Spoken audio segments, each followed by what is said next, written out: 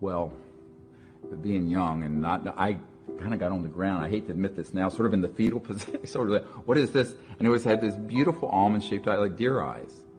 But it was an extraterrestrial biological life form. And he came up to me and touched me on my right shoulder.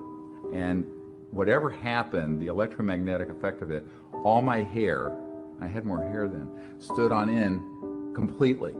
And I was totally electromagnetized. And subsequently, we went from there, and in an instant, went on board this craft.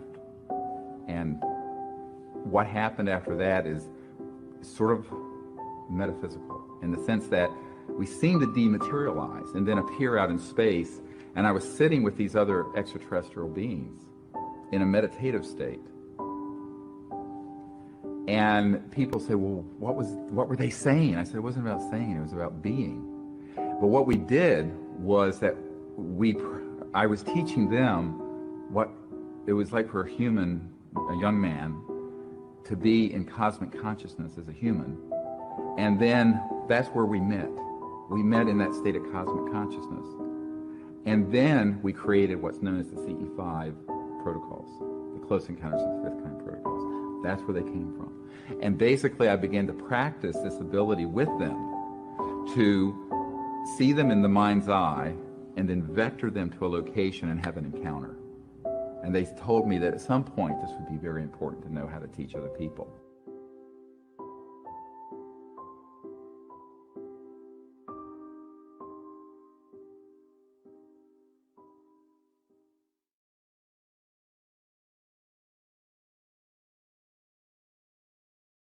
Welcome, my friends. I am Dr. Stephen Greer, and I am the founder of the Disclosure for Cash Disclosure Project.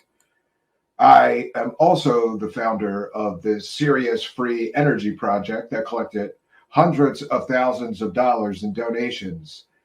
And I can't really show you what we did with that money. I'm sorry. Yes. But lately, there have been some people on, is it Twitter?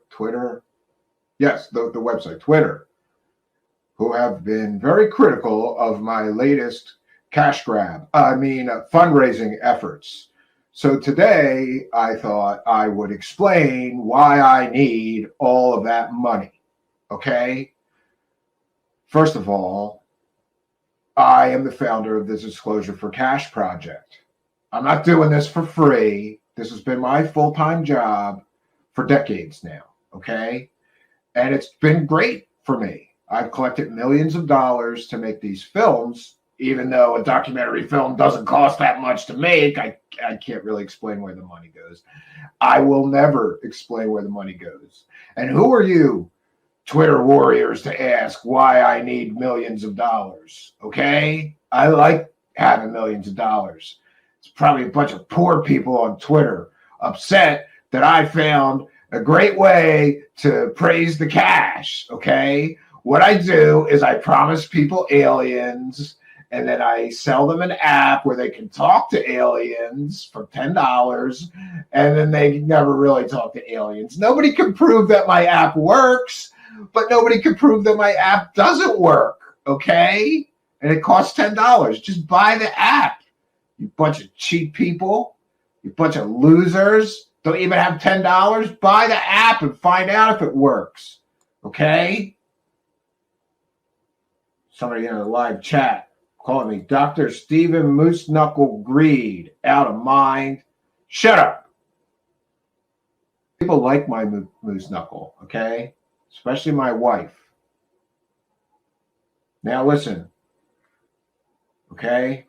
First of all, we're going to share some things on Twitter because this Truthseekers show host is once again in danger of me sending him a cease and desist letter because he's saying all kinds of stuff, okay?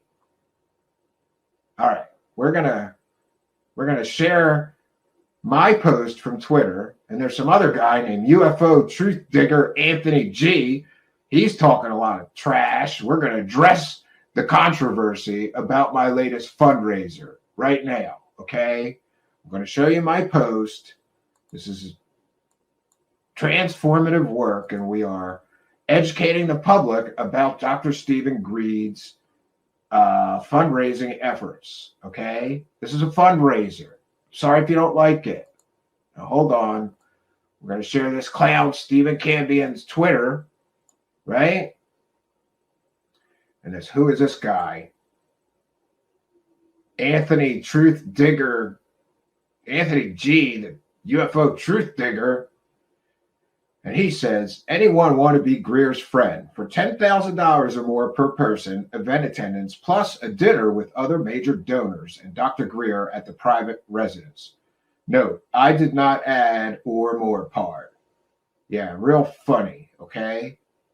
You look, I almost got the same shirt on. It says Dr. Stephen Greed, see SETI and Disclosure Project for Cash founder. Okay.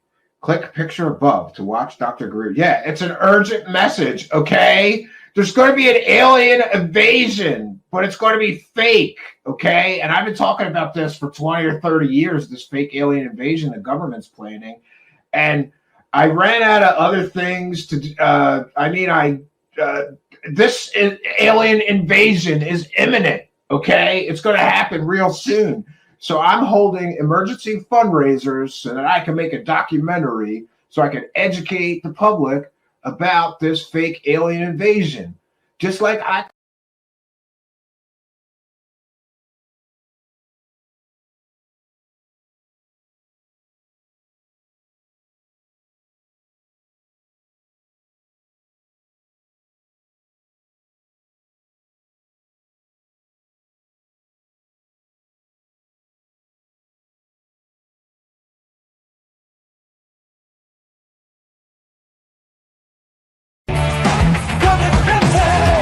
Truthseekers, seeking the truth.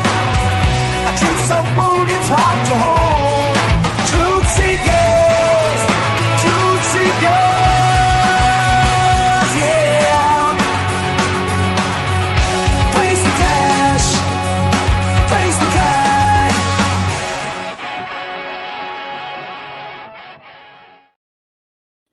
Greetings and salutations, friends, and welcome back. Tonight, we're going to see a man who is a master at praising the UFO cash, a man who is constantly running fundraisers, a man who will have the boldness to charge people $10,000 to come to a spaghetti dinner at his house and talk about the aliens.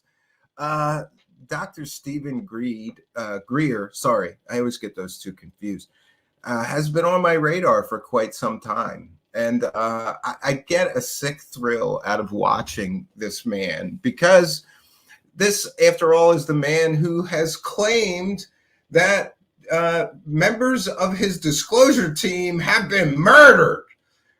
Well, you can go look for police reports or, check in with the local authorities where those people died to see if you could get autopsy reports or talk to the detectives that were investigating their murders.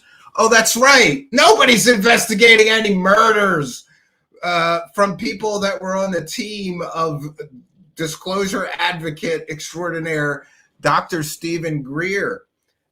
There's no murders. The fact that he could just bold-faced lie and say people on my team have been assassinated. There's this strange sort of ridiculous spy novel aspect to Dr. Stephen Greer. And by the way, many of the top tier grifters use this. I think it's a plot device, and that plot device revolves around pretending that the information that you are sharing is so important that people have been murdered over it, as if the United States government doesn't have anything better to do than go around murdering people that are talking about fake alien stories on the internet.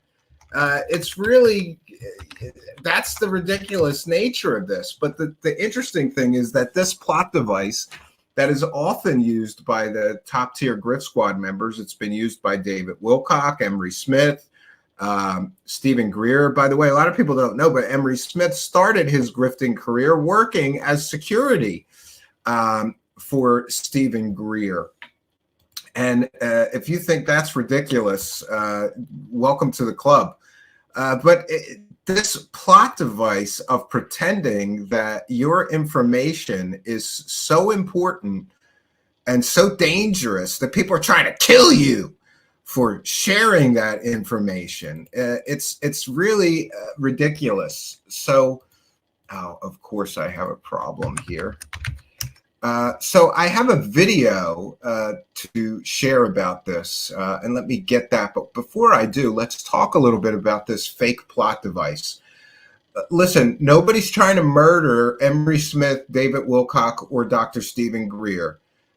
I'm sorry, that is just a absolutely ridiculous assertion for anybody to. Oh, Bob Lazar also used that. Remember, people were like breaking into his car and threatening him, and it is exactly what it sounds like. It's a plot device. A plot device that's so ridiculous, so lacking in even the most basic logic. Like, why would anybody go kill people who are talking about aliens on the internet?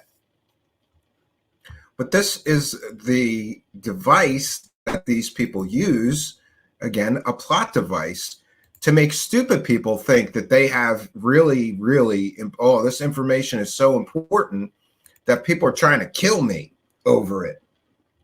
So famously, Dr. Stephen Greer in his SIRIUS film talked about something called a Deadman switch. If you're not aware what that is, a quick explanation of a Deadman switch is that you create this device, you create a cache of information that would really harm and damage your enemies. And should something happen to you, I'm going to drop that Deadman switch. If somebody kills me, the Deadman switch goes off. Very dramatic, right? Very dramatic. And so Dr. Stephen Greer, in his SIRIUS film, it begins with this explanation of a Deadman switch, in which a narrator tells us that Dr. Stephen Greer is so important and he's got so many people trying to stop him from doing something with this information, sharing this important alien and disclosure information. People are trying to kill him. So he creates a Deadman switch, which would allow him to, I suppose, make sure he stays safe. Because if you kill me, I'm going to drop all the good stuff, all the best information that I have that you don't want out or available. I'm going to drop that information. And then you, my enemies, you're going to be destroyed. Wow, so melodramatic, right? It's as ridiculous as it sounds, however. So let me get to this video here, which I'm going to have to share from YouTube. Not sure what's going on with the StreamYard, but it won't let me import it just as a bumper. But that's quite okay, because this is, let me put my fair use banner up here. This is a transformative work. By the way, if you try to share anything from the garbage SIRIUS documentary film that Dr. Stephen Greer produced, you get a copyright claim. But I found a workaround, so we're good to go. And I'll also be commenting over this so that we can make it a transformative work. But before we get to this ridiculous video of Dr. Stephen Greer claiming that he has a Deadman switch and he's going to be pulling it if anything happens to him. And by the way, we have the document in the description of our video tonight is the document, Dr. Stephen Greer's Deadman switch. It's a laugh riot. We're going to get to the actual document. But, I think this really just displays how stupid and how childish and how fake some of these UFO Grift Squad members are. Like, to suggest, people, first of all, this man said that people were murdered on his team. Remember that? They said that people were murdered. Greer said that. Several members of his team were assassinated. Like, we can check this stuff, Dr. Greed. We can call the local police near where those people died and find out if there was any murder investigation. And guess what happens when we actually do that? There's no murder investigation. So I guess they not only assassinated his team members, but they covered up the fact that it was murder. So there was no local, state, or federal investigation into those people's deaths. Do you know why? Because they died of natural causes. It's ridiculous, but this is the ridiculous world that we live in, the world of UFOs. So this is from the first few minutes opening of Dr. Greer's SIRIUS documentary. But before we get to that, I've been able to find through the wonders of the Wayback Machine. I've been able to find Dr. Greer's documentary about this project, and wouldn't you know, this is interesting. SIRIUS Documentary Fund pledged of $250,000. So he asked for $250,000 to make the film SIRIUS, and this is a snapshot from April of 2012. They were up to $350,000. Now, he's since wiped this website from the internet, and there was only so many screen captures, but I am aware that Dr. Greer raised $500,000, I believe, to the best of my knowledge and recollection, over $500,000 in this crowdfund to make this film. So one has to ask themselves, what happened to the additional $250,000 over the intended goal to make the film? And by the way, just in case you're curious, a documentary film of the quality that he made does not cost $250,000 to create, in my opinion. And I've shown that film to several other documentary film people who agree that that film didn't cost that much. But, do we get to see a spreadsheet of how he spent this $500,000? Of course not. Of course not. And remember, this says 350. I seem to recall that he raised $500,000 because at the time I was blown away. Like, people gave this clown $500,000 to make a movie. Great. There's hope for us all. But let's get back to the Deadman Switch video where Dr. Stephen Greer claims that he's so important that people are trying to kill him. So he needs a Deadman switch so that when they kill him, he can get back at all his enemies with all of the dangerous cache of information, a cache of damaging evidence that he's going to put in these files. And if anything happens to him, the Deadman switch will get pressed, and that damaging evidence will be released into the world. But wait till we get to the document and you see what's in it. But here's the explanation here. Most people don't know what a dead man's trigger is. And even fewer need one. Oh, Dr. Greer needs one. Dead man's trigger is a safety valve. There's Emery Smith. For reasons of security, a person prepares a recourse of such severe action that if harmed, severe action, they will release a cache of damaging evidence against those enemies. Cache of damaging evidence. Sounds dramatic, doesn't it? Dead man. In this situation, Dr. Stephen Greer is one of those rare men.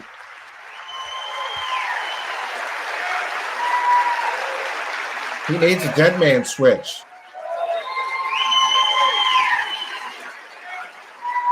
Listen to all those stupid people clapping. Why would he need one? He's not the first person to push the disclosure of a corrupt military-industrial agenda. Oh, very dramatic, friends. Very dramatic. So there's Dr. Stephen Greer's from his film. And interestingly, I remember at the time this film came out, people were like, wow, I wonder what's in the Deadman switch. Maybe it's the real disclosure. Like, maybe it's like smoking gun evidence or proof of aliens That's what he's got to be. And interestingly, the document that we're going to be sharing with you tonight was shared with some of Dr. Stephen Greer's closest supporters and big money donors. And of course, inevitably, I believe that it leaked. Now, I'm not sure if this was ever posted publicly, but Dr. Greer has never denied that this is indeed the document that's supposed to be his Deadman switch. So, but I want to put a disclaimer that somehow he won't comment about this specific document that we're going to be sharing, which, by the way, as we always try to do, it's in the description of the video. You can download it and read this shit for yourself. It's awesome. And we're going to be getting into all of it. But before we do, I thought that I would take a moment just to talk about a bit about Dr. Stephen Greer's constant need for funds. We just covered how he hasn't gotten a check from his documentary film distributor for a few months, and he's already holding a fundraiser and suing them, or saying that he's going to sue them. So it's important to note, especially for all you stupid people, this man doesn't give a shit about disclosure. He cares about the money. It's all about the money. And it's very evident with a man running $10,000 a ticket, special events, especially those CE5 events to see the aliens. And oh boy, by the way, before we get into his Deadman's document, I have something else that's funny to share with you. There have been various rumors about what goes on at Dr. Stephen Greer's CE5 events, which cost anywhere from a few $1,000s to 10 or 20, I'm told, by various advertisements that Greer has put out for some of these events. Very expensive. And we have detailed the disappointment, I suppose, that some people feel after shelling out big bucks to attend these events. But I did find a really wonderful review. And again, just a disclaimer, I don't know about the veracity of this review, but the person who wrote the review seems to know a great deal about Dr. Stephen Greer, his history, his event, what goes on there. So I'm going to take it as a real review, but take from that what you will. So this is a review, a customer review of somebody who attended a CSETI workshop, and says, that's Knowledge Seeker, not to be confused with me, Truthseeker. At his CSETI workshop, I saw the real hidden truth. This reviewer says, I followed Dr. Greer's activities with enthusiasm since 2001, when he established the Disclosure Project. I read his books, watched his interviews, and listened to his meditation CDs. I liked everything the man seemed to be about and shared his views on the need to inform the public about the presence of extraterrestrial visitors on Earth, the importance of establishing peaceful contact with these visitors, and developing free or low-cost over-unity energy technologies that would clean the planet, eliminate conflict between nations, and bring about a dignified quality of life and abundance to people all over the world. I still share those goals. So it was with great excitement that I signed up for the CSETI presentation and a one-day workshop with Dr. Greer that took place on November 13th and 14th in Costa Mesa, California. I did verify that an event did take place there. Surprisingly, he says, my preconceived opinion about Dr. Greer's character began to disintegrate as I listened to his presentation. It was disheartening to discover he is excessively fascinated with himself, prone to indulge in name dropping and in bragging about his fantastic high-end and or in-the-know contacts and connections, not to mention the multitude of outlandish remarks he makes with a straight face, such as his impact on the rogue, majestic secret government. So much so that, according to him, he rejected a $2 billion payout to shut up and abandon the ET disclosure issue. Yeah, that's another one of his big porkies, that the government offered him $2 billion to shut up about the aliens. And a man who's so focused on money said no to $2 billion. Yes, that's what he claims. Needless to say, that night I left the auditorium less enthusiastic about what Dr. Greer is all about. But it was not until the workshop and the outing next day that my opinion about him really changed, unfortunately for the worst. During the workshop, Dr. Greer devoted some time to self-admiration while attempting to appear humble by saying, "I'm just a country doctor from North Carolina." By then, I was becoming quite uncomfortable about him as the workshop progressed, and my discomfort turned into dismay as I watched how rudely he treated some attendees who asked valid questions or made harmless remarks, but whose timing or subject he deemed inappropriate. Yeah, isn't it? This guy's supposed to be spiritually enlightened, and he's like snapping at people that paid 10 grand to see him. You got to love it. Or 2 grand or whatever they paid. This reviewer goes on to say, "I was truly shocked and could not believe my eyes as I watched him lash out at them with such scornful contempt. It was so bad that I wondered if this man was consciously trying to chase these people away." Dr. Greer claims to have experienced meditative samadhi, or oneness with all. If so, one would think he would have achieved a certain degree of enlightenment and sense of kinship toward just fellow men.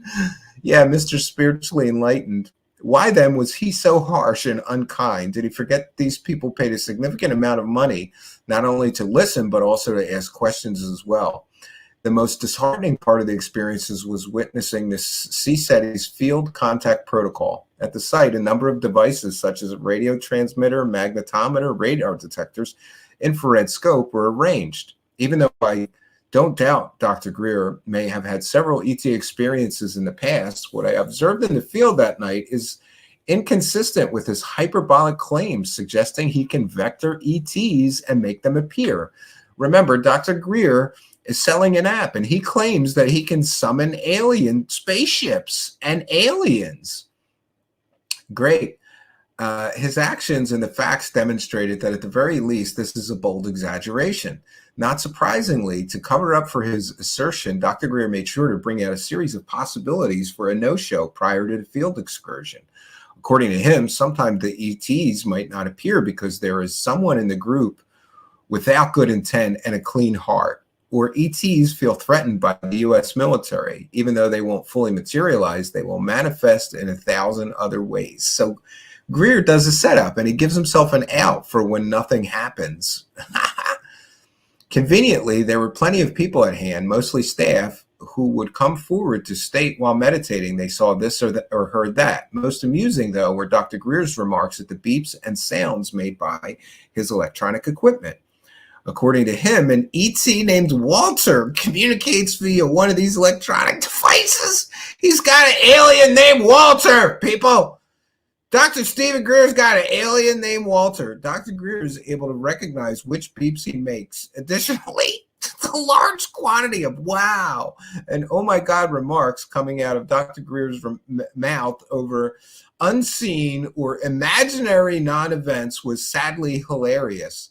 Oftentimes, he would point to his mega laser beam at some spot in the sky and claim he was seeing a partly materialized ET craft.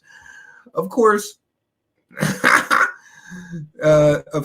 anyone else saw nothing. And even though, according to him, many significant events were taking place that night because we were such a great group, to make matters worse, Dr. Greer supplemented the lack of any occurrence with information he received via remote viewing.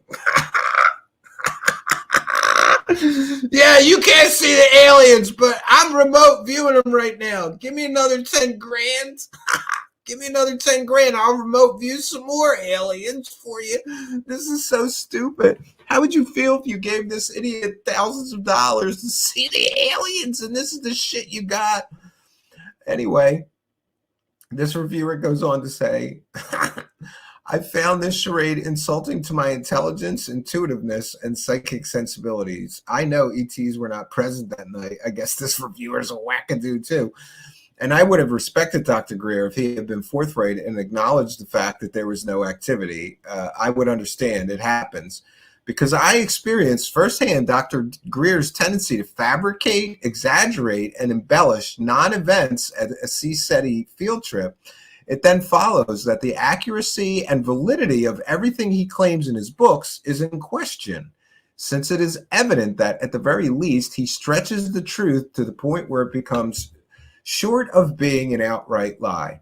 In the past, wherever I would read negative reviews about Dr. Greer, especially ones describing him as a self-centered narcissist, I would reject them and conclude they were made by people who couldn't handle the truth.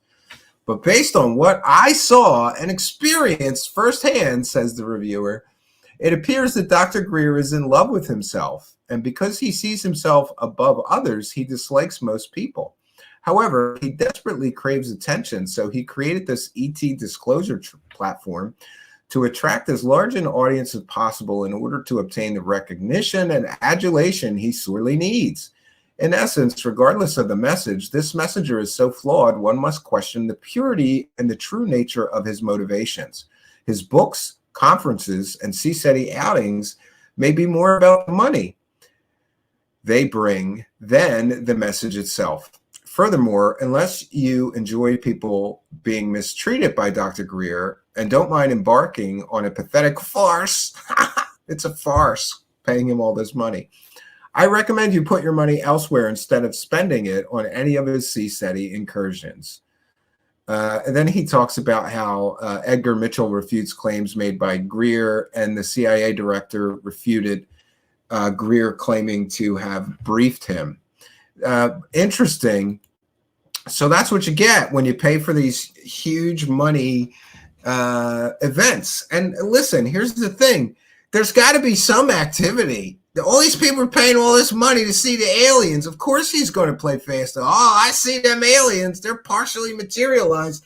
Oh, I'm remote viewing them aliens. Come on. This is so ridiculous. But I've heard from multiple people who were very, very unhappy with the experience they had.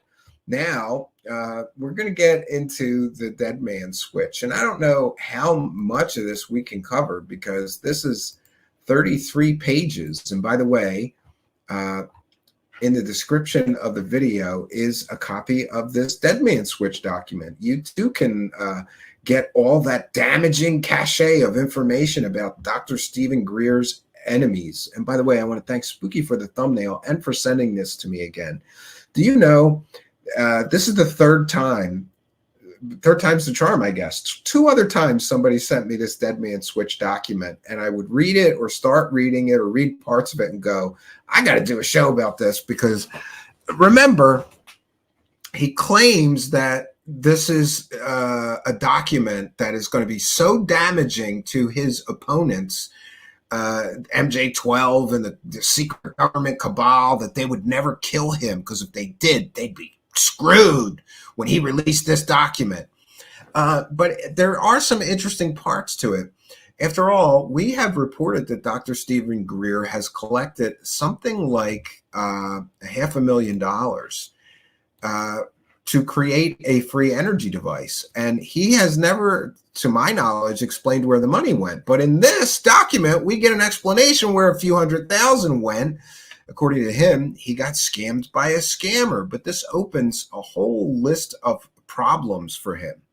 Where's the police reports? Somebody scammed you out of $300,000? You file criminal charges against them, right? Go try to look for those police reports. Let me know what you find. And there's various accusations made against all kinds of people about criminal activity in this thing. Again, I want to see police reports of Greer reporting all of this stuff to authorities. If somebody is literally threatening the lives of your family and your children, you're going to go to the police. You're going to make a police report. And if he can't show police reports, then all this is a bunch of stories that are bullshit, in my opinion. I want to see police reports about all this criminal activity alleged in this document. All right, so, but before we begin, let's take a moment to welcome in and recognize the live chat. Ganja says, I come from another planet. My name is Walter. Yeah, it makes total sense that an alien would be called Walter, doesn't it? It doesn't make any sense. All right, we're going to get into the document. And again, it's in the description of the video. It's a free download. One of the things that our kind and generous benefactors provide for us here is a huge Google Drive so that I can share all the show materials, and we do our best to try to do that. In the description of the video, you will find a link to this document, which we will be sharing. if I can find it. Oh, there we go.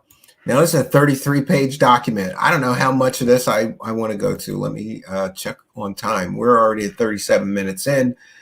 We'll see. If people really want me to go through this whole thing, maybe we'll do this in 2 parts. But if you're satisfied about the hilarity of what is in this document, remember, it's supposed to be a Deadman switch to get back all of his enemies should they kill him. I don't know what to say. Should they kill him, we've got this Deadman switch. Let me take a moment, though, to welcome in the live chat. Welcome if you're chatting in the Twitch chat. Welcome if you're chatting in the Rumble chat. Welcome if you're chatting in the YouTube chat, on the Facebook live feeds, Twitter live feeds, or the pill.net feed. We welcome one and all chatters here. So let's get into the document. And again, I don't know. We'll see how much of this we get through in, say, the next 30 minutes to decide if we're going to go through this whole thing. Let me magnify that on my end. For those unaware, I'm visually impaired. Okay. So this is Stephen Greer's testimony from April 27th, 2010. This is Dr. Stephen Greer, and if you're hearing this, it's because I have either been killed or I am missing.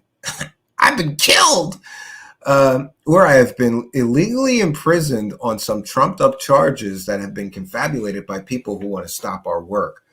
This is a confidential file that has been released to the public because a worst-case scenario has ensued, and that's why we've created this as a countermeasure to the threats that we have had in the last year or so. As you know, in 2008, we formed the OrionProject.org. By the way, the Orion Project is Dr. Stephen Greer's free energy grift. And I have reported that through various sources, we've been able to determine that he's collected over $500,000 for that. This Saturday night, we have a special event here. Is free energy possible? And it is a 4-part deep dive into free energy, what I would term as free energy scams and free energy scammers, 4 of them. And Dr. Greer's Orion Project is included in that special event this Saturday night, 9 p.m. Please join me in the live chat for that. I don't want to waste time giving so many details of this Orion Project. It's enough to say that Greer claimed that he was going to create a free energy device and open source it and give it to the world, and he collected all this money. What happens next is a comedy, if you ask me, but let's leave that for this Saturday night, the full breakdown of that. But he does talk about this free energy project. And by the way, this Saturday night special event includes a section on the John Searle motor and anti-gravity engine, the Joseph Newman free energy device, the John Hutchinson crystal power cells, and Dr. Stephen Greer's claims of free energy. Guess how many of those people, after collecting a lot of money for research, created a free energy device? None of them. You know why? Because free energy is not real. I did, for a time, think that it may be possible. And part of me would love to think that it is possible. But what you get with free energy is a lot of people collecting a lot of money and not delivering anything that works. A lot of bullshit, nothing that works.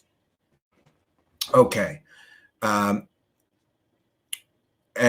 so he formed the Orion Project that had a prime focus on bringing out these new energy systems. Since that time, I've gotten a new steady stream of increasing levels of death threats and also legal threats that I want to summarize here.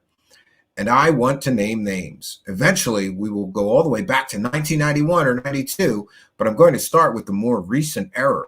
When we began the Orion Project, we formed it as a nonprofit to raise funds and to identify and bring out advanced physics that would replace oil, gas, and coal, and would bring out a lot of classified technologies that are at the heart of why UFOs are secret. They are being kept secret because there is a very powerful group of people, the transnational petro-Nazis, as I call them, that want to see all this information from the public and technologies from the public to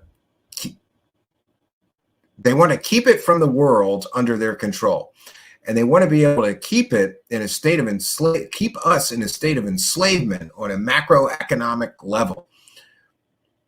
He goes on to say, we know and have known for many years that this is one of the central reasons for this secrecy, along with certain other issues, military issues.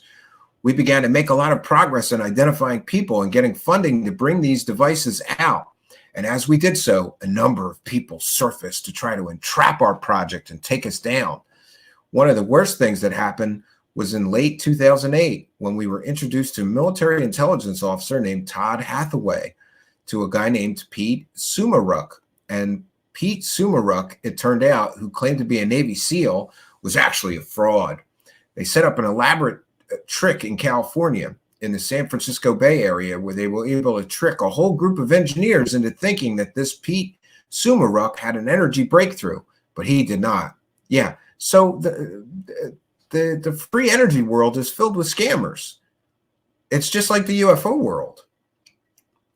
It turned out, however, that it was a very well done trick, and he succeeded in extorting and defrauding the Orion project out of $300,000 in November 2008. So Dr. Greer is claiming that a great deal of the money that he collected, I was told by a source he collected over $500,000, went to this person who scammed them. He said that this person extorted his nonprofit and defrauded his nonprofit.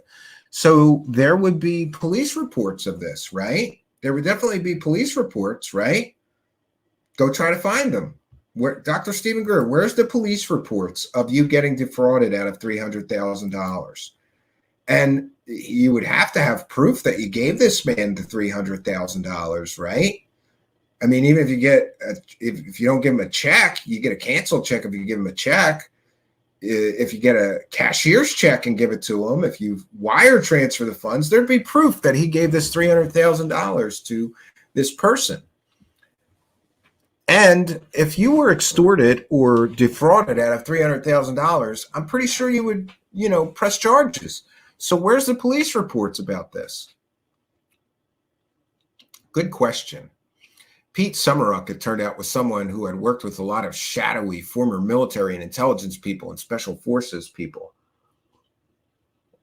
But he himself, as it turns out, was not the Navy SEAL he claimed to be. He was working very closely with Todd Hathaway, who has been involved with New Energy for many years. Todd Hathaway is a Mormon. Then there's this whole Mormon conspiracy, who appears to be an agent from the Mormon corporate empire. I wasn't aware there's a Mormon corporate empire, but there you have it. He alleged that he was doing a PhD in nuclear engineering at the University of Maryland, and yet he was never in the area. He went all over the world looking into these free energy devices and seemed to have a real assignment at the Pentagon. However, over the years, he had befriended us. I got to know him and his wife, Nora Maccabee, and their young child that had been in their home many times, and he had been in my home, and he basically gotten into our confidence very heavily. His behavior was always a bit odd. He always behaved like someone who was not quite normal. And in retrospect now, I believe he was someone who went through some kind of Manchurian Candidate, MK Ultra type mind conditioning, probably through the Mormon interface with the military industrial complex. What the hell is he talking about? Which we know to be part of the secret government that's dragging the world down. So the secret Mormons are dragging the world down? Okay. Todd Hathaway called us about Pete Sumaruk and actually was at the site the time we went, or was trying to play a very helpful role in being sure the Orion project got the technology so we could bring it out to the world. At the very first visit, there was a man present, Jim Dunn, and Jim Dunn is a national security agent operative who looks into these issues. And he told Jan and me on the ride from Sumaruk's garage after we'd seen the testing that he had done a lot of work for the major oil companies and the intelligence community, and began to belabor his bona fides in the covert world as well as the oil and gas sector world, and that we should work with him on this technology. Of course, we were very suspicious of this, and other people who were, in a sense, bidding to get Pete Sumeruk's technology at the same time. This, it turned out, was a psychological setup. Oh, Dr. Greer was the victim of a psyop, apparently, because we were concerned that the intelligence community was going to get their hands on this technology and hide it from the planet. At the same time, there were at least a half a dozen engineers there for the demonstration who were convinced that it was very important technology. Based on this, we provided a $300,000 grant to Sumeruk. And here's the thing. The definition of a grant is it's not a loan. You don't have to give the money back. So Dr. Stephen Greer sees a device. He's collected $500,000 or more dollars. He sees a device that this person has that they claim works, and he gives the guy in a grant. That's a gift. A grant is a gift. He gives him $300,000. So is that guy really defrauding him if Greer gave him the money? I don't know. I guess it gets complicated. Almost immediately after Sumeruk got the funds, it became clear to us from people like Sterling Allen, who is also a Mormon, who was involved with this, that there and was there at the test, that lo and behold, he and Jim Dunn were convinced that once our funds had been transferred to Pete Sumeruk, that in fact Pete Sumeruk's device was a hoax. In fact, I did figure out it was a hoax, but by then Sumeruk had already made off with our funds. So all you stupid UFO people who gave Dr. Greer money for this free energy scam, Dr. Greer apparently got scammed himself. And I'm sure he has accounting to prove all this, right? Like he has spreadsheets for every dollar that he took in. By the way, Dr. Greer, according to the IRS, you have to file 990s for every year you run a nonprofit. Why can't I find yours? Is it because they're too old or what? I'll have to follow up with the IRS about that. But an interesting that he's claiming that I've been told he collected more than $500,000 for this effort. He's claiming 300,000 went to a scammer. Where's the other 200,000? Because Dr. Stephen Greer has never produced a free energy device. And then, just so everybody's aware, he collected another $500,000 just to make a film about free energy. Why couldn't he use the money from the first $500,000 he collected to make a film about free energy? Well, why only collect $500,000 from the public if you can collect a full million? Dr. Greer has collected a full $1 million for free energy. $500,000 to make a device, didn't make anything, and then $500,000 to make a film. Made a film that didn't cost $500,000 to make. If you've seen it, you might agree with me. So $1 million generated from free energy. Great. He goes on to talk about the Mormon connection. The Mormon connection is significant because we know that the Mormon corporate empire is really the crown jewel of the covert contracting, all these new energy and UFO issues. And its secret bases are out in Dugway near Provo, Utah. And there's a long history of infiltration by the Mormon structure into intelligence and military community. What's against the Mormons, right? There is a high number of Mormons that happen to be federal agents and FBI members and NSA members.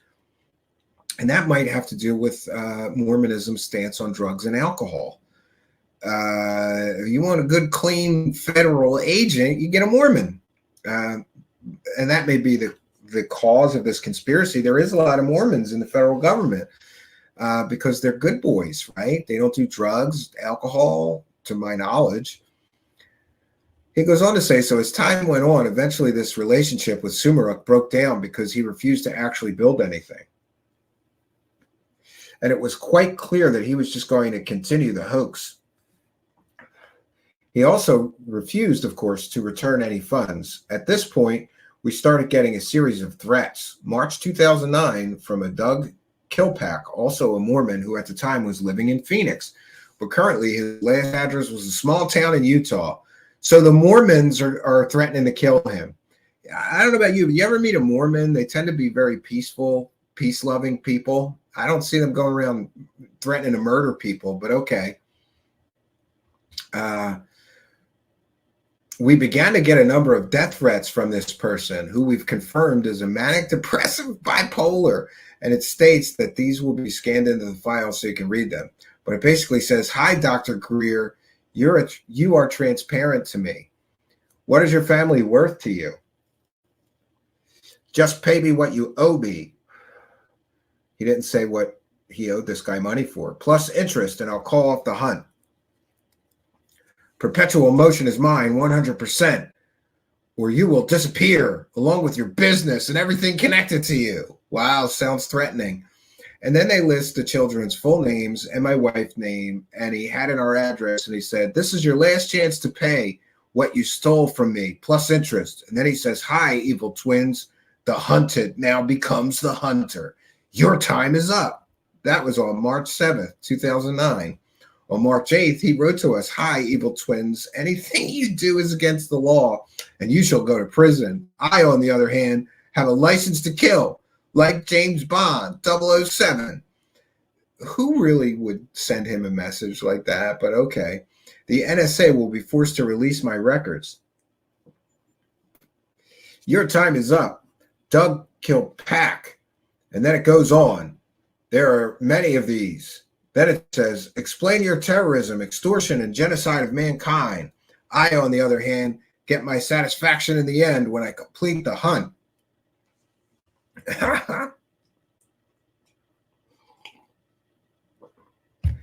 Your final choice. Pay me everything you owe me, plus interest, and bring me my girls, Anastasia and Stacy. I mean, this is absolutely insane. You are both stupid monkey morons. It goes on and on. Basically, these all started at exactly the time that Sumeruk and Todd Hathaway event was coming to a head. So according to Greer, somebody scams him out of $300. Then he starts to get death threats after he got scammed out of the $300,000. Greer's Deadman switch goes on to say, a couple of months later in the summer of 2009, we then started getting some emails from someone at anonymouspeach.com website. And Todd Hathaway always referred to himself, he and his folks were doing as white hats. It was from a guy called White Hats. At anonymouspeech.com, and basically it's a threat saying critical protections are rescinded by the network when actions taken against Sumeruk is confirmed, as the window of opportunity to collaborate with Sumeruk has passed. This reads like a terrible spy novel, like somebody that just never wrote a spy novel wrote like the shittiest spy novel you've ever heard in your life. That's what this reads like. You have chosen your friends poorly, listening intently into those who cherish your reputations versus direct contact with Sumeruk. And friends, family, colleagues, and technology for extended periods of time, relying primarily on remote viewing Sumeruk, and guidance from self-interested third parties requires boots-on-the-ground approach, and you choose to identify Sumeruk as a fraud.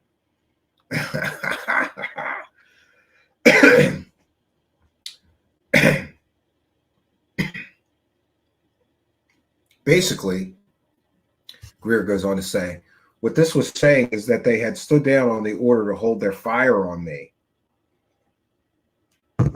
Uh-oh, Greer's losing the protection of the deep state. Now they're going to murder him. This is getting good, folks. No, it's getting worse.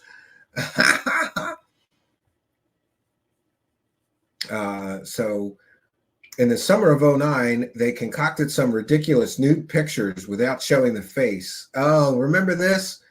Famously, somebody put out pictures of a Grindr profile, which I believe Grindr is for gay men. And they put those out, and they were purportedly pictures of Greer's Grindr profile where he was trying to bang dudes. Yeah, those are rumors, though, that came out with these images that it was Greer's Grindr. I don't know. Sorry, not a gay man. I apologize to my gay friends. I think it was Grindr.com website, and there were pictures of what appeared to be Greer, but not his face. I think there was naked pictures, which is really gross, because who wants to see Dr. Stephen Greer's junk? Not me. Not me. Who in the live chat would like to see Dr. Stephen Greer's junk? Definitely not me. So they concocted some ridiculous nude photos without showing the face, averring that they wrote mine and started putting them on websites of this Laura Charlotte woman who is an NSA operative. and also trying to basically extort and blackmail us with such things. Then we began to have more serious problems. For example, we were in Mount Shasta in the summer of 2009. At our site up at Sand Flats one evening, we had a person stalking us that came into the site. There were two people, a man and a woman. The woman remained near the car outside of our circle and sat on a rock. And then there was another man who was apparently part of her team and was up in the woods. I'd left the circle briefly because I had to relieve myself. Yeah, Stephen Greer had to leave the circle of meditation because he had to take a shit. Sometimes when you're summoning aliens, you just need to take a shit. Maybe you have to take a piss. I don't know. You're out in the woods, right? Well, out in the desert, I guess. You got to find a cactus. He had to relieve himself. And I walked outside the circle perhaps 20 yards, and I looked up, and I was painted by a red laser light off a rifle scope that was pointing at me by somebody up in the woods.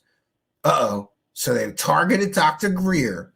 This caused great alarm to everyone there, and we eventually left that site. The woman behaved very oddly. She sat on this rock and wouldn't move when we shone lights and lasers at her. Yeah, and how does he know it was from a laser scope if the person was up in the woods? Could have been just somebody with a laser pointer, right? But go right to somebody's trying to assassinate me because that sounds better, right?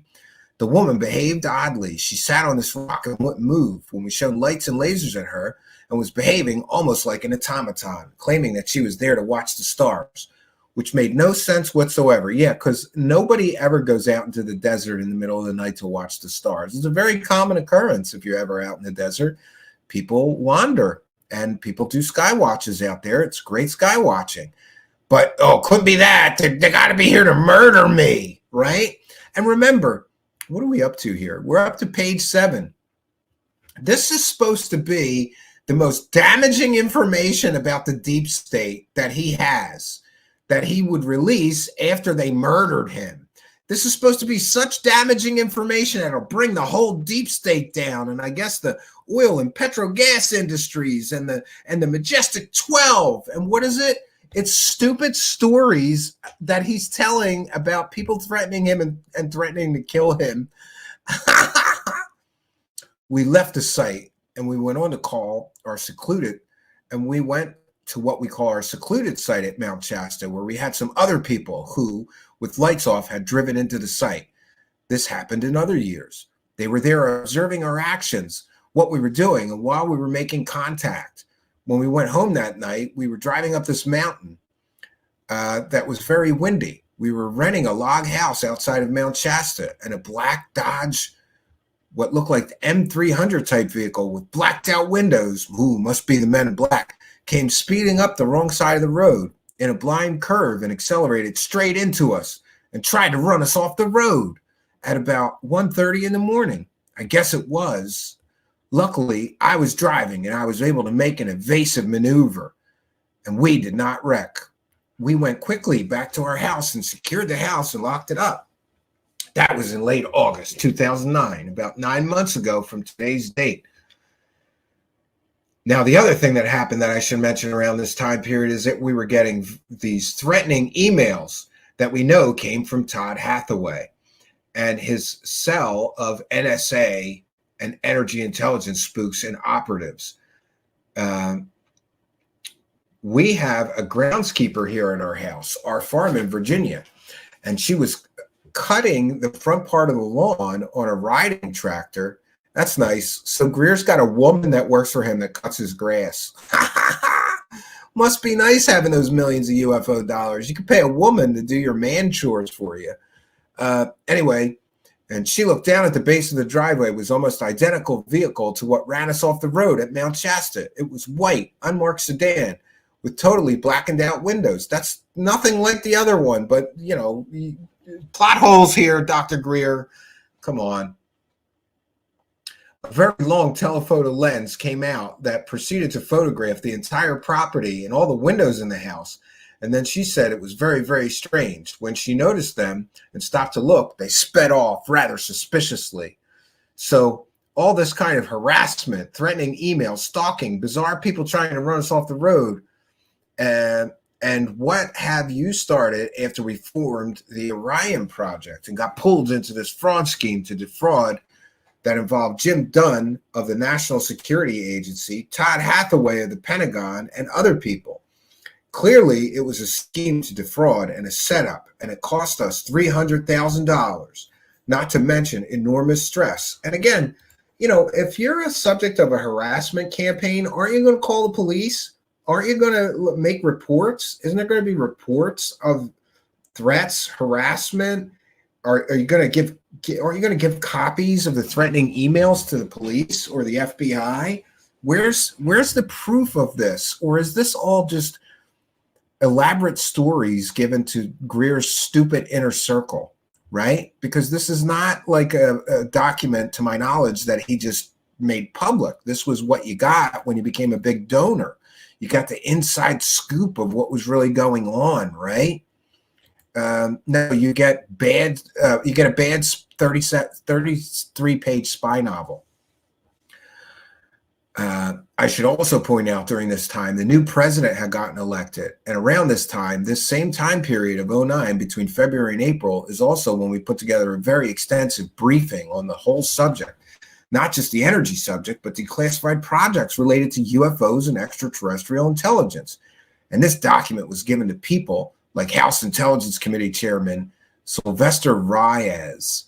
It was also given directly to Bob Gates, Secretary of Defense. So he writes a document and gives it to people in the government. And then he says that he briefed them. Oh, I briefed the Secretary of Defense.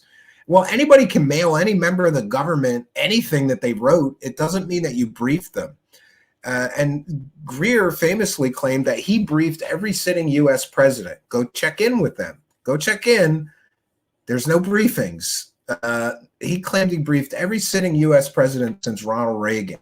No mention of Dr. Stephen Greer in any of the presidential libraries, as would have to have happened if he actually briefed sitting presidents. But, you know, don't let things like reality and facts and evidence get in the way of a good story full of bullshit. Right? Greer is a narcissist. He does like to make himself sound important, right? He's got all these high-level contacts. He's briefing every president since Ronald Reagan, yet there's no mention of him in any presidential historical documents. And to be clear, every minute of every day of every president is logged, and that information makes their way into the presidential library of each president. I consider myself a pretty good researcher. We contacted the Reagan Library, the Clinton Library, the Obama Library, the George Bush Library, the George W. Bush Library, the Ronald Reagan Library. There's no mention of Greer in any presidential library, which means he never had any meetings with any of those presidents. So when he says he briefed every U.S. president, does that mean, and I think he has backpedaled on this, in several of his films, he claimed that he briefed every sitting U.S. president since Reagan. But there's another clip I found of him saying, well, I prepared briefings and sent them to the presidents, which means he just wrote some shit down and sent it to the White House. And now he's going to claim that he briefed presidents. Okay. It was also given to Janet Napolitano, Homeland Security head, and her team, as well as other senior people, including Dal LaMagna, who is friends with John Podesta, who was also very involved in the formation of the Huffington Post. So it's in this backdrop of moving this intelligence into senior circles that this harassment occurred. You'll be able to see the documents of what was in the briefing for the president and my cover letter. Most of it's been released. Importantly, one of the things that on the cover letter is a specific mention of a Jeffrey Allen Cameron, a top secret scientist who has been assigned at various times to Redstone Arsenal and other facilities. And this gets to the point where recently happened another takedown event. Back in 2000 or 2005, Rick Folk, who is a senior scientist at the Naval Research Labs, and done some work with Jeffrey Allen Cameron on high voltage systems that resulted in an electrogravitic effect. Okay, so he's claiming somebody invented anti-gravity. It turns out that Jeffrey Allen Cameron had for many years worked in a very highly classified projects as a physicist and applied engineer. I got to skip some of this. This is just getting stupider and stupider. Remember, this is supposed to be the Deadman switch, where all the important information that he has is to be released in the event of his death. What are these? This is stupid stories. I went down to Huntsville, Alabama, near a little place called Decatur. There was what had been an old daycare center, and the daycare center had been converted into a secret lab that was being operated by Jet. So now we got secret labs under the support of a contract from Colonel John Fulda and the Redstone Arsenal. I wonder what would happen if somebody contacted every one of these people and fact checked this shit. I bet you this would fall apart quicker than a house of cards, right? This is just getting stupider and stupider the longer that we go. All right. Sorry, we got to focus. We're going to get through this. So this person is developing free energy and anti-gravity technology. Jeff Cameron had actually gotten some of the classified work he was doing as a result of working system. Colonel Fulda told me that he had classification for that work and that he had classified that work to protect it. They had things that were flying and floating, and he saw enormous applications for this. So yeah, according to Dr. Greer, he's in the know. They invented free energy, but then classified it and hid it from everybody. It turns out that Rick Folk at the Naval Research Labs independently reproduced the high voltage lifter and anti-gravity effect that had been developed by Jeff Cameron under this Redstone Arsenal contract from the Army. By the way, you'd be able to FOIA Redstone Arsenal contract from the United States government if it exists. I bet you it does not exist, because this whole thing reads like a work of bad fiction written by a maniac. All right. So what we had decided to do, if we could, was eventually be able to work with Jeff Cameron to bring out energy devices that were not involving anti-gravity propulsion, since we've been ordered not to go forward with these sorts of systems. So the deep state, the government, the cabal, the men in black ordered them not to go forward with free energy systems that were also anti-gravitic. Sure. But this would result in a free energy device, which we know has existed for at least 100 years from the time of Tesla forward. And these discussions, therefore, began more than 5 years ago. After the Orion project was formed in 2008, we had hoped to be able to have Jeff Cameron work with us on this. And so we reestablished contact. I had not been in touch with him for maybe 3 years at this point. So in the fall of 2008, we reestablished contact and actually had a meeting with him up at our home in Virginia, outside of Charlottesville, Virginia. How many houses does Greer have? A few, apparently. I believe that would have been November 2008. Jeff Cameron came and we discussed a number of technologies that we could develop. He came up with a number of ideas, including a sort of advanced version of Tesla's Earth energy generator, where he was pulling energy out of Earth's electromagnetic field and things of this sort. Yeah, there's no proof that anybody can pull any energy out of Earth's magnetic field. That's a free energy lie, but okay. And a number of other ideas that did not involve anti-gravity propulsion, because we knew that was something we could not work on. Who's stopping you from working on anything? Come on. This is so stupid. Again, the plot device is what he's working on is so important, so incredible that people are trying to stop him from sharing this information. It's a bad, bad spy novel. So we're up to page 9. Sorry, this is page, it says 10 at the top and 9 here. This is confusing. 11 here, 10 here. I think we're on page, it's actually page 9. So far, talk about a huge disappointment. We're more than a quarter of the way in. Did anybody hear any breathtaking information that, you know, the cabal would be afraid of? It's like a bad spy novel about a free energy device that never was, and people that Greer is somehow interacting with here. No proof of any of this. It's just stories, but that's kind of what you can come to expect from Greer. 1 second here. All right, so here's where we get into more money, right?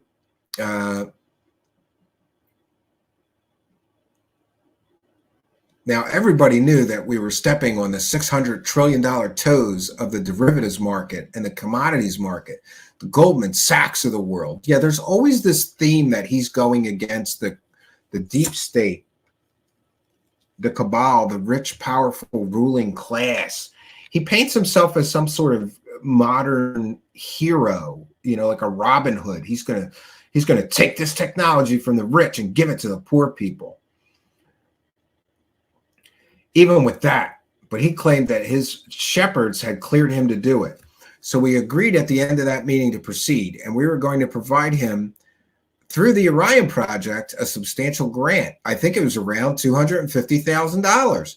So Greer is basically meeting these people who claim that they're developing free energy.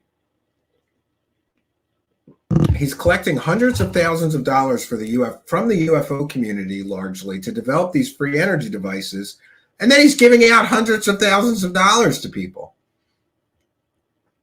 Now, I have to say that during this first meeting, which were a couple of days of meetings here at our house, Dr. Ted Loader, Bill Constantino, and myself, and Dr. Bravo, and Jeffrey Allen Cameron, he told us a number of extraordinary stories of the kind of research he had done,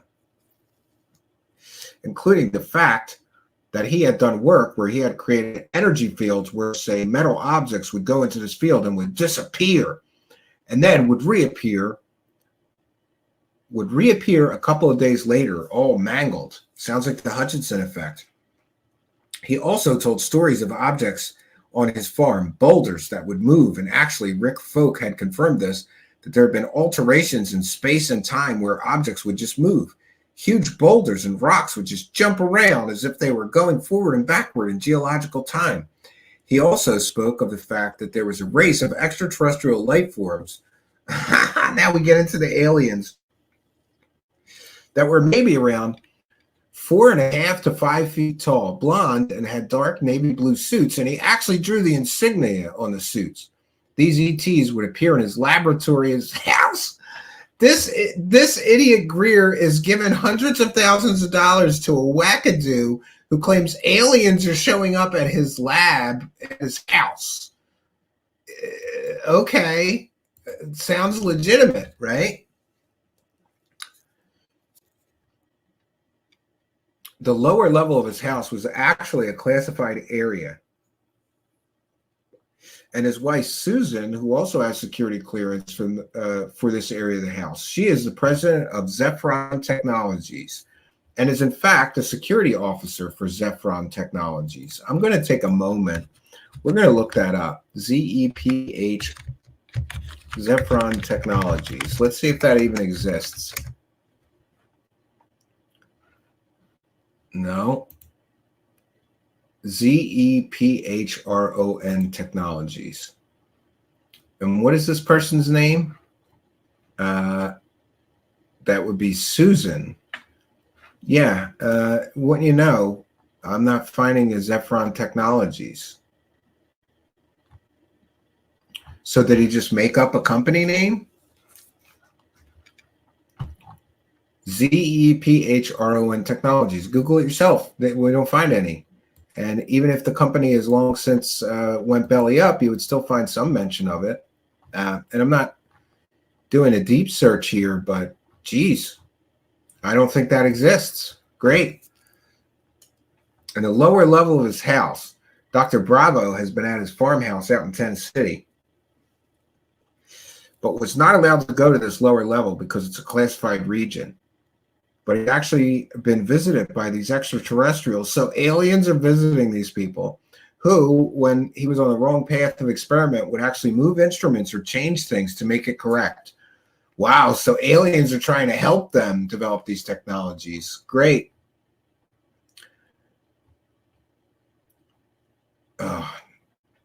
Jeffrey Allen Cameron and his wife, Susan Cameron. Oh, okay. So let me Google Susan Cameron in that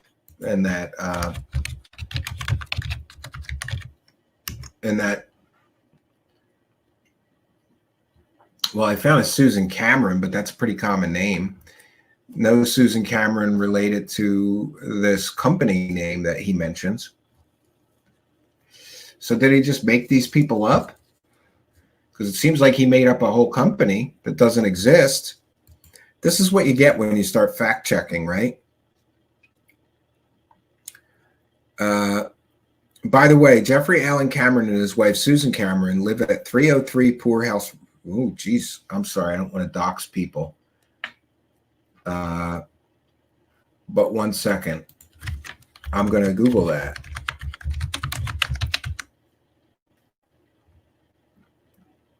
One second, let me stop sharing my screen because I don't want to Google some poor people that were involved in a fantasy of Dr. Stephen Greer. But we're going to Google that. He encourages people in this document. 1 second. Taft, Tennessee.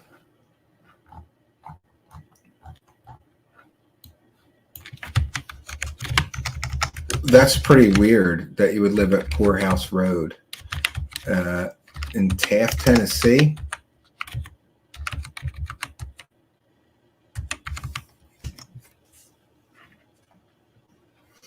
Well, the address exists. It's a vacant lot.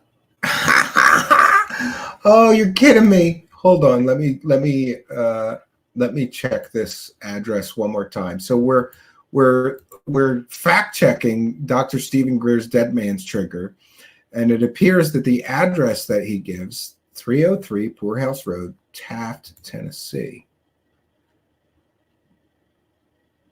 Yeah, it appears that this is a vacant lot. It's a vacant lot, friends.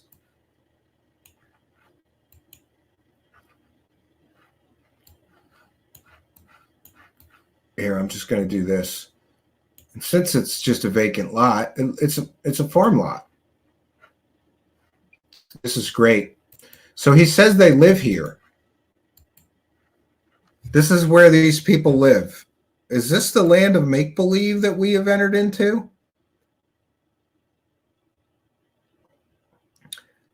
Greer says they live here at 303 Poorhouse Road, Taft, Tennessee.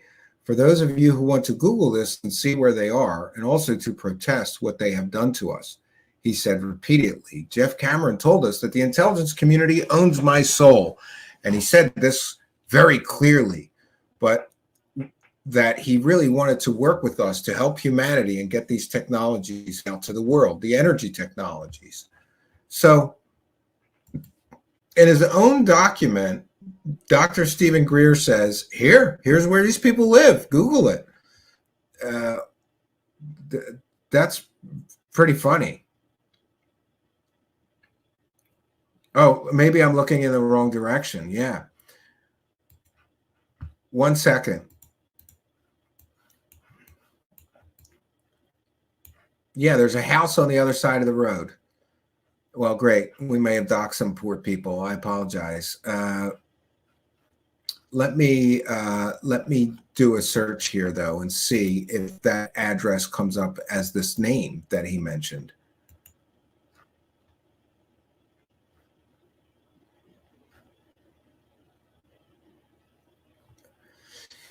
Yeah, because Zillow shows it as a vacant lot. Vacant lot, last sold in 2017. Zillow shows this as a vacant lot.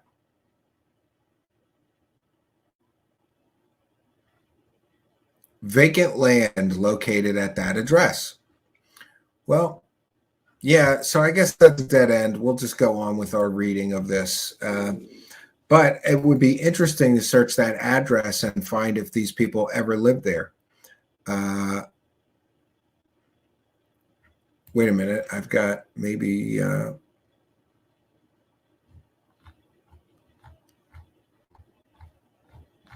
maybe I have the information for that address. Oh, yeah, actually, Susan and Jeffrey Cameron are listed as previous owners of that address. Okay, so one thing turns out to be real. But why is he's giving this address out, and then he tells his followers to go protest these people? one second here. Let me get back to our. Okay, so he says,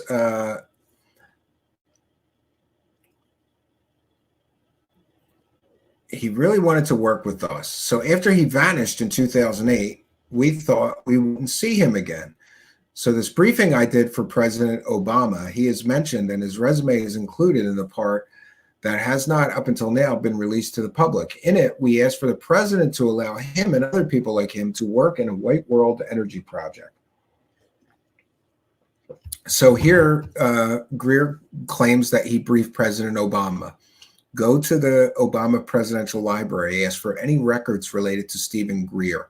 Any documents that mention Stephen Greer, you'll find nothing. But don't let things like, facts and reality get in the way.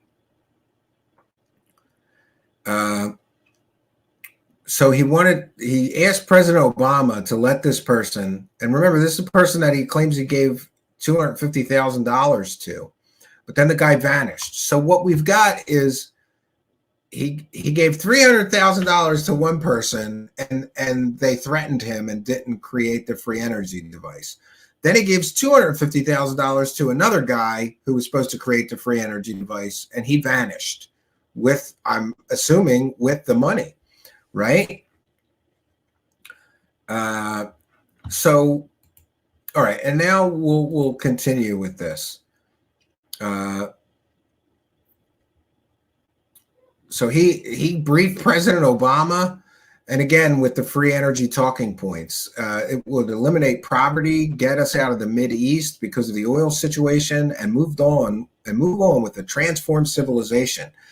So this was specifically the original briefing for President Obama and other people who were there. So he claims that he briefed President Obama in person here. If he briefed President Obama in person and other people were there or not, there would be some mention of him in the Obama Presidential Library. I checked previously. There's no mention of Dr. Stephen Greer in any of the presidential libraries.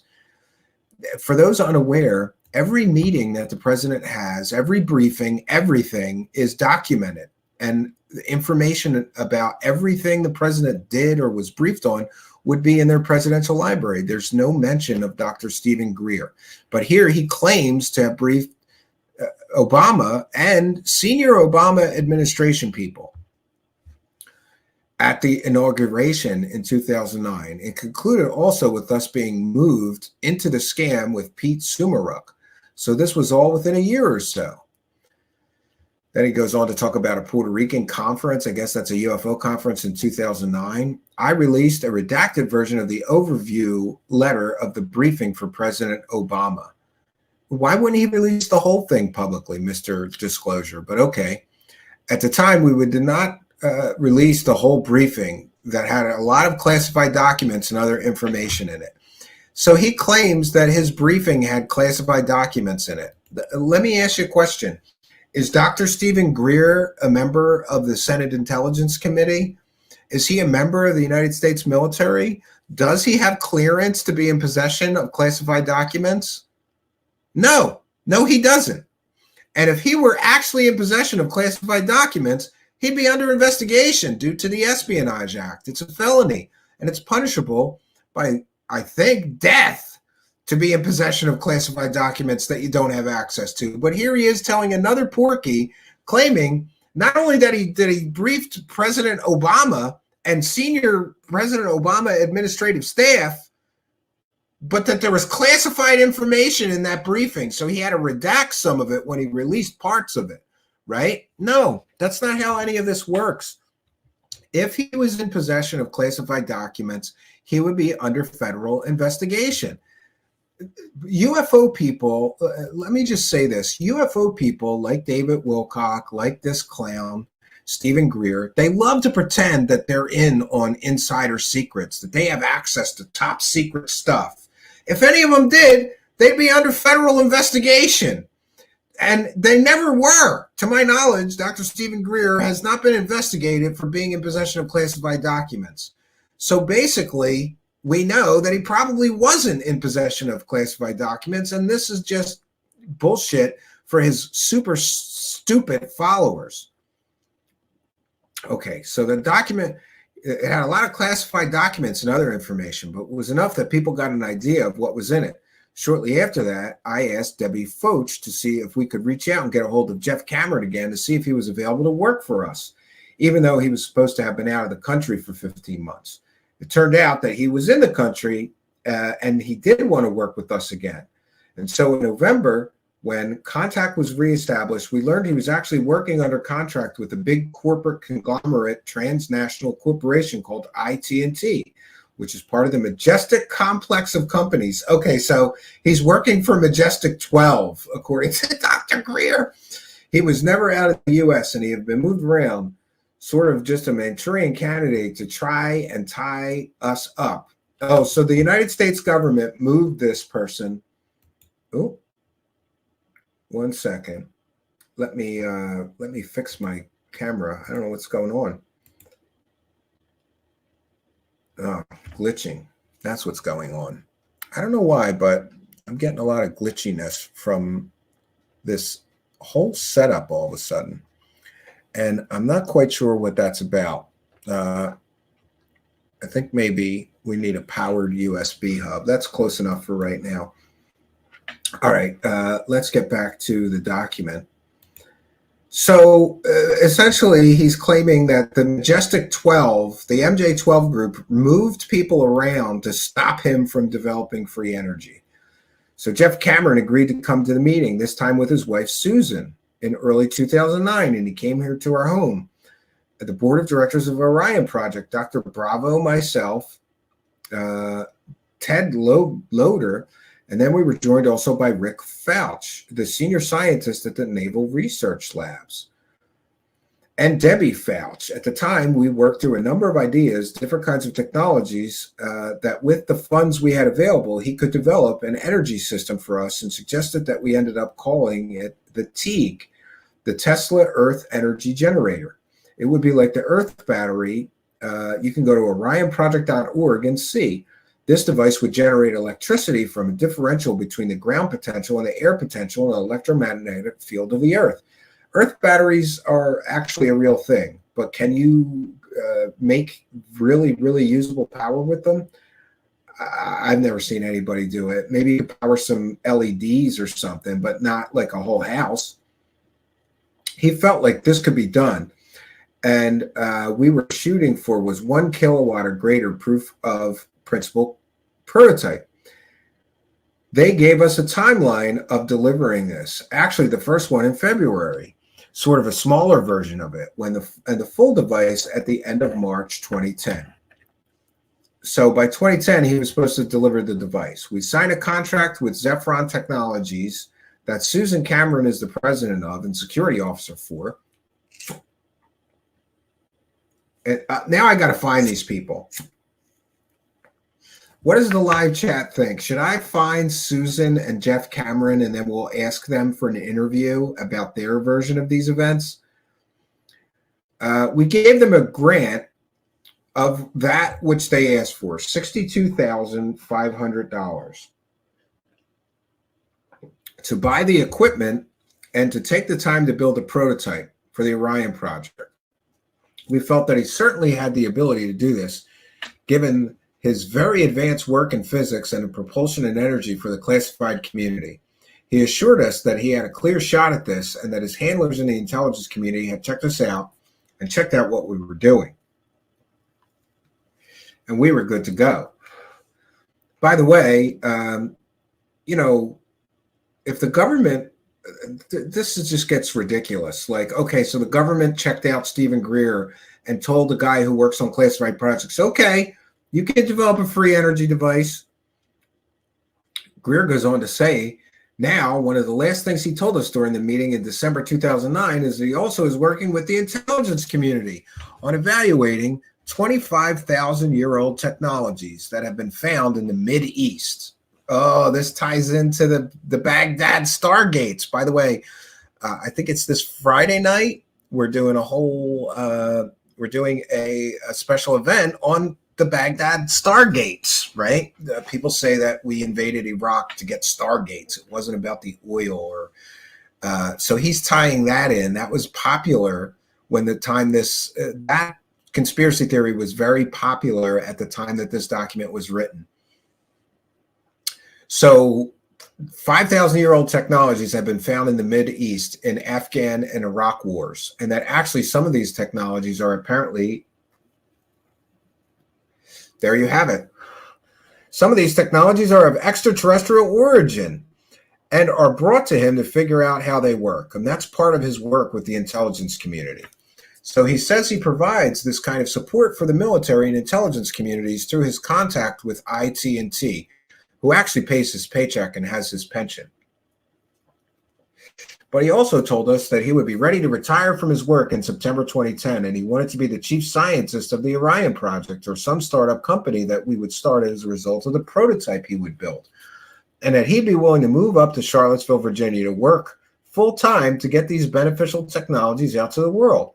So based on all these agreements, we proceeded. And as it turned out, this whole experience began to fall apart within about 3 weeks. By January 6th or so, 2010, he called to say, well, it's not really going to work to make this Tesla Earth energy generator. And we had a conference call with our board and him and Susan Cameron in early January, and we discussed a number of ideas that would work and that he felt he could complete for us. He said he could make a box that was vacuum sealed, that would have some of his lifter technology in it in combination with the electromagnetic energy of the Earth, and this would be what would be a real dynamo. But it would involve some of the WS, I suppose they mean anti-gravity, as we call it, the weird science that of what he famously calls weird science and frickin' magic. And this is what these technologies are called in the CIA. Yeah, go ask anybody in the CIA if they know what weird science and frickin' magic is, right? So Cameron said this, and that's what he would work on. Within about 3 or 4 days, he contacted Dr. Bravo and said he really couldn't work on this box that would be vacuum sealed and that would have lifter technology because the technology was too sensitive. But he had other ideas of how to make the Earth energy generator work, and that he would be working on. So that's how we continued and proceeded on.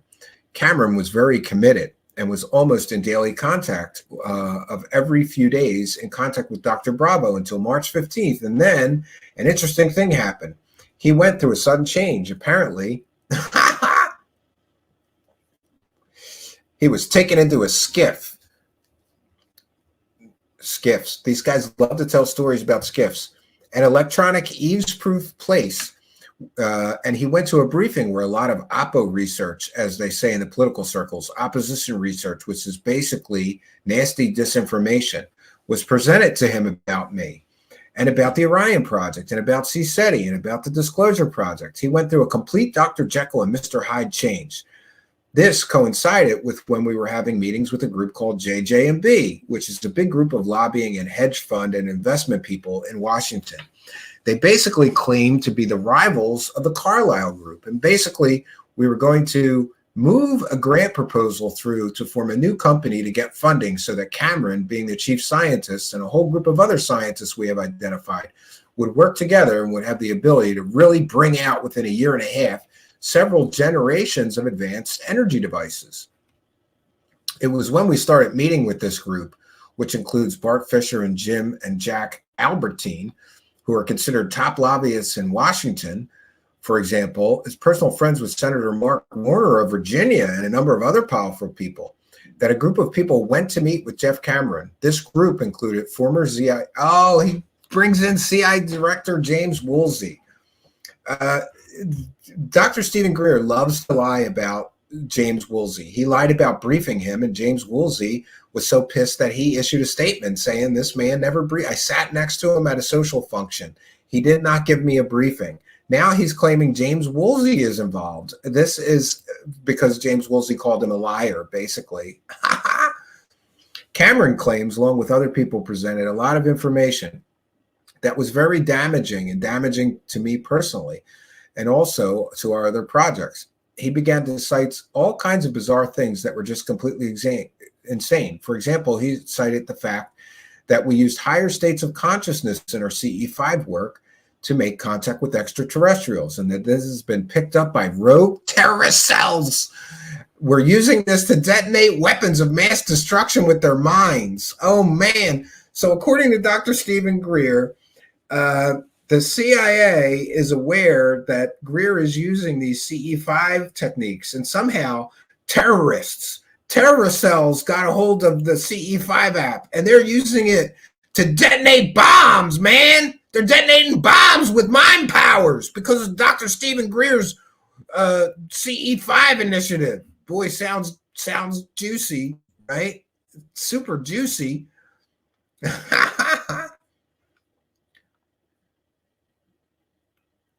Okay. So the terrorists were using this to detonate weapons of mass destruction with their minds. And all this information was tailored to hit all his hot buttons. We have no doubt that they presented to him all kinds of stuff, such as obscene pictures that were presented by Tad Hathaway, the gay grinder pictures of Greer, and others concocted to put out in the summer of 2009. He was told that we had not done our due diligence in getting involved with some of the people we had with our funding of people, which of course may be true, except that of course the intelligence community conspired to defraud us and to trick us in these cases. So he's accusing the intelligence community of basically running a disinformation campaign against him with the people that he's trying to develop free energy. Does anybody else thinking that this whole thing is an explanation for what happened, a long-winded explanation for what happened to all the money he collected, right? So far, he's saying he's giving it to these people. Now he's claiming the government's trying to stop the people working with him by perpetrating disinformation campaigns against him. He basically, the document goes on to say, he basically went from within a week or two from being fully on board with us, being our chief scientist, to not being able to work with us at all. So what happens to the money? He gave the guy $62,000 apparently. Greer goes on to say, becoming very, boy, what's that word? That's the big word of the day. Obstreperous and uncooperative. That's not how you say it. Obstreperous and uncooperative, to the point that he claimed he was being deployed overseas to another operation, just like he had in 2008 when he said he had to go overseas and couldn't work with us. Except this time, so here's the explanation for what happened to all the money. He'd taken $62,500 from the Orion Project's money, had blown through every deadline of delivering the technology to us, and now had no intention, obviously, of delivering either the technology or the returning funds. So here's a man who is on the payroll of IT&T, which is being funded through the U.S. taxpayers through the black budget of the United States, as part of a conspiracy to defraud the Orion Project. So basically, Greer's explanation for what happened to all the money is that he gave it to people, and then the United States government somehow defrauded his organization out of money. Those are big allegations to be making, right? Awfully big allegations to be. Is there any proof of these allegations? Well, he may have started out sincerely. He succumbed to this disinformation presented by who he claims was R. James Woolsey and others, including people at the Office of Continental United States Security, who said, he said had tape recordings of our conference calls with him. And those conference calls have been recorded by foreign nationals. Yeah, so Greer claims that he's so important that the government is recording all of his calls, not just the United States government, but foreign adversarial governments are recording his calls. It's getting thick in here. It's getting really thick in here. All right, recorded by foreign nationals. He emphasized that the foreign nationals were spying on what we were doing. Yeah, like Greer's so important that foreign governments are spying on Dr. Stephen Greer. That is a ridiculous statement, childish, nonsensical, narcissistic, and illogical. But okay, it was actually the intelligence officers within the United States were also convinced that this RF chip in his leg is from the intelligence community, because many times on our calls, we would hear interference and hear bleed through of other conversations and electromagnetic interference that was very, very suspicious. From this point onward, he became more and more irrational and went from one day being willing to write a letter saying he'd be our chief scientist to not be able to do so, to then not being willing to work with us at all.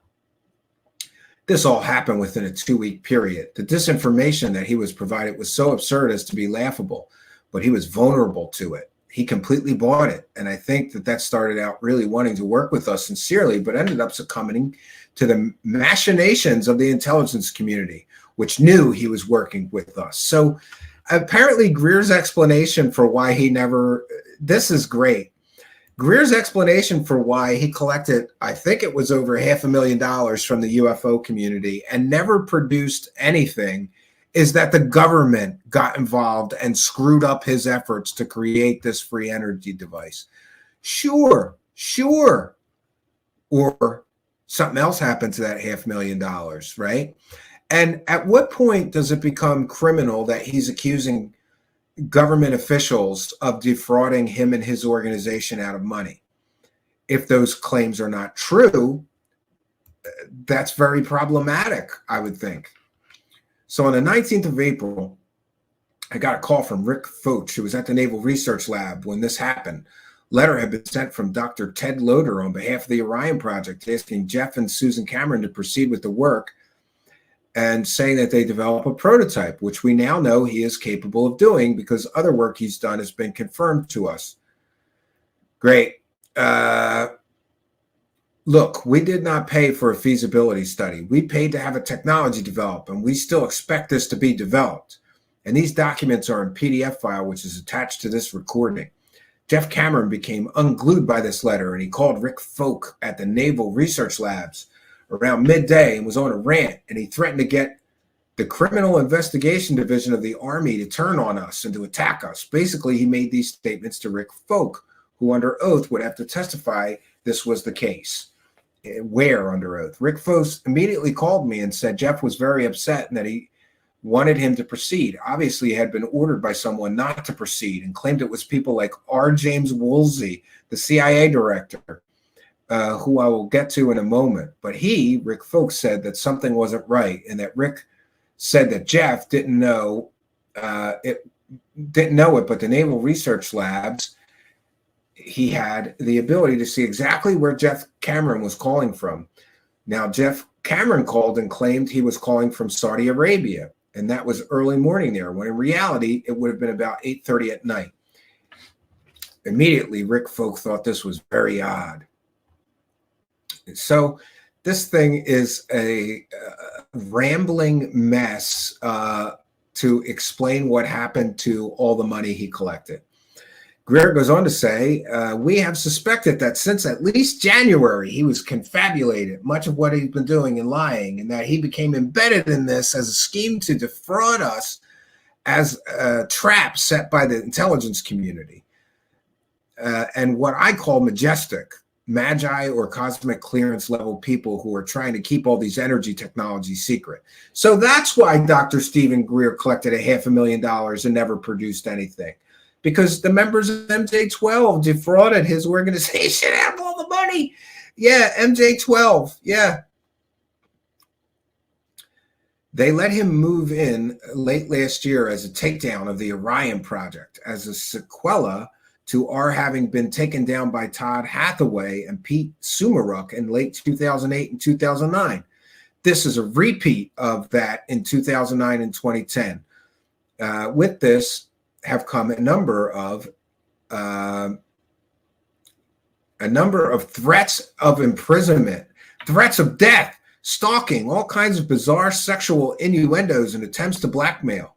What Cameron ended up doing is basically pulling us into another nightmare. So Greer is claiming that both people he gave money to from the Orion project to create these devices defrauded him with the help of MJ12, the alien, secret keepers of the deep state. Sure, pulling us into a nightmare. I think he did it initially in good faith, and then once the trap was sprung, they got to him and caused him to betray us because he was too weak to withstand them. He claims he answers to General Petraeus, and he answers to McChrystal and a lot of other senior people, and that basically he has no choice. Rick Folk admitted to me in conversations a few weeks ago in early April at my condo in Washington, D.C., that Jeff Cameron has the markings of a number of people he's worked with who have been in the vault. These are the people he's worked with that have been in the vault. These top secret operations, that is, many of them have a background of either drug abuse or having been sexually abused. We suspect many of them are MK Ultra babies. We know that Fred Bell, for example, was an MK Ultra baby, the descendant of Alexander Graham Bell. Oh, come on, that's just ridiculous. He's actually one of the Disclosure Project witnesses. And that these people who are very early ages are given over to the scientific, to the intelligence community for the development of certain scientific abilities and are completely brainwashed. And I understand in the process are physically abused, mentally abused, emotionally abused, and sexually abused. At the heart of this majestic group is a satanic cult. So you hear it here first. Not only is MJ12 trying to stop him from using that $500,000 he collected from the from the UFO community to create free energy, but MJ12 is trying to stop him, and they're a satanic cult. People like Colonel John Alexander and his ilk are actually people who love death and love torture, as does Dick Cheney and people like him. Cameron is the right age between 1940s and 50s, and Cameron would have been born in the 50s. People who are connected to these projects, like his father, Dr. Cameron of the top secret Montauk Project. Oh, we got to bring in Montauk. Did a lot of electronic weirdness and carried on where the Philadelphia experiment left off. Would have their children raised by these horrific secret entities. This is what happened to Fred Bell, who was completely brainwashed. He used to talk about all the weapon systems he had built, and he would place in space. And by 1965, had built what would target extraterrestrial vehicles and kill them. Bell would be out at the special installation and see that they would hit an ET craft and it would blow up or crash. They would all be jumping up and down with joy that they had killed the dirty damn aliens. Yeah, kill those aliens. So Fred Bell and people like him were completely brainwashed into this cult. We found through working with Jeffrey Allen Cameron that he was the same type of personality, enormously unstable. His wife is much older and serves as a mother figure in some sort of strange relationship. He holds security clearances and has a security clearance for this area of their house, although technically she's just his wife, which is not the case at all. I believe Jeff Cameron is a very dependent, emotionally unstable person who needed an enormous amount of hand-holding and support from Dr. Bravo, to the point that it was just insane. So he became rather concerned about his mental status. Of course, through these observations, it's been further confirmed that Rick Folk, that many of these people who are physicists and geniuses who work in the intelligence and scientific community have this sort of strange background in their childhood, and they seem to behave in ways that are inexplicable. We're quite sure there's a lot of electronic mind control going on with Jeff Cameron, and I think that he is a tragic figure. He's a perpetrator as well as a victim. He's been moved into place, I believe, intentionally to tie up in this and to create legal problems, and also to create financial meltdown and other problems for us. He doesn't have much awareness of what he's doing because he's often not cognizant, and that he lives in a very colorful fantasy world where he just makes up things. That is why, having confirmed by someone who had the technology at the Naval Research Lab that he was lying about his whereabouts. Great. There are a whole series of lies and deceptions. Both Susan Cameron, who knows he's sitting right there at the house with her, as well as Jeffrey Cameron, have engaged in, and that they have been moved into place to do what is basically to take us down. So and we're up to page 18. We made it more than halfway through. It gets better or it gets worse, depending on your point of view. But I have tired of reading this. So the gist of this so-called Deadman switch, it's really just an explanation of what happened to all the money that he collected for his Orion Project charity. Apparently, he was defrauded by people with the help of the MJ12 satanic cult, who were mind-controlling people as children and torturing people, mental and physical abuse. This is a cobbled together piece of garbage from various different conspiracy land stories, including the Montauk jerk-off story and other, the Philadelphia experiment, brought that in. Is this just an explanation for what happened to over $500,000 that he collected? Now, remember, after all of this is ancient history to Greer. Recently, he collected another $500,000 to create a film about free energy. I'm just going to Google Stephen Greer free energy and see if we can't show the latest effort to make money off of free energy. Dr. Stephen Greer has collected, to the best of my knowledge, over $1 million about free energy. Yeah, so $1 million has been created. 0 point. That's the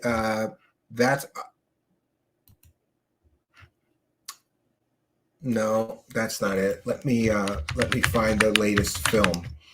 So the latest was he collected $500,000. Oh, they're not available on Amazon because of 1091 films. Damn it. But I did find an article, so we can just reference the article. I think it was medium.com, where I found an article about his latest film. But what you need to know about his latest film is that he collected $500,000. Unacknowledged, a fascinating new documentary that details available evidence. Oh no, that's a different one. In that one, he did talk about free energy as well, though. But in the latest, he collected $500,000 to create a free energy device. And according to this document, the MJ12 satanic cult got involved, and they ruined free energy for all of us. Man, I could be running 10 more computers in here and not worry about my power bill. Dude, crypto mining or something with all that computer, it's absolutely ridiculous. So according to Dr. Stephen Greer, he was defrauded out of $362,000 of the $500,000 or more that he raised. And by the way, I'm going to be sending Dr. Stephen Greer an email, and we're going to want to see some spreadsheets. He's accounted for $362,000 of the first $500,000 of free energy money he collected. If we believe him that these people, along with the MJ12 satanic cult, defrauded him of the money, if we believe him, there's still $140,000 that he hasn't explained. Maybe it's in the rest of the document. And let me know in the live chat, would you like to see me read the rest of this? If you're going to, I'll do it. If you guys want to see it. Not tonight, however. My throat is getting dry from reading so much.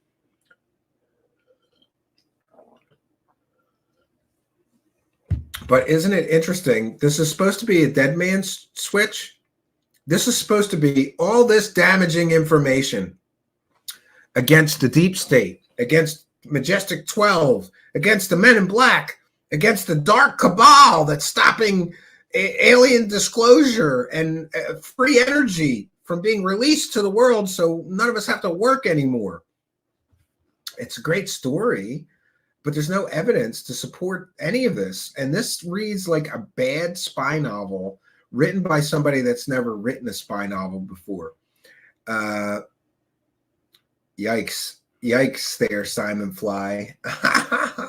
So, yeah, we're going to take a short break, and then I'm going to take comments and questions from the live chat for a bit. I still have some time to share with you. But it's nice that it's a good time, I should say, for me to remind you that we're a viewer-supported show. And unlike Dr. Stephen Greer, who collected $1 million and gives everybody nothing, we try to give people good value for their couple of bucks. For those unaware, we're a viewer-supported show. What does that mean? That means we exist from the kindness, generosity, and support of viewers like you. And if you want to see real coverage of these strange and esoteric subjects, not the Griff Squad version, but, you know, peeling back the layers of deception, I would appreciate your support. You could join our Patreon. You could throw a couple bucks in our hat with a super chat, a PayPal donation, PayPal pledge. And if you do send something by PayPal, please add your chat room user ID and any message that you want for us to read out. I also always have to do this to remind people that the show is not over. Sometimes we play these bumpers and everybody leaves. I'm going to be taking comments and questions from the live chat. I'm interested in what the audience seems to believe about this. Is this a real dead man's trigger? Or is this a ridiculous attempt for Dr. Stephen Greer to explain away $500,000 and just keep the money? I don't know. What do you guys think? Let me know in the live chat or in the comments below. So we're going to take a quick break from the man with the golden voice, Mr. Ian. But the show is not over. We'll be right back after this short message about how you too can support the show. I'll be right back to take your comments, questions. Please put your comments and questions in all capital letters. It really does help. We'll also be reading any super chats we get. We read every single one. So get those super chats in, and we'll be taking comments and questions and reading the super chats next. We'll be right back, friends.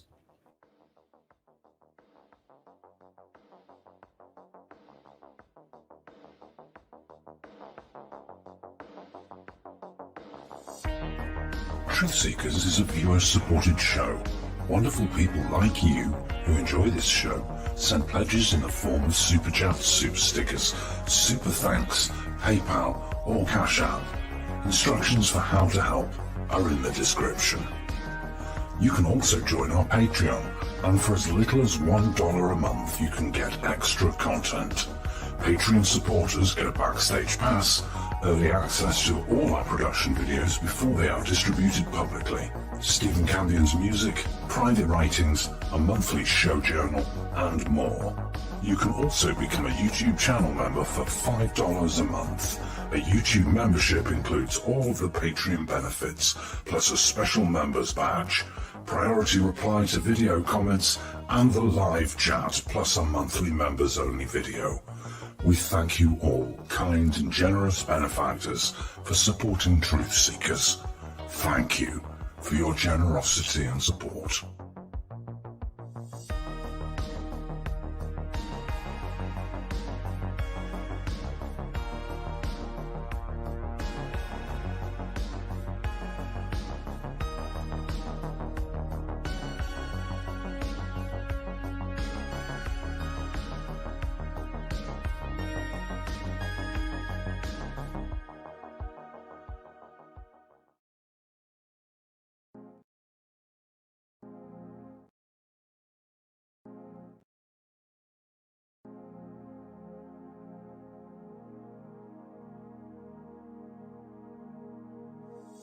Truthseekers is a viewer-supported show.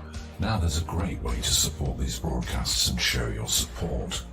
Please be sure and check out our merchandise store. Links to our 2 merchandise online stores are in the links to this video or podcast. The Amazon storefront ships super quickly in the United States, Great Britain, and many more places. Amazon may not ship to your country or location. If that's the case, hit our second merchandise link in the description and visit our Redbubble storefront. Merchandise from our Redbubble storefront ships worldwide, but may take longer than Amazon. We've got a great deal of super high quality merchandise for you to choose from, including t-shirts, phone cases, sweatshirts, and even pillows. The feedback from our products have been overwhelmingly great. Quality products and fast shipping. People all over the world are buying some merchandise and showing their support of the show. Praise the cash. Praise the cash. Praise the cash. We thank you all, kind and generous benefactors who are buying some merchandise and helping us to continue this journey.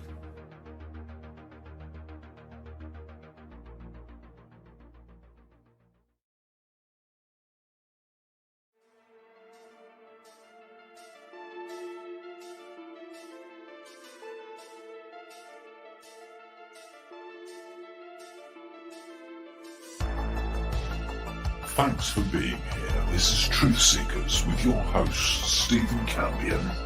please rate, like and comment on our videos or podcasts. If you are listening to an audio podcast, please rate us 5 stars to help us rise in the search rankings. If you are watching on YouTube, please like, comment and subscribe to our channel. If you're listening to an audio podcast, we love and appreciate you listeners, but you are missing the live tapings. All our shows are recorded live with video feed. We'd love you to come be a part of our live broadcasts and tapings for the podcast. Head on over to YouTube, click the search tool, the little magnifying glass, put Truthseekers, one word in the search bar, and hit enter. You'll see a strange and mysterious guy with sunglasses. That means you found the channel. Go there, smash the subscribe button, and hit the notification bell to receive up-to-date info on our YouTube channel. We welcome you to be a part of our live taping and our chat room during the live broadcasts. Seek the truth. Speak the truth. This is Truthseekers. Truthseekers.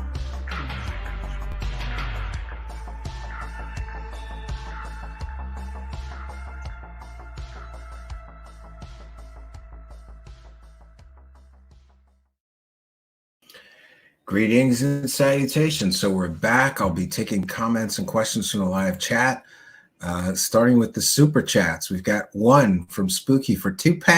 DC Muscle Wolf should have hired a ghostwriter. I forgot a large portion of the contents of this. It's been years since I've looked at this. Spooky sent it to me and said, you should cover this. And I'm like, cover this? And by the way, let me know in live chat, should we do the other half tomorrow or another day here? But I'll have to do something, make some other videos to cut up. It's too dry to just sit here reading this thing for 2 hours, right? Pretty interesting. Robert Vargas is here and asks, how are you? I'm kind of blown away that Greer would put this out in public and tell people this is the explanation for what happened to all that money, I guess. If Greer has fully made the slide into a delusional state, he might believe this is a dead man's trigger, but I lean more towards this is a see a fraudster move. Yeah, I know. I remember when he collected all that money, everybody was like, where's the device, man? Where is the device that you promised everybody? And I guess this is his long-winded 33-page explanation for what happened to all that money. Yes, Art and Paranormal is here and says he's baffling everyone with bullshit. Yeah, apparently that's the name of the game here. But it would be interesting to contact some of the people that he makes a series of very serious accusations against here and see what they think. And I like how he took a shot at James Woolsey. This is after James Woolsey came out and called him a liar, basically. Now James Woolsey is in on a conspiracy to stop his free energy device that he collected $500,000 to deliver to the public, right? Yes. Georgie Goraji says, I can read it thoroughly before then. I really need the laugh out louds. Yeah, the lulls. Yeah. Garaji wants us to do it tomorrow or another day. Well, maybe we'll do that. I had another show planned yesterday, but I like to complete a thought. And if you notice, I made a point that we went more than halfway through. So we are more than halfway through. Yeah, we made it to page 15, or excuse me, 17. So we have less than half of it we've digested here. This is a 33-page rambling, nonsensical, conspiracy land, garbage-filled infestation and a look into the mind of this madman. He thinks, let's just review, he thinks he's so important that foreign governments are surveilling him and recording all his calls. He thinks he's so important that there's multiple government agencies involved in trying to stop him from creating free energy. Or could it be that free energy is impossible and he needed to come up with some explanation to tell his stupid followers about what happened to that $500,000 that he collected? And wouldn't you know, right after that, he goes on to just start more fundraisers and collect more money and more money and more money for other stuff. It's pretty amazing to me. Troll is here. Thanks for being a member. Says, if you send Greer enough money, you will receive a leg lamp like the one from the movie Christmas Story. Yeah. Paul Shields, are you willing to pay the cost of free energy? Yeah, exactly. It's great. And Dr. T says, it's sad and amusing reading through the comments on Greer's videos. Yeah, there's some, no matter how stupid you think a lot of the people in the world are, read comments to Dr. Stephen Greer's videos. And then you realize they're even stupider than you thought they were, right? Jewel Chicky Arlene is here. Good to see you here, Jewel Chicky Arlene, and welcome. I swear Greer looks like a reptilian, but I bet he was there to deflect attention away from them. Yeah, absolutely. And by the way, somebody asked about this wrap thing around my desk. First of all, there's a big mess under my desk. There always is. I got right now. There's a drum machine, a distortion pedal, and two real big workstation class computers. One, my Z PC is my main PC here, and yeah. By the way, loving having a decent workstation with a decent video card. Thanks to all of you, all the kindness, generosity, and support of all you kind and generous benefactors. But there's a huge mess under my desk. There always is. And with these wide shots, it always looked way messy. I still have to clean some of the mess over here. And by the way, somebody left a nasty message, which I deleted because, you know, if you're gonna slag me, come up with something better than that. They were like, oh, big budget studio, he's got a folding table. Yeah. Ask any computer guy what we like. We like big folding tables. You know why? Because you could put like 4 computers on that bitch. Well, you normally could. There's some 50-inch screens, though, taking up a lot of space in this one. So you can only get 2 or 3. But anyway, and people have also asked about these little laptops. One runs a satellite tracking program, and another one runs Stellarium, so that I can track the movement of the stars and the planets, because occasionally people see, believe it or not, Warminster, Pennsylvania, where I live, is a hot spot. People see UFOs in this town. And there's been 3 or 4 times already where I've been able to use those laptops, both with satellite tracking and another one that tracks the stars and the planets and planetary spheres, moons, whatever, to debunk things that people were seeing. In one case, it was Saturn. In another case, it was a satellite. And that's more or less been confirmed by some of the gear that I have here. Oh, but back to so I have a folding table. I don't care. I like folding tables. You can fit a lot of shit on them. So, but back to the desk, I put this thing around to hide all the wires and cables and boxes and blips and whatever junk is under the desk. And believe it or not, that wrap is the very first Truthseekers backdrop, right? And it's all beat up and battle scarred, but I decided to keep it and do this with it, and then you get the cool projected effect. I think it's interesting. William Runner is here, and I think talking about Greer fans says totally brainwashed morons. Yeah.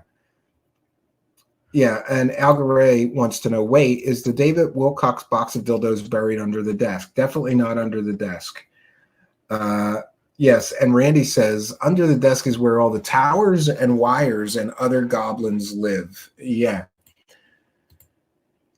Garaji says, Woolsey called Greer a liar because he was busy swindling Greer out of all that free energy money. Yeah. And Chick Arlene, I swear Greer looks like a reptilian. Bet he was sent here to deflect attention away from them. Yeah, I think that you're probably right. Troll. If you send Greer enough money, you will receive a... Okay, we got that one already. Sorry. Art and Paranormal reminding people you could join our Discord and chat with like-minded weirdos like you're doing right now, 24 hours a day, 7 days a week. We got all different categories and sections. No matter what strange stuff you're into, there's a section there. And Operation Shutdown, who I believe is also in Pennsylvania, says Pennsylvania has been a hotspot of UFOs lately. Not just lately. It's been quite a while. I must be tired. Yeah, I'm sorry if I am. I've actually been getting up earlier, which is new to me. But I've been getting up a little earlier, and yeah, some days I just don't have the energy. I could get through the rest of this in 2 more hours, but those 4-hour streams are really difficult. Greer is an uncle of the Cousins brothers. Yes, that's how you know. Listen, if this guy was on the level and the legitimate, would he be working with the biggest hoaxers in UFO land to make stuff? Third Phase of Moon has been caught with how many hoaxed fake UFO videos? They did it for years and years and years and years and years. So nothing screams credibility like hitching your wagon to the biggest hoaxers in the UFO business. And, you know, I know they changed tactics. They don't create fake videos anymore, but they still do stupid shit. And those guys are about as credible as crack. I've said it before. I'm going to say it again. Third Phase of Moon and everybody that works for or with Third Phase of Moon are all about as credible as a crackhead with a gas can asking you to help him out with gas money. Not to be trusted, right? Crackhead with a gas can.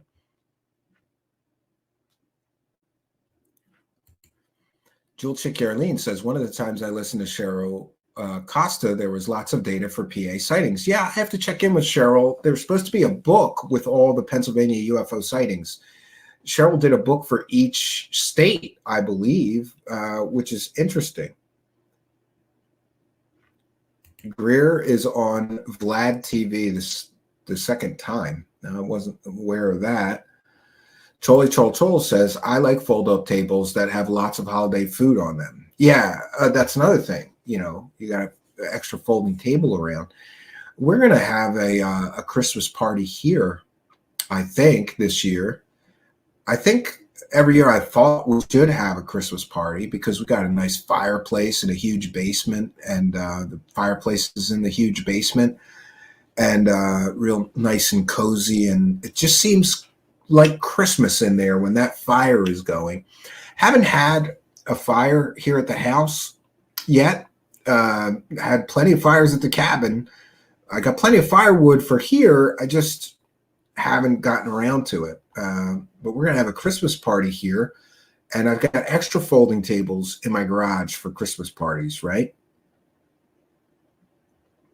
Yes, Dr. T says, keep in mind that meteorites can be mistaken as UFOs too. Yeah, I definitely believe that. Jason Parker says, third phase of moon. Yeah, those guys are ridiculous. And I love that, you know, there were people who worked for them that I just not even going to name, but that claimed they never hoaxed anything. Then it was they never hoaxed anything in 5 years, then 3 years, then 2 years, then 1 year. We just kept catching them, you know. Operation Shutdown says, if you have a Christmas party, don't invite Greer. He's the Grinch that stole the disclosure. Yeah. Oh, besides this whole situation of Greer claiming that he briefed presidents, we also get the claim. He claimed that he once claimed that,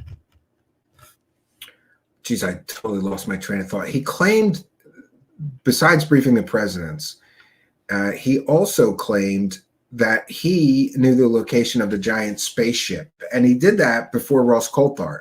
So Stephen Greer knows the location of a giant spaceship, a spaceship so big that they had to just put a building over it because they couldn't move it.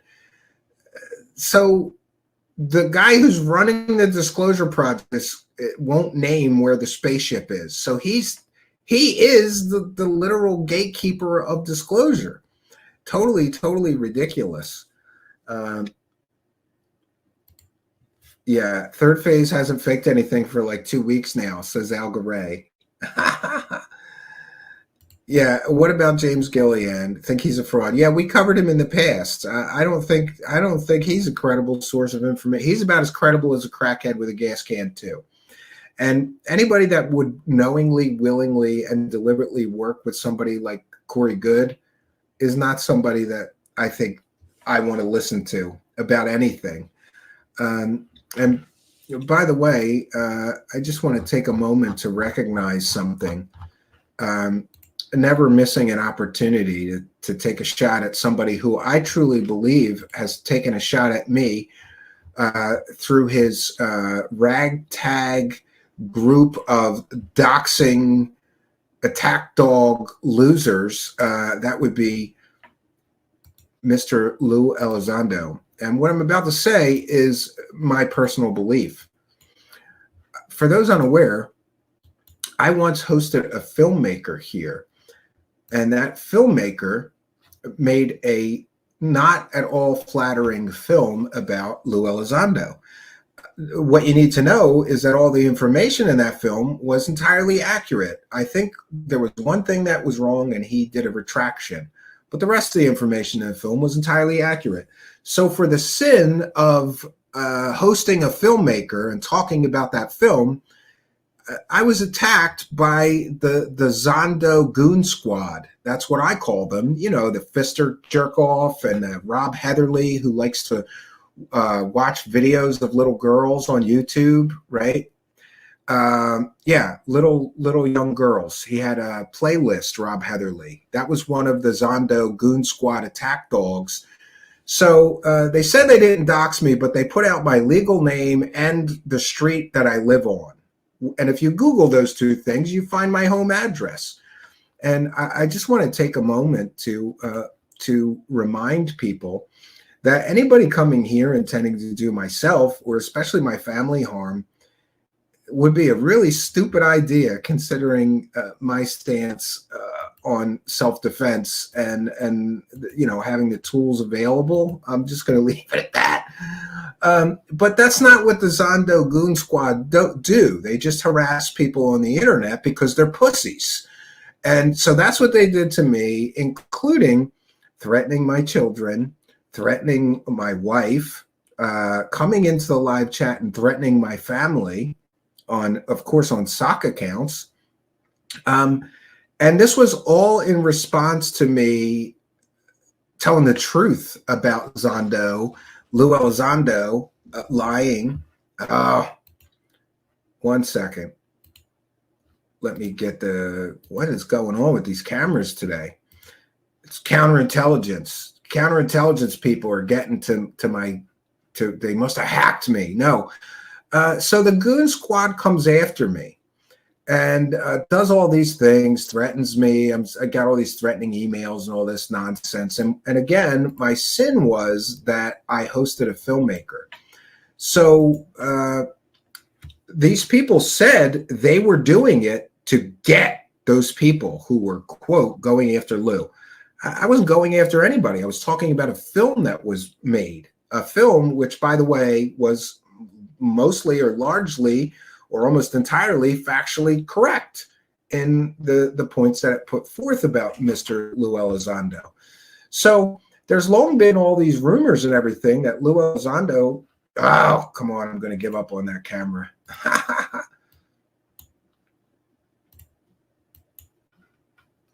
Let's see if we can't get this to work. There we go. I'm just going to keep it at this one. So there's long been these rumors that he was directing these people. And I don't know if that's the case, but he has not condemned people doing things like doxing people, harassing people, threatening people, intimidating people, threatening people's families, threatening people's children. And by the way, this happened to me. And I have firsthand knowledge of these Goon Squad idiots doing that. And by the way, you know, that sort of abuse and threatening nature of what some people are calling the UFO hate group continues to this day. And one of the principal harassers that will go after you if you say anything that he doesn't like about his dear leader, the hero of disclosure, Lou Elizondo, is King Milkfart. And Lou Elizondo followed King Milkfart. And I have heard various times that people went to him and told him everything that Milkfart was up to. And again, I get this is secondhand information, but and told him, you shouldn't follow him because he's harassing everybody and doing X, Y, and Z, who, by the way, Milkfart, last I heard, was under criminal arrest for domestic violence. He claimed he flipped a table over or something. I don't know what happened with that, but he's a dangerous psychopath, in my opinion. And he's running around harassing anybody who says anything about Lou Elizondo that he doesn't like. And he says he's doing it in Lou's name, just like the other Zondo goon squad with this idiot Thomas Fessler and this idiot Rob Heatherly. They went around harassing anybody that would host that filmmaker or talk about that film, right? And by the way, you idiots, everything in the film was right. And the more time goes on, the more we know that, Lou Elizondo is not who he claimed to be. He lied to the New York Times. He never ran a Pentagon program, UFO program. He's a liar. Somebody had to lie to the New York Times. He was the principal source of that story. So who lied to them about running a $22 million funded Pentagon UFO secret program? Wasn't secret, wasn't funded, and it wasn't a real program. Lou Elizondo is a liar, and he is a sad, sad, bitter little man.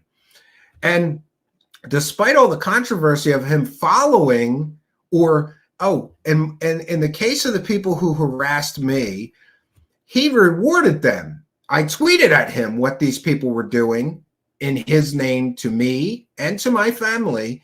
No reply. And then he went on their show, I believe, as a thank you for harassing me, for threatening me, for intimidating me, for trying to stomp all over my free speech. Hey, Lou Elizondo, welcome to America, bitch. I'm allowed to say whatever I want about you lying to the New York Times. I'm allowed to host a filmmaker here and talk about a film that tells the truth instead of the lies you told to the New York Times. I'm allowed. We have free speech, right? But yet, the goon squad in your name is trying to stomp all over free speech. And one of the people that is continues to this day to do all kinds of nasty things to people is this King Milkfart. So Lou Elizondo followed his account. Then his account got deleted or banned from Twitter. He started a new account, which, by the way, is against Twitter's terms of service. If your account gets banned, you can't just start a new one, to the best of my knowledge. So a SIRIUS UAP, Jerry McGowan, posted this. For anyone who doesn't believe that Lou Elizondo supports the doxing and harassment of people here in UFO Twitter, after King Milkfart's other main account was suspended for violations of Twitter policies, harassment, it didn't take long for Lou to follow the new account KMF created to bypass the suspension against Twitter's policies. Not only has Lou not condemned the behavior of people such as King Milkfart, he actively supports them. So, I'm going to put this in a form of a question. Lou Elizondo, you didn't do anything when your goon squad losers, and that's what they are. They're losers because the truth wins in the end, you losers supporting a liar. You didn't do anything. Oh, you did do something. You went on their show again to thank them. In my opinion, he went on their show again to thank them for going after everybody that was telling the truth about him. You sad, sad, bitter little man. Now he's following King Milkfart's account again. And what does King Milkfart do? He harasses people. He threatens people, intimidates people, doxes people, threatens people's children, makes up vicious lies about people being the P word, even when they're not, about people being criminals, even when they're not. And Lou Elizondo is following that guy a second time. Once may be a mistake, twice is a pattern. Lou Elizondo, you are a sad, sad, bitter little liar of a man. And the truth always comes out in the end. You didn't run a Pentagon UFO program. You're full of shit. You never ran a Pentagon UFO program. You're full of shit. And you are lying in the text body designed to sell your book. So that could be a real problem for you, making claims that aren't factually correct in order to sell something. But what do I know, right? I'm just a guy with a show searching for the truth. So we'll take a few more comments and questions from the live chat. Then I got to get to fixing whatever the glitches are going on here. We've got some gremlins. Red Eye is here. New York Times should have checked Lou's background better. Yeah, well, it was a UFO wackadoo in the form of Leslie Keene that did that article. She wanted to push aliens. She didn't care if his background was fake. And now that loser is running around. He created a false reality where he ran a Pentagon UFO program that, and by the way, that program didn't exist as he described it. It wasn't funded, wasn't secret, wasn't an official program. So now he's living a lie. The guy's literally living a lie. And you can send, Lou Elizondo, as many of your loser goon squad against me. I'm still going to say that you lied to the New York Times and that you never ran a Pentagon UFO program and that you, sir, are a liar. You know, do what you're going to do. What are you going to do? Send milk for it against me? That guy failed miserably. He can't. And that's the funny part. The goon squad is so terrible at this. All they do is create more backlash because people see what Lou is not condemning, at least, and people are doing this shit in their name, in his name. If people were running around harassing people in my name, I would immediately issue a public statement and condemn those actions.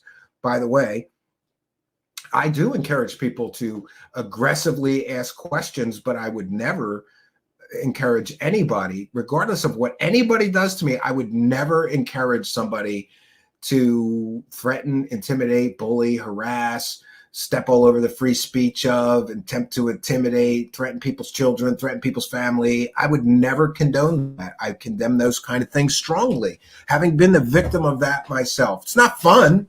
And by the way, I was in no danger because those keyboard warrior loser goon squad of his, you know, they're keyboard warriors, real tough, hiding behind a computer and a fake account. But who did they learn being tough, hiding behind a fake account from? Oh, Lou Elizondo, loser Zondo. Yeah.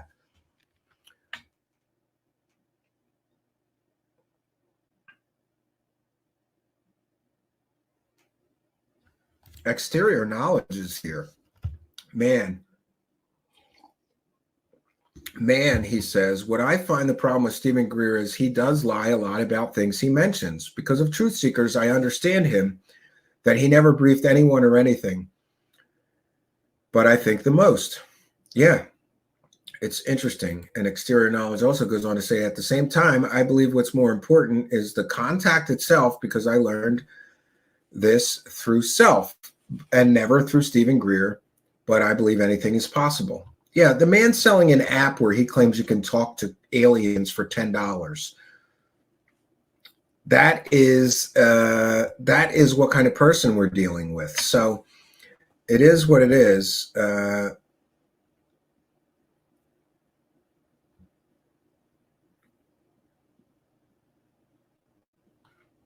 Art and Paranormal says Musk pretty much lets anything go on X. Yeah.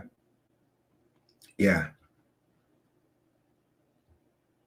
G7 says real little. Yeah, Elizondo is a sad little man who's living a lie and a fantasy, right? Oh, and he's got superpowers too. He's got superpowers besides running a fake Pentagon UFO program. He also has superpowers. Randy says, does Greer write his own grift or does he got a guy to do it for him? Oof, yeah. I really don't know. He should get a better writer, though. If he did pay a writer for this, it's garbage. So what can I say, friends? We've done our due diligence. We may do this as a part 2 tomorrow, or I may do the other show that I have planned, but we'll be back tomorrow night at 9 p.m. Eastern Standard Time.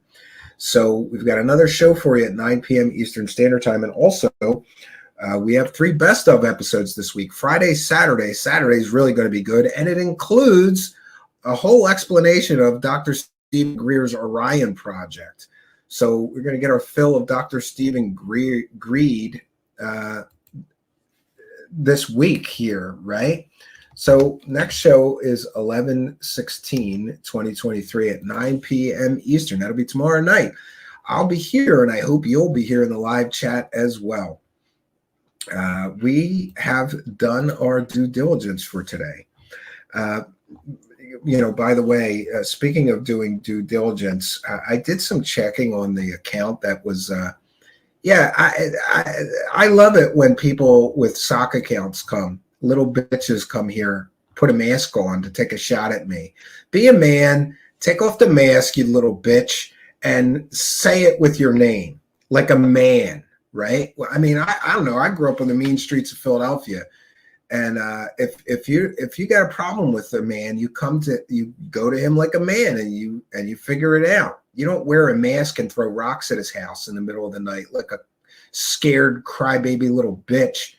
But it is what it is. I'm amused by some of these people. You don't bother me. You make me laugh at you for being such a coward that you need to use a sock account. Use a real account.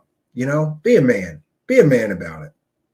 All right, so we've done our due diligence for today. I'll be back tomorrow night, 11/16/2023 at 9 p.m. Eastern. Please join us in the live chat. Hope to see you at our next show. Please like, comment, subscribe, and share these videos. It really, really does help. And we want to thank each and every one of you for joining us. We want to thank our kind and generous benefactors. We want to thank you, Patreon supporters, YouTube channel members, Twitch subscribers, and all you people listening on the audio podcast. The audio podcast has really picked up lately, so thanks to all you audio listeners as well. We want to thank you YouTube channel members, PayPal pledgers, Gold Pill people on pill.net. They're throwing money at me over there. Praise the cash, bitches. We want to thank all of you kind and generous benefactors. We want to thank you, all of you in the live audiences, whether you were monitoring the live broadcast on Rumble, Twitch, Twitter, Facebook, YouTube, or pill.net. We thank all of you for being here. So that's all I got for you. I think we're going to do the other half. Don't you want to see what happens? And let me know in the comments and in the live chat. Is this just an excuse for where $500,000 disappeared to? And if it is, what a ridiculous excuse. The Men in Black, the Satanic Majestic 12, they stopped me from creating free energy with the $500,000 that all you stupid UFO clowns donated, right? Great. Well, friends, I'm going to bounce on out of here. We'll be back tomorrow night, 9 p.m. Eastern Time. Hope you'll be here with us. Until next time, friends, my name is Stephen Cambion. Good night, and God bless all of you.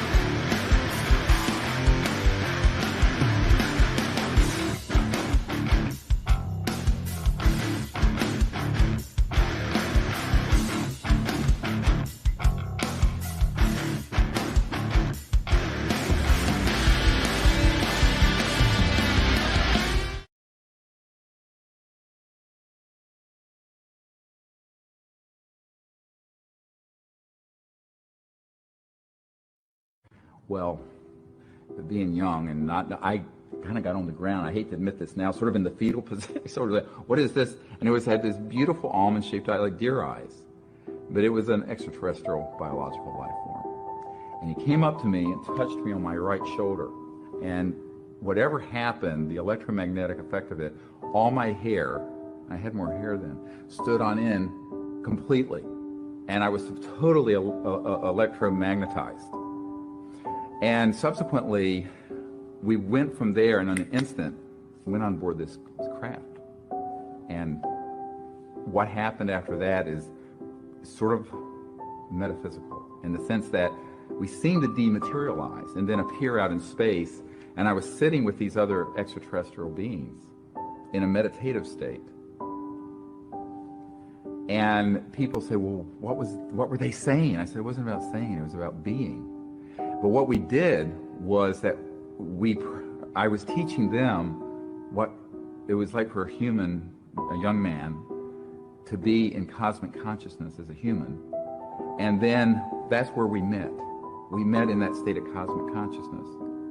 And then we created what's known as the CE5 protocols, the Close Encounters of the Fifth Kind protocols. That's where they came from. And basically I began to practice this ability with them to see them in the mind's eye and then vector them to a location and have an encounter. And they told me that at some point this would be very important to know how to teach other people.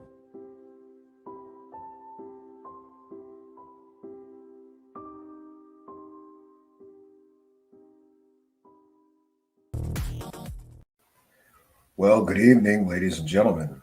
My name is Dr. Stephen Greer, and I am the founder of the Disclosure for Cash movement. Some of you may be aware of my various cash grabs. Disclosure ain't cheap, okay? Disclosure costs money, okay? So if you want to know about the aliens, you got to send me money. Lots and lots of money.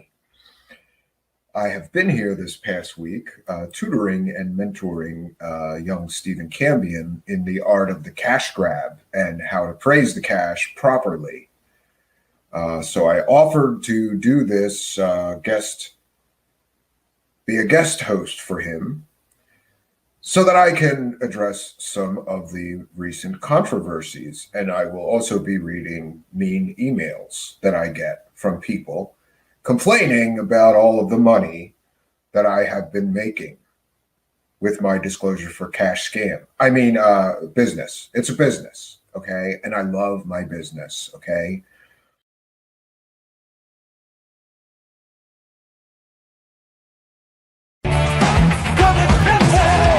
Truthseekers, seek the truth. A truth so bold it's hard to hold. Truthseekers, yeah.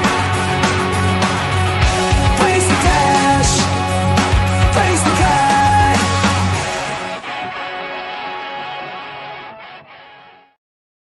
Greetings and salutations, friends, and welcome back. We are back and on track, I think. But just fair warning, I apologize for my absence yesterday from the live broadcast. Even tried to do a classic episode, but my main computer rig here was down. And as you can imagine, that put caused an incredible amount of problems. I'm still having problems.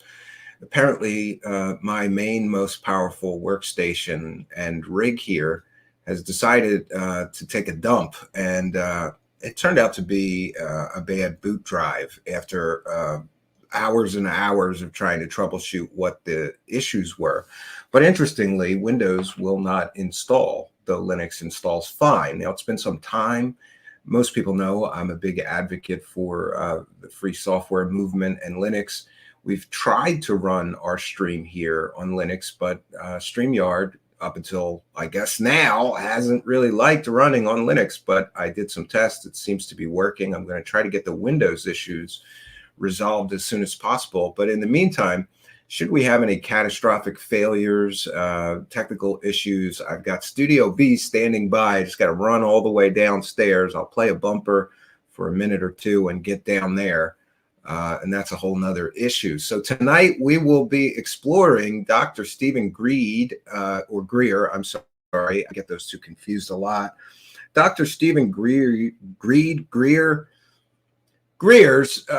Deadman's Trigger. For those unaware, we went through the first half of it, and it is a laugh riot of nonsense. For those unaware, a Deadman's Trigger or a Deadman's Switch is supposed to be files and very damaging information that you keep on hand to prevent your enemies from harming you. The idea being that if they should harm you, you will then release the Deadman's Trigger and cause catastrophic damage to those people who killed you. Yeah, it gets that dramatic, right? But what we've seen so far in this Deadman's Trigger document, by the way, it is in the description of part 1. I slipped my mind. I will put the entire document in the description of this video as well as soon as I get a chance here. It is a laugh riot of nonsense. Essentially, it turns out that this entire document is some explanation of where all the money went for his free energy scam. And that's right, I'm calling it a scam, Dr. Stephen Greer. Dr. Stephen Greer collected, to the best of my knowledge and recollection, over $500,000. And he said that with that money, he was going to create a free energy device and open source it and give it to the world. And he produced nothing for that $500,000. But here in this document, what we get is him blaming other people that he claims he gave money to. By the way, I'd like to see copies of cashier's checks or bank transfers proving that he gave any of that money to anybody. Because part of me, I don't believe a thing that this man says. After all, he also says that he got superpowers from aliens. That's right. Just as we saw in the introduction to tonight's show, Dr. Stephen Greer claims that he got superpowers by communicating with aliens. They gave him the superpower to summon alien spacecraft and summon alien beings. And you too can get that superpower. It just costs $10 on the App Store. And by the way, we will be doing a full review of that. And I, with all seriousness, I'm going to follow the instructions. I'm going to buy the app for $10. I am going to follow the instructions to the letter.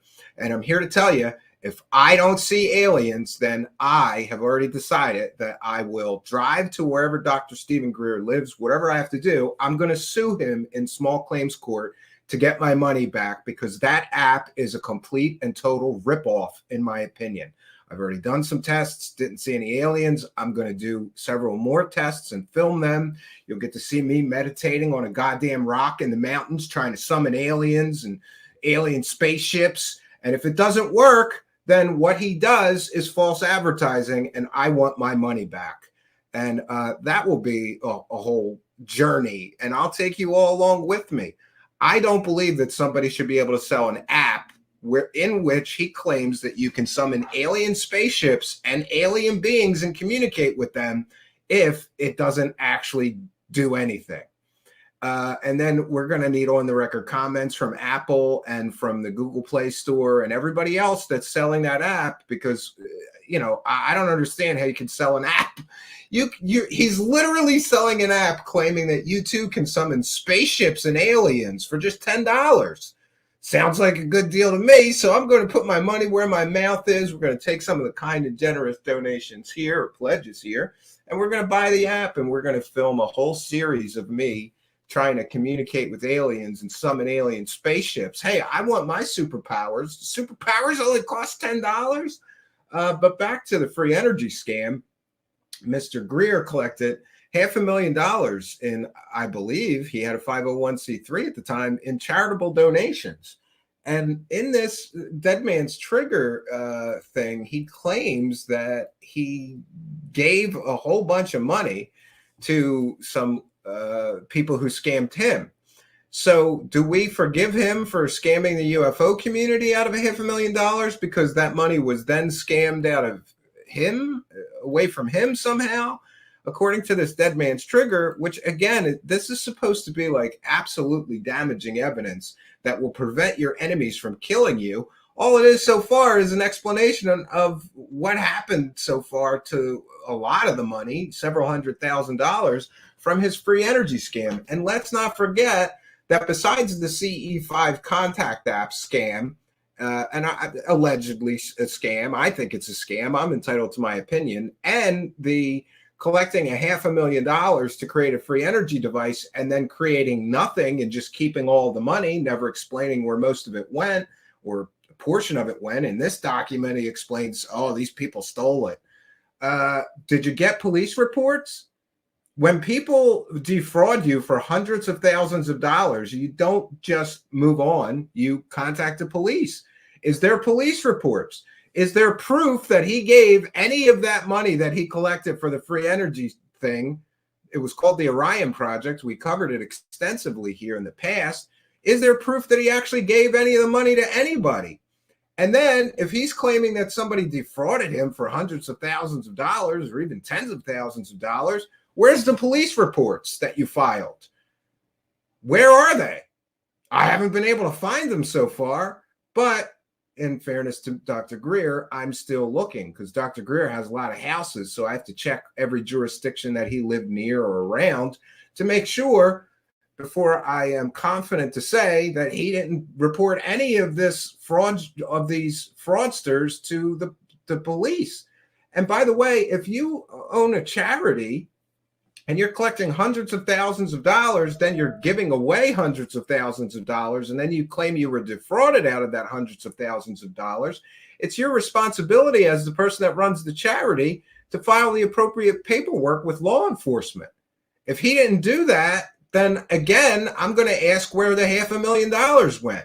But back to the free energy scam. So the first one was the Orion Project. Give me $500,000 and I'm going to create a free energy device. He created nothing. He released nothing and never explained in public appearances what happened to the money. In this document, he sort of claims that people stole it from him, but I haven't been able to find any police reports. I'd like to see those. And by the way, I'm not saying they don't exist. I'm just saying maybe I'm a poor researcher. I checked to the best of my ability so far. I'm still checking. Can't find any police report. Not a single one. So we're supposed to believe that Dr. Greer collected $500,000 to create a free energy device.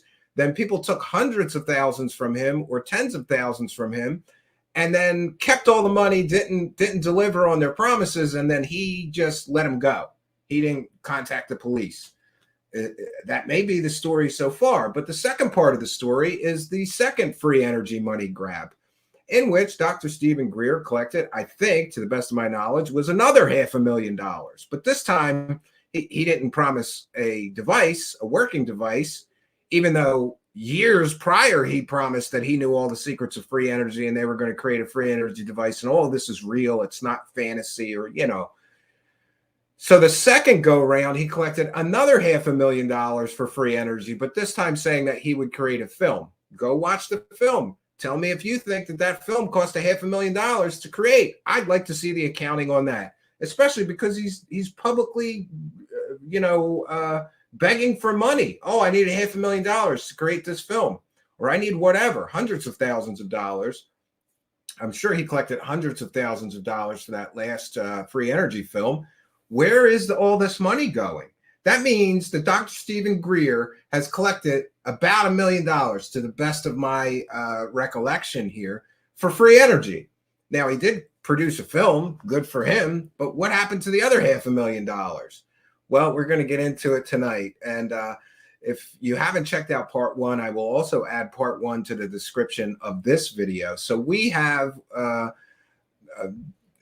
about half of more of this document to go through. It's 33 pages. We're up to page 19. And I just want to mention that somebody sent me a nasty email and said, you said on your thumbnail it was the full 33-page document and you didn't go through it all.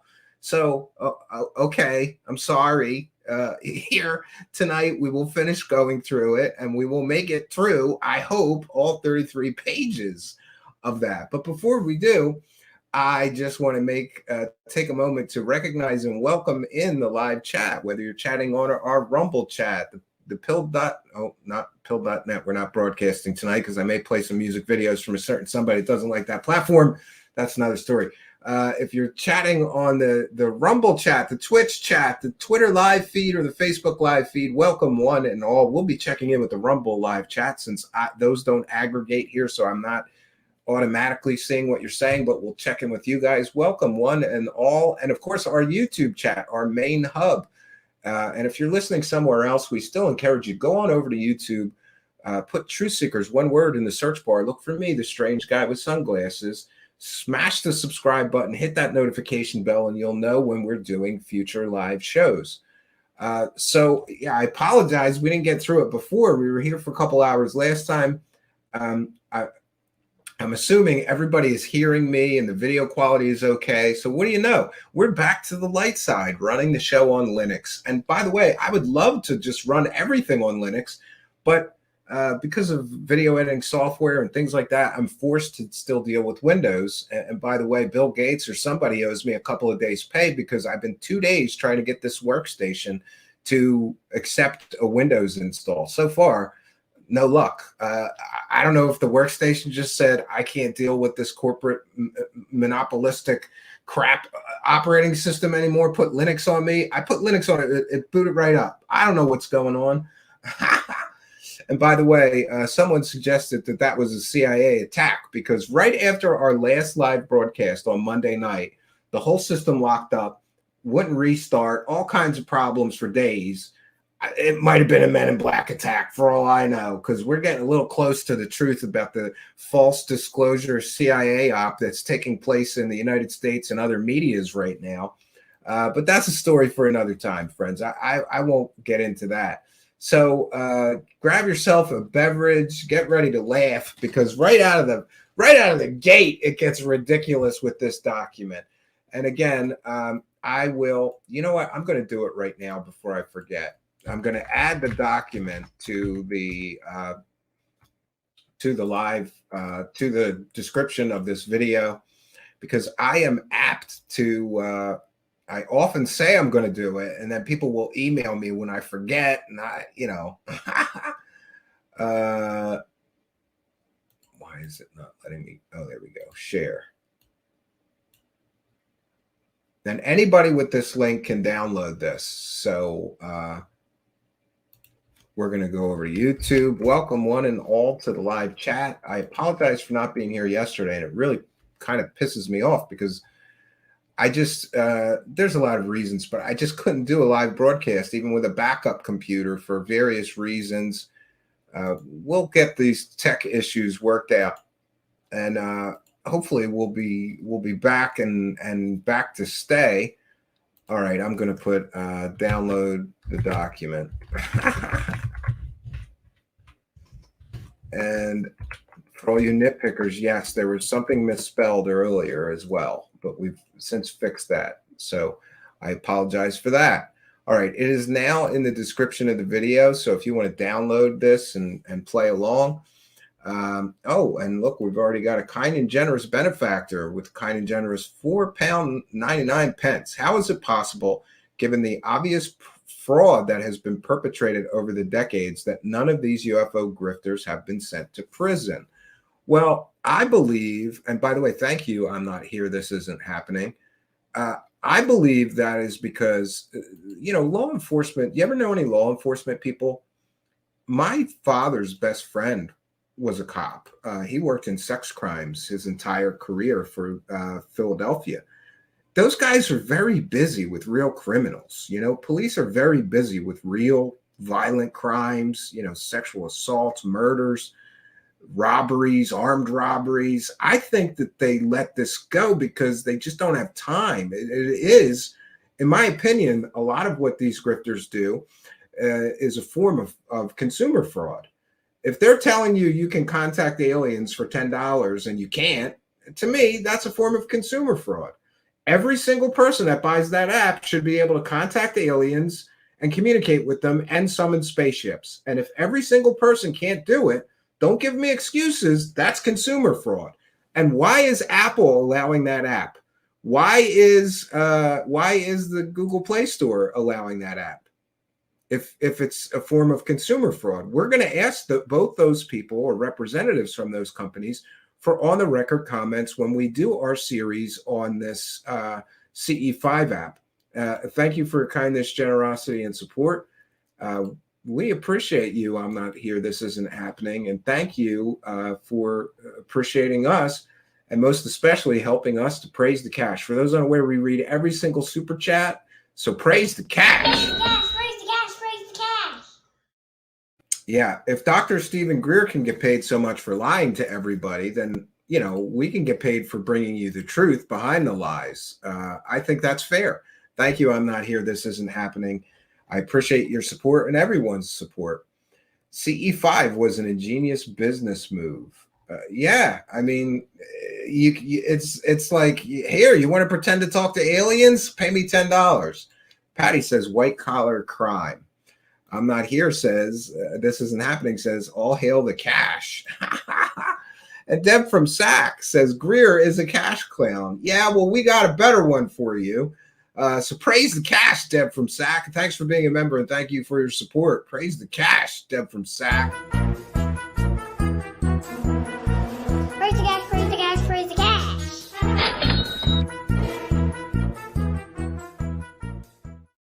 I think we got a better cash clown than Greer, right? I think so. So we're going to get into this document because it starts on page 19 as a laugh riot. And, you know, sometimes when I have ideas for shows, I go, oh, that won't work. Nobody's going to tune in and watch me read 33 pages of this stupid shit. But you do, so I will. And we're going to get through it.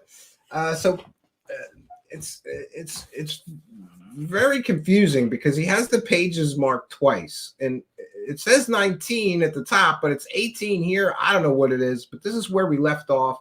If you missed part one, catch up on that later. For now, it's a laugh riot about to begin. Now, he is talking about this person he claims, Jeffrey Allen Cameron, who he claims defrauded him of money, right? Jeff Cameron. That is the victim of a lot of mind control.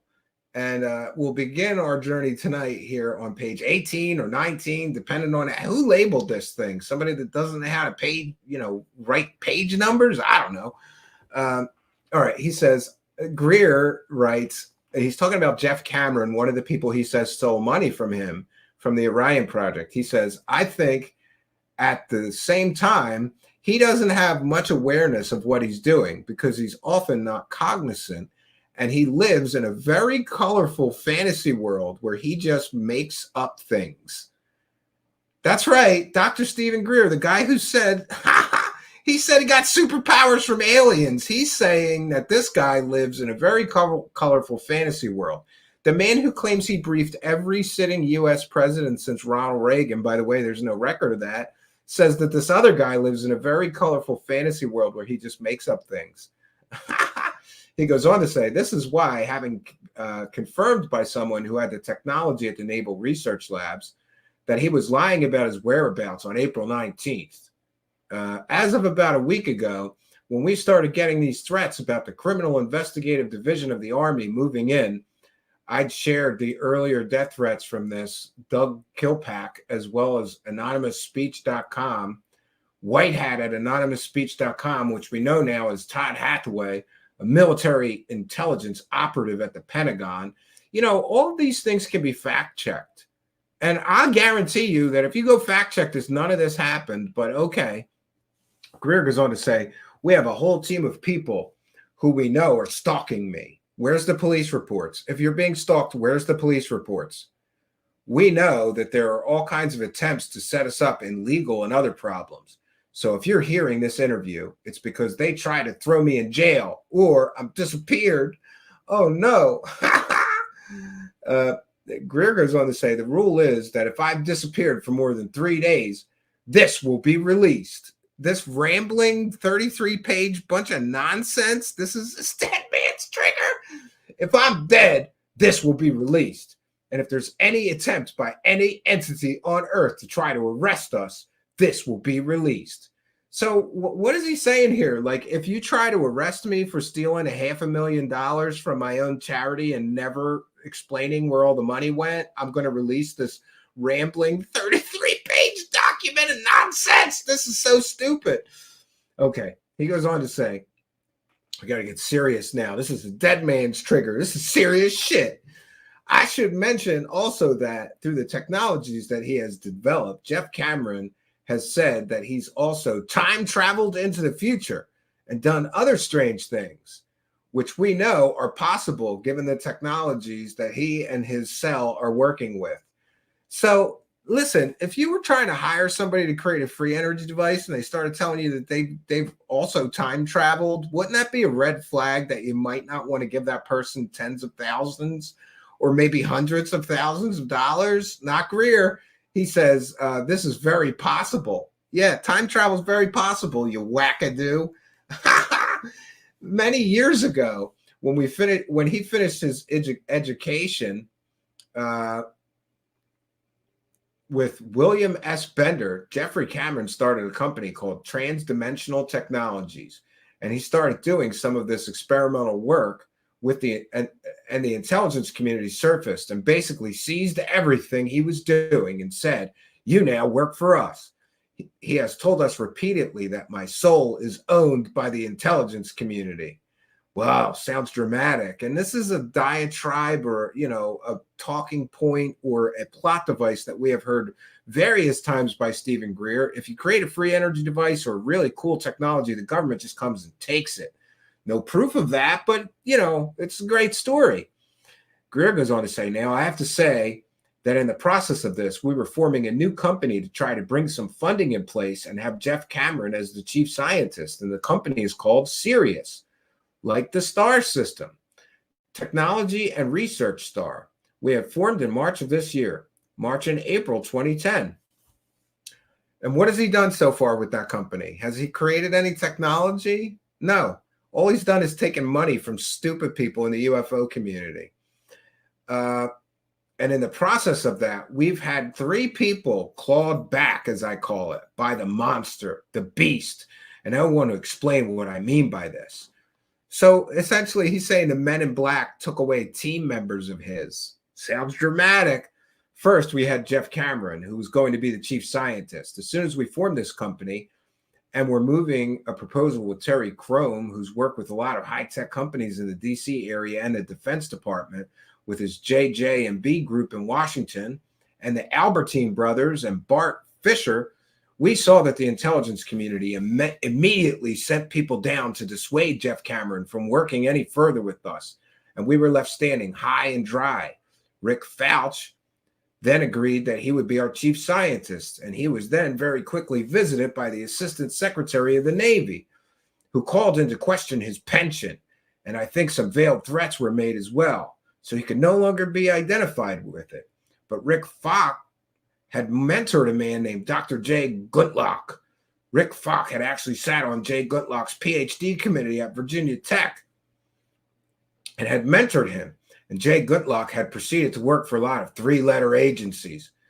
And as Rick Fauch and Jeff Cameron, he also worked for Boeing in the Phantom Works.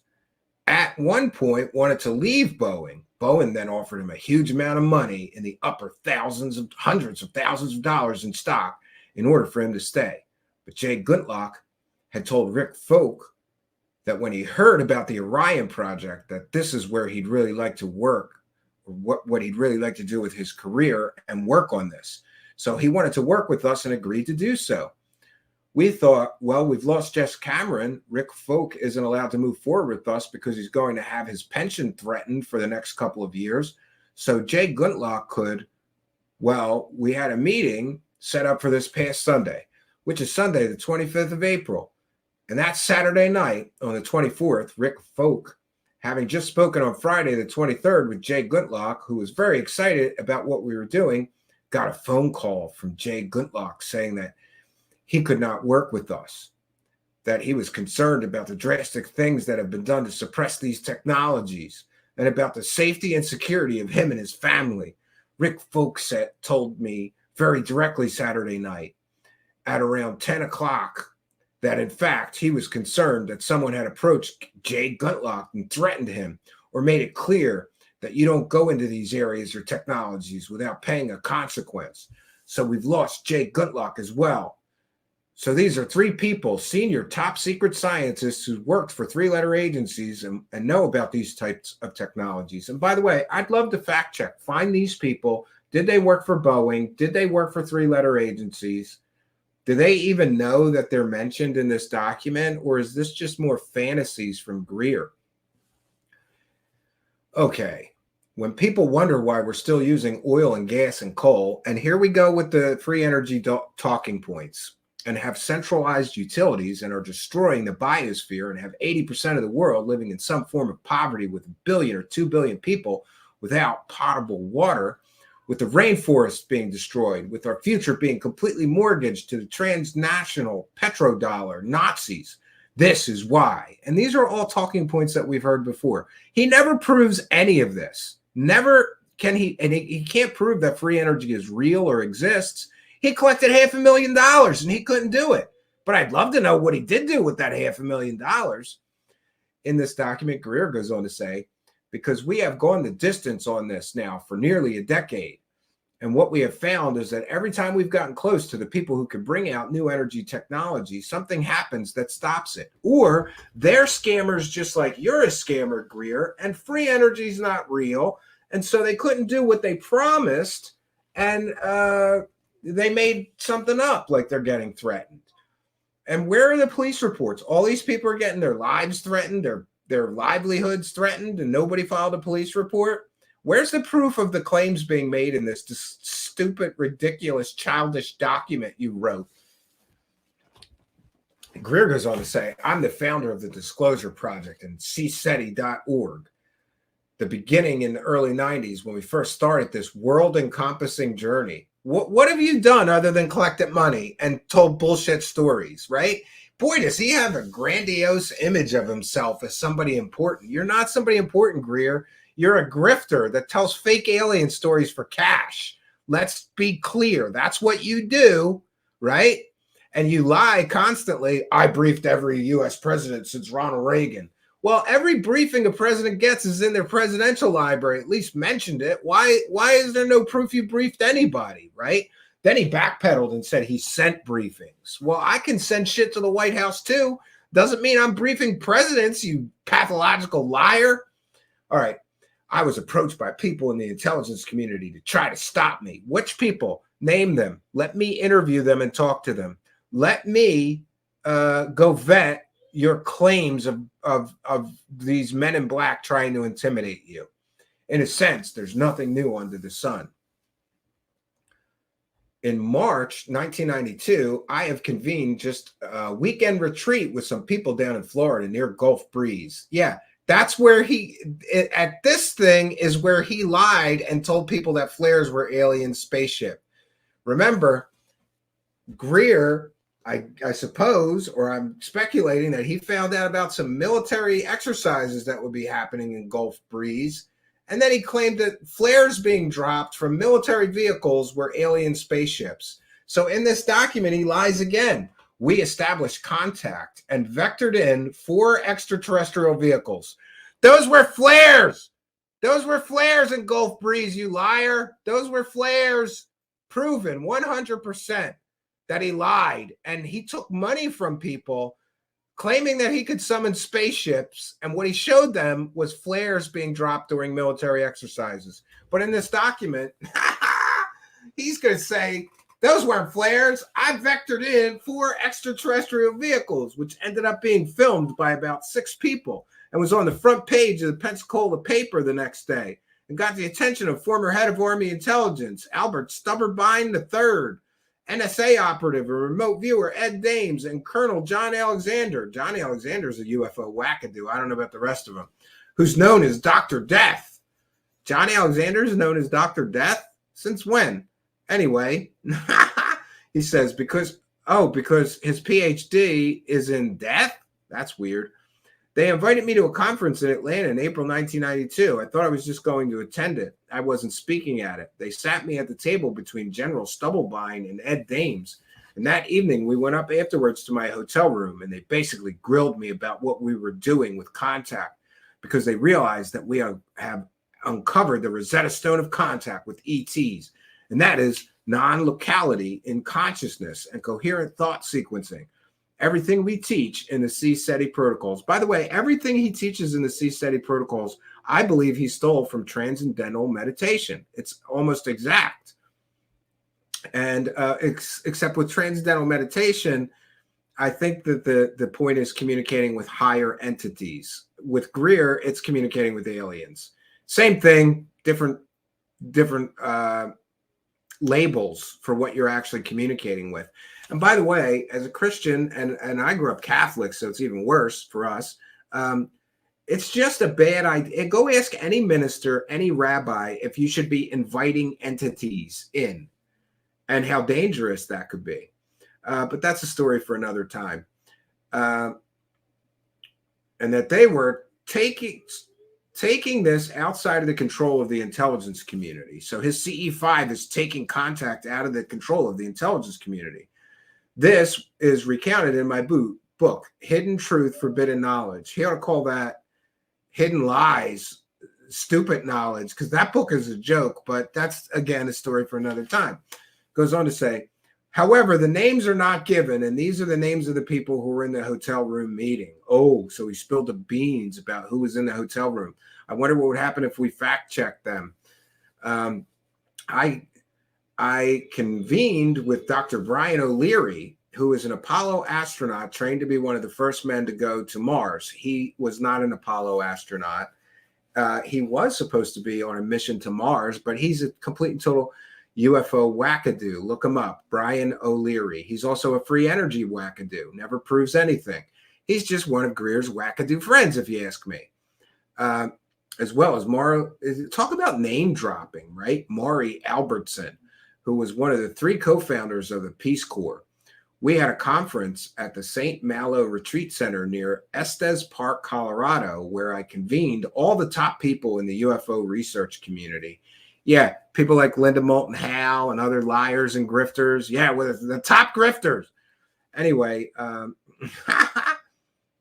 I know then that most of the people in the intelligence community who were placed there to stab each other in the back and to create foment and discord and to provide disinformation to the public. Yeah, a man who's been caught lying so many times, a man who claims he went on a secret mission with Billy Gibbons from ZZ Top to a secret underground base where he saw top secret alien medical technology that could regrow limbs, is complaining that people are providing disinformation to the public.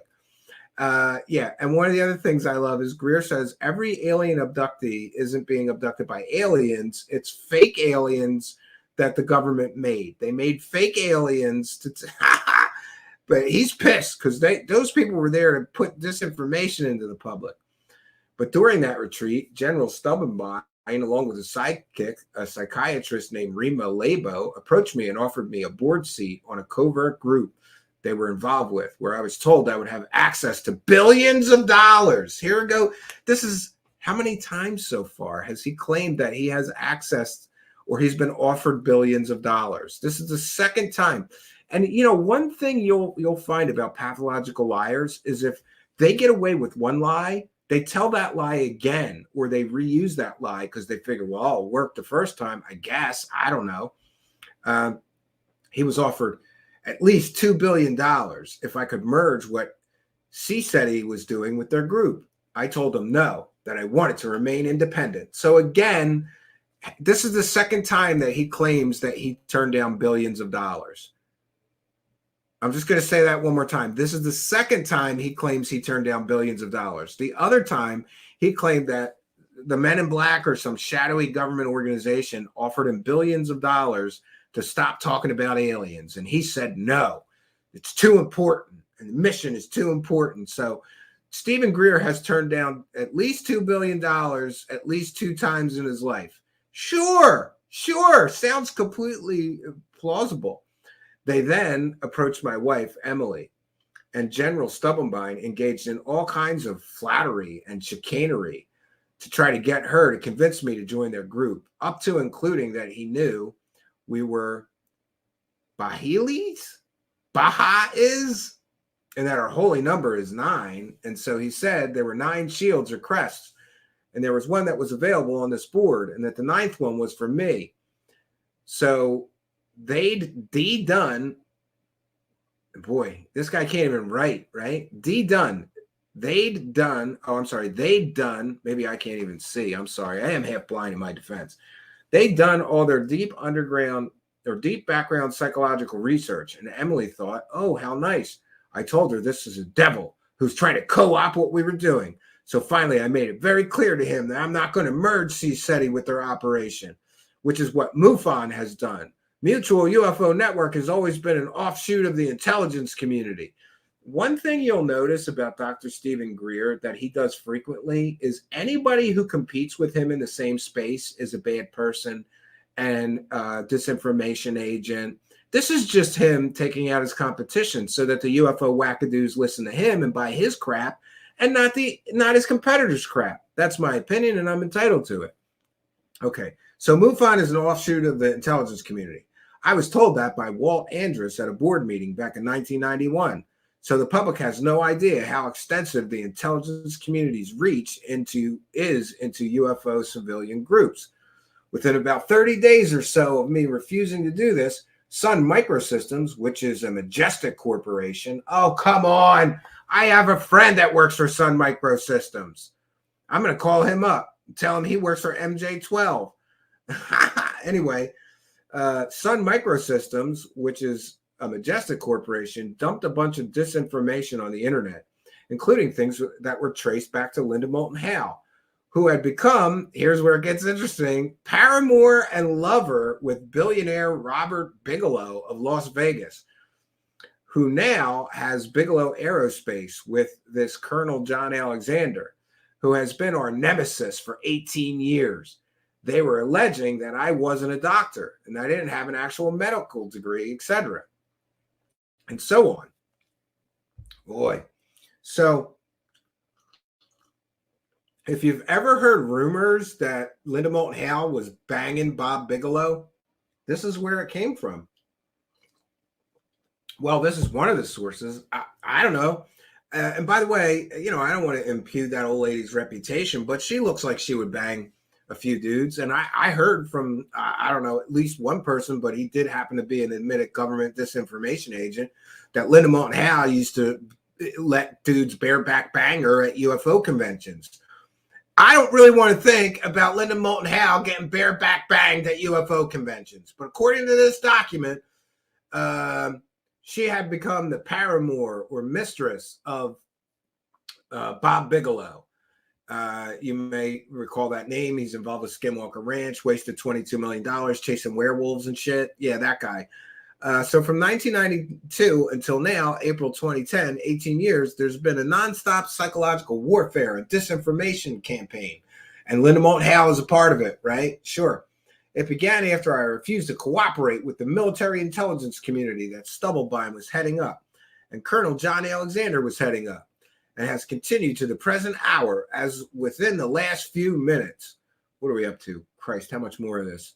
All right, 10 more pages. I'm going to check in with the live chat. We'll take some comments. I keep it's getting good, though. Linda Moulton Howe's banging Bob Bigelow. She's banging Bob Bigelow like a storm door in a hurricane. Bigelow's banging her.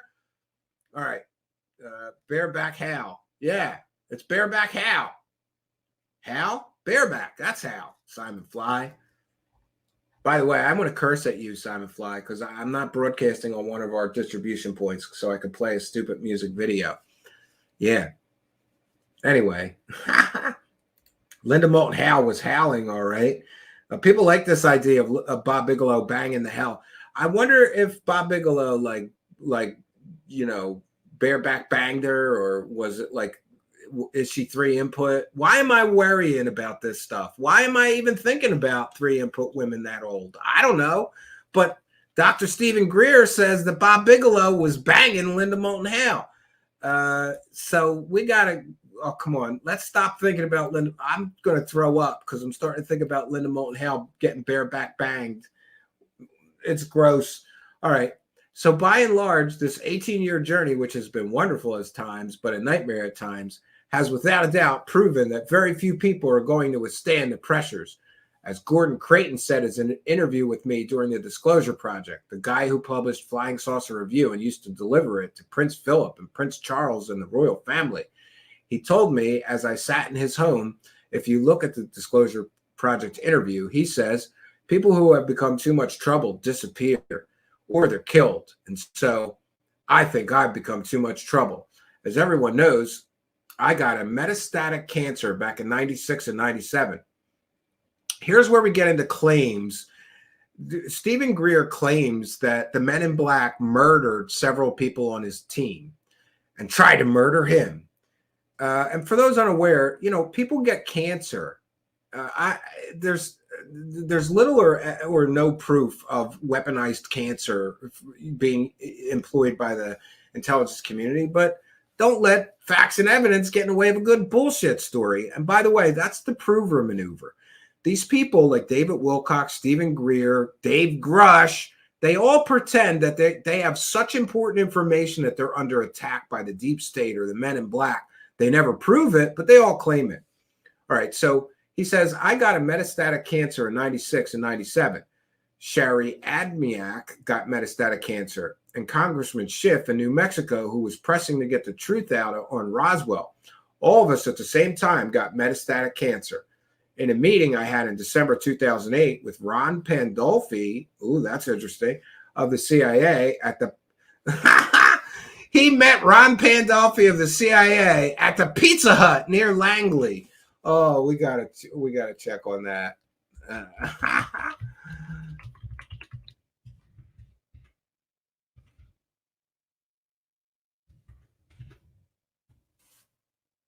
Oh yeah, what do you know? There is a Pizza Hut in Langley. That's interesting.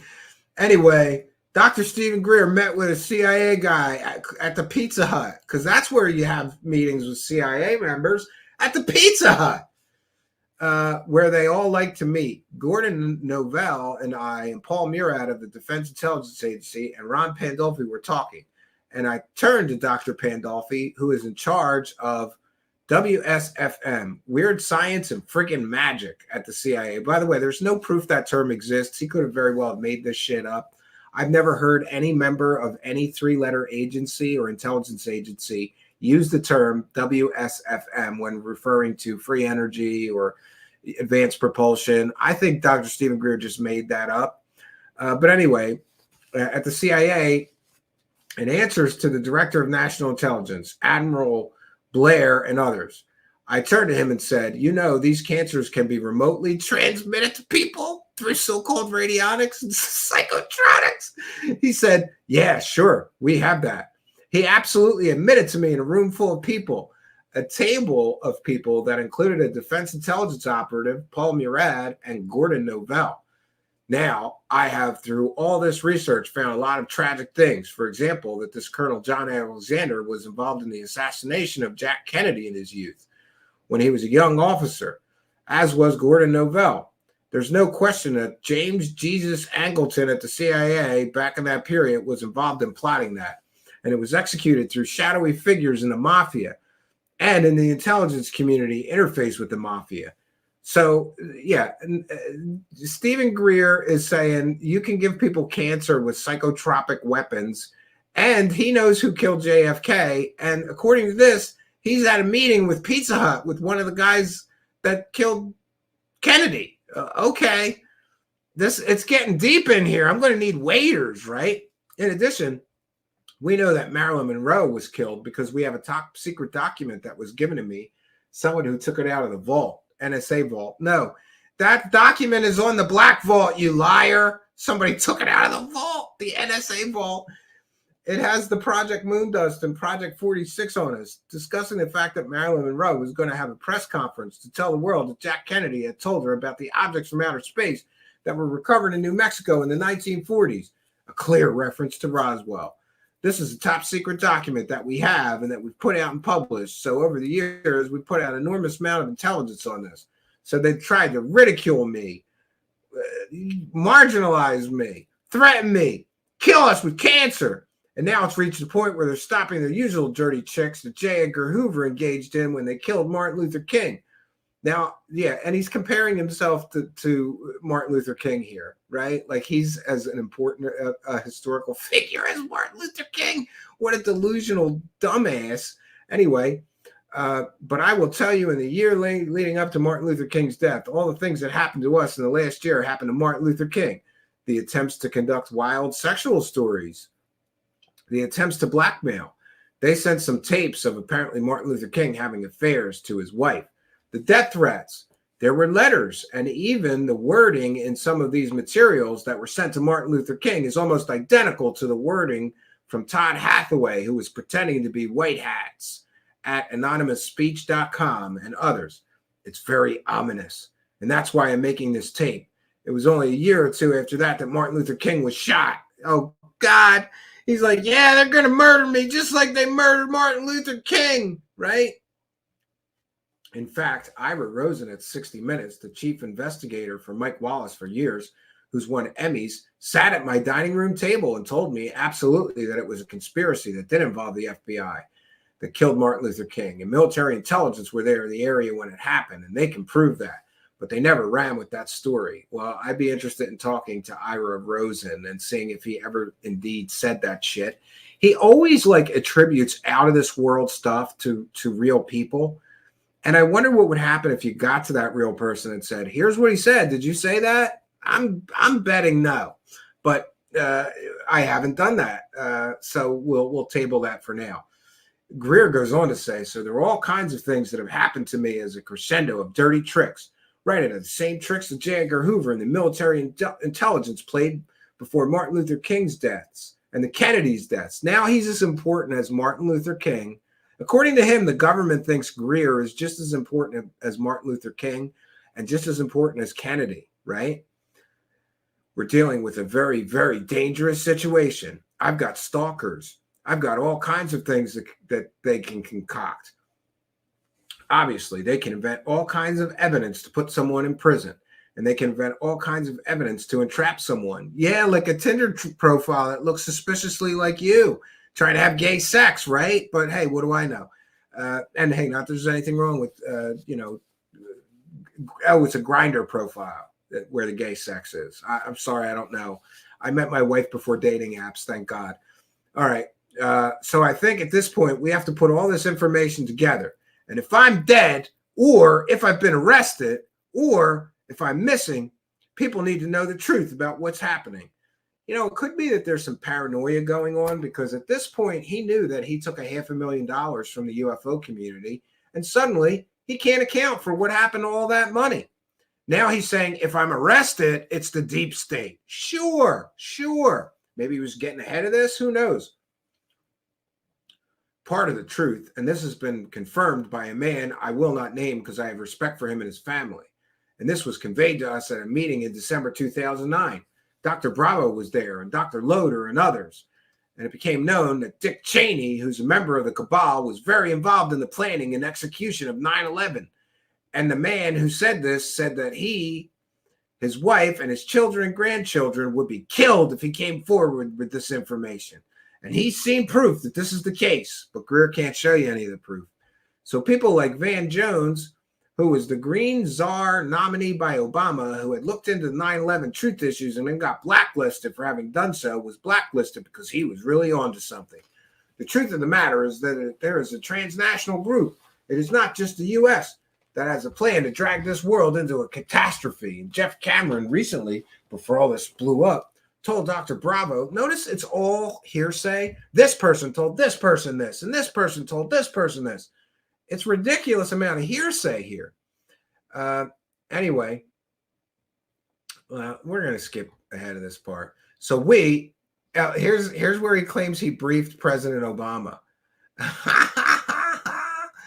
So we, in this briefing for President Obama, unveiled that we exposed a hoax of abductions and mutilations, which are all man-made. Yeah, so all these people who claim they're getting abducted by aliens, it's all the men in black and the government doing that. Greer goes on to say, we had exposed the intent that they would use what are called alien reproduction vehicles, ARVs, and little creatures called programmed life forms such as the one Stan Romanek filmed at his house in Colorado that I've seen the documentation for. These are man-made robotic creatures. No, Stan Romanek is now a convicted kitty porn collector. Just going to put that out there. And what he filmed was a mask outside of his window. Proven. Fake alien encounter. But he's citing, isn't it great when one wackadoo cites another wackadoo and that wackadoo turns out to be, I don't know, a collector of child pornography? Yeah, I think that's great. He's literally citing a child predator here, right? And by the way, Stan Romanek, to the best of my knowledge, is still in prison, I think, for those offenses. He claimed the Men in Black did it. Then he tried to blame it on his stepson. Great guy. Anyway, there's no question of this is what's happening. This was all in the assessment that went to to Leon Panetta, and to Sylvester Reyes, the House Intelligence Committee chairman. Now, it's in this backdrop that our heightened security problems have happened, as well as threats of legal actions, up to and including recently on April 19th, when Jeff Cameron, claiming to sick on us the Criminal Investigative Division of the Army, which is a euphemism for the intelligence community. The Criminal Investigative Division of the Army only has jurisdiction for Army personnel. I'm not government, never taken a dime from the government, and don't want to. Oh, but you did take an awful lot of dimes from the UFO community. Remember the $500,000 you collected? And is this document supposed to somehow explain this? Greer goes, let's take some comments and questions. So where are we at so far? Welcome to live chat. I'm glad you're all here. Yeah, Six's Design says they all help each other, much like a multi-channel network. Yeah, one grifter backs up another grifter's nonsense, right? Gossiping Soap Dropper says Bobby Broadway. Yeah. Jay Bench reminding everybody to hit the like button. Love the Project Camelot show, says Rezo Factor. Oh, no. Yeah, Bobby Broadway says, what's people's reasoning? They hide all the evidence but leave the cow evidence for some reason. Yeah, it's all big cover-up, but they left those cows rotting out in the field with their lips and their assholes cut out. Yeah.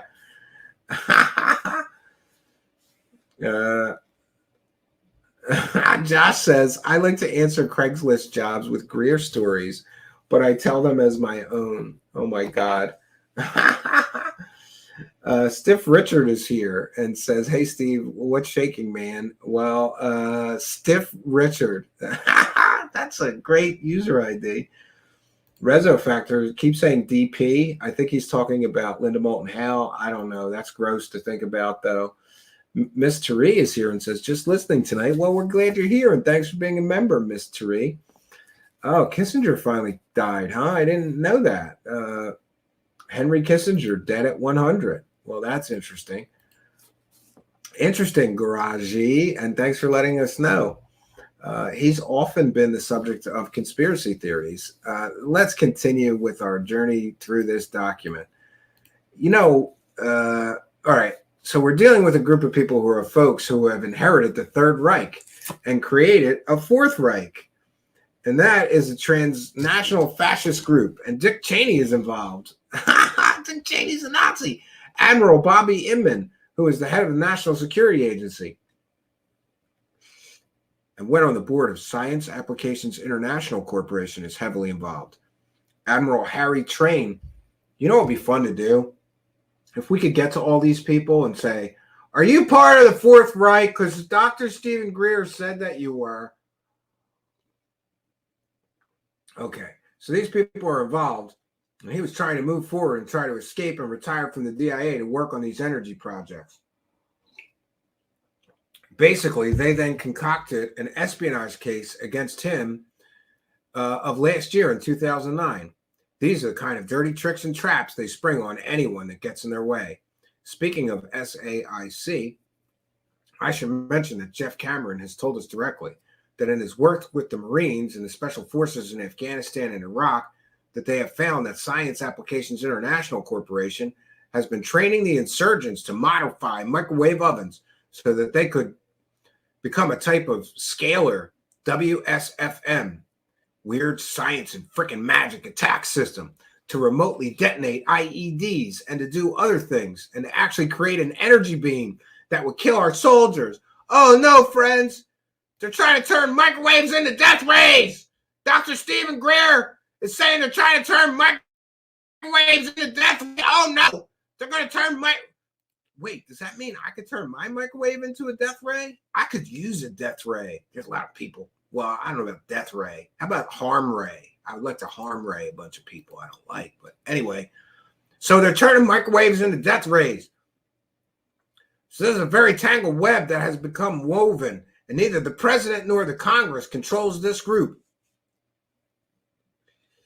Boy, they're hiding, turning microwaves into death beams from the Congress and the president. President Biden doesn't know about the microwave death beams that they're making out of microwaves, right?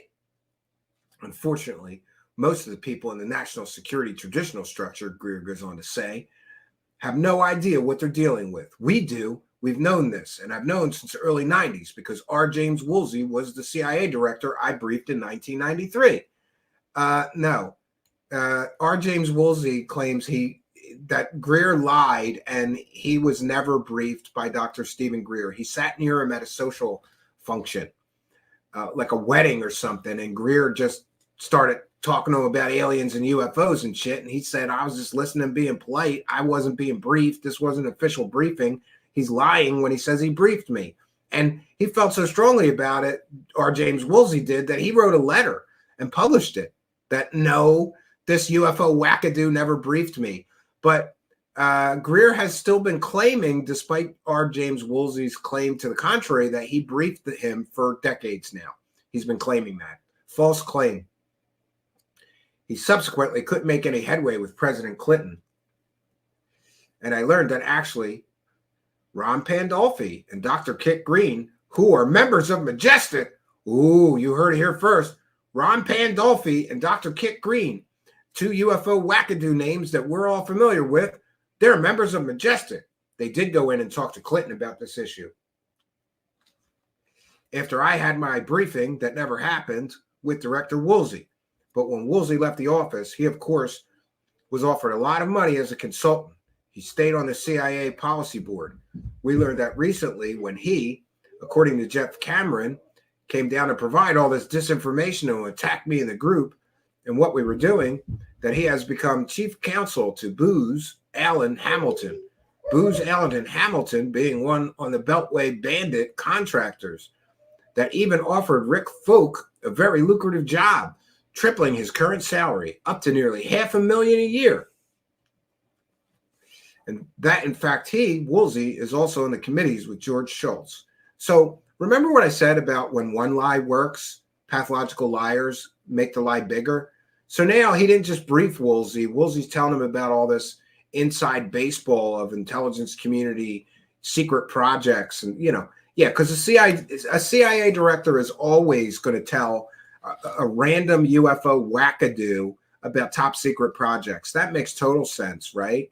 No, he could be prosecuted for that. He wouldn't do that. But again, don't let facts and evidence get in the way of a good story. George Shultz is a member of this Majestic committee. And so it goes. There are many of these people. We know who they are. We know what their agenda is. Their plan is to bring the world to an apocalyptic event. Remember, this was written in 2010. I guess they're playing the long game. They haven't done the apocalyptic event yet. World War III would be interplanetary. This is what they're planning. And there are a few of us that stand in their way. I'm one of them. And unfortunately, I've become a bit too much trouble for them. I think this is particularly true after you hear the next part of what I want to share.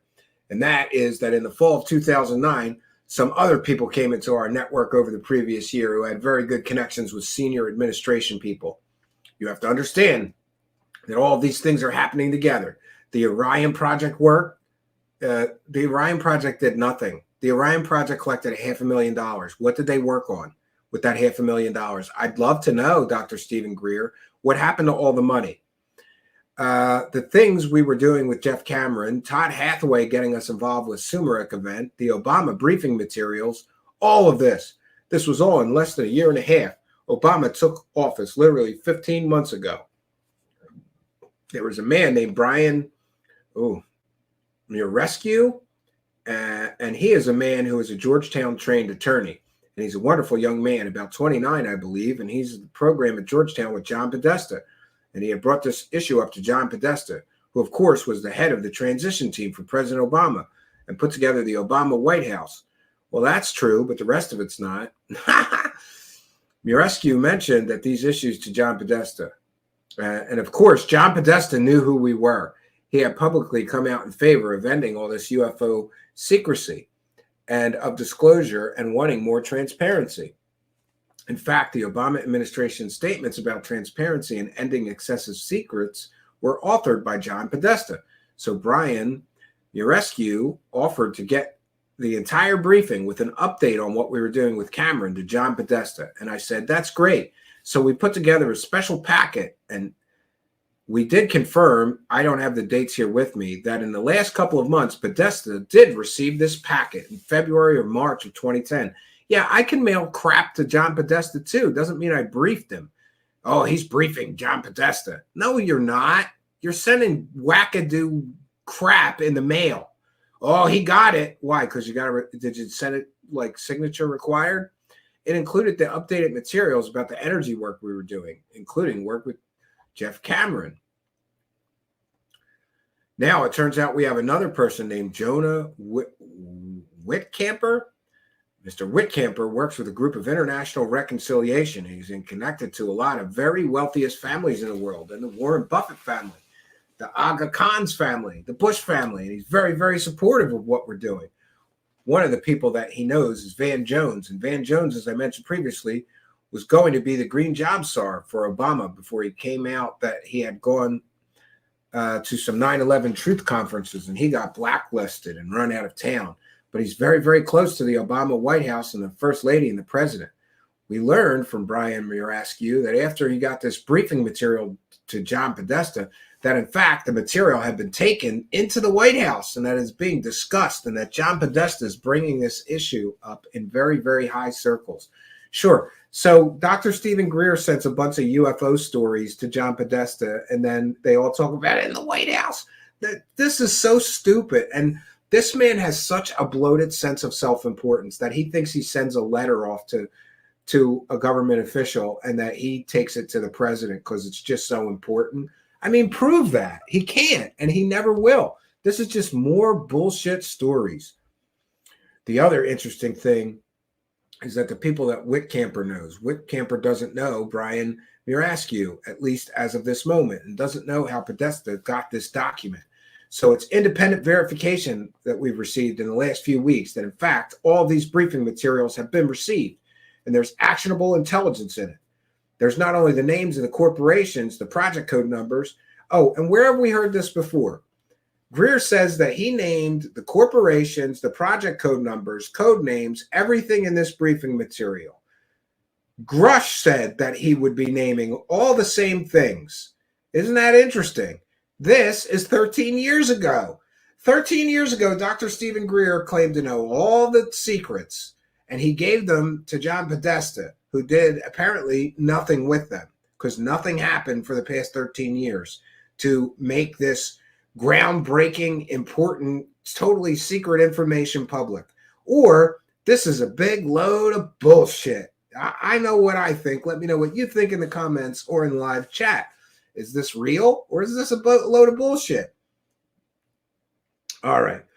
The best evidence that Lawrence Rockefeller used to brief Hillary Clinton back in the mid-90s. So what we have now is a totally different situation. So this group is doing everything they can. I recently gathered some intelligence, and there's a project called Omit, or Omitting Greer in red circles was seen. That is an attempt to omit me from the process. Now, whether this means erase me, erasure means just flat out kill you, or omit me through some kind of entrapment legally, or through some kind of trumped up case where they try to throw me in prison. And remember, all this is written in 2010 when a lot of people in the UFO community started demanding that he answer for what happened to the $500,000 that he collected. And suddenly he's saying they're gonna try to arrest me for trumped up charges right after he collected $500,000 that I suppose vanished into thin air because he's never shown an accountant of just exactly how much money he collected and what he did with it all. And I think he should. And we're gonna revisit that case because I found some other avenues that we can explore to try to find out how much money he collected and where it went to. All right, 1 second here. Let's get back to this. They can make up anything. They could put cocaine in my car. They could do anything. Who in the live chat thinks that Dr. Stephen Greer already had cocaine in his car and they wouldn't have had to plant cocaine? Who write me a comment if you think Greer might have already had that in his car. I don't know why he's mentioning that. It seems pretty funny though, because there have been various rumors, speculations, and people telling me things, but I can't comment on it because it's just that. Rumors and speculations about what goes on. But all I can say is, I'm seeing aliens. I'm sure I'm seeing the aliens. The aliens are here. The spaceships are here. That's what I think happens at those events, right? Anyway, that's rumors and speculation. We got to leave it at that. Greer goes on to say that the problem is, of course, if they do this, this tape is going to hit the internet. And all these documents are going to be released. And there's going to be no prisoners taken here.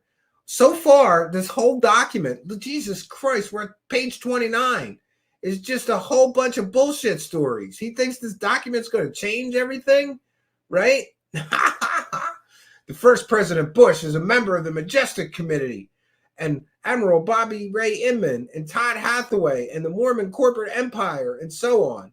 Now, the problem is that whether anyone would ever do anything about this, because it's involving hundreds of trillions of dollars, not billions, trillions with a T, and the most powerful interest in the world. I'm paraphrasing, ironically, from the letter I got from John Peterson in the fall of 1993, before I briefed the CIA director. He never briefed the CIA director. You see, if he's building all of his lies on a proven lie, he keeps saying, when I briefed the CIA director said, I don't know what this guy's talking about. He talked about aliens. I was sitting next to him and his wife at some social function. I was just being polite, listening. He didn't brief me about shit. So all these other lies are built on top of a proven lie. The whole house of Greer lies falls apart. Okay. Where he said the most powerful interest in the world will do everything in their power to stop what you're doing or use it to their advantage. And I'm paraphrasing.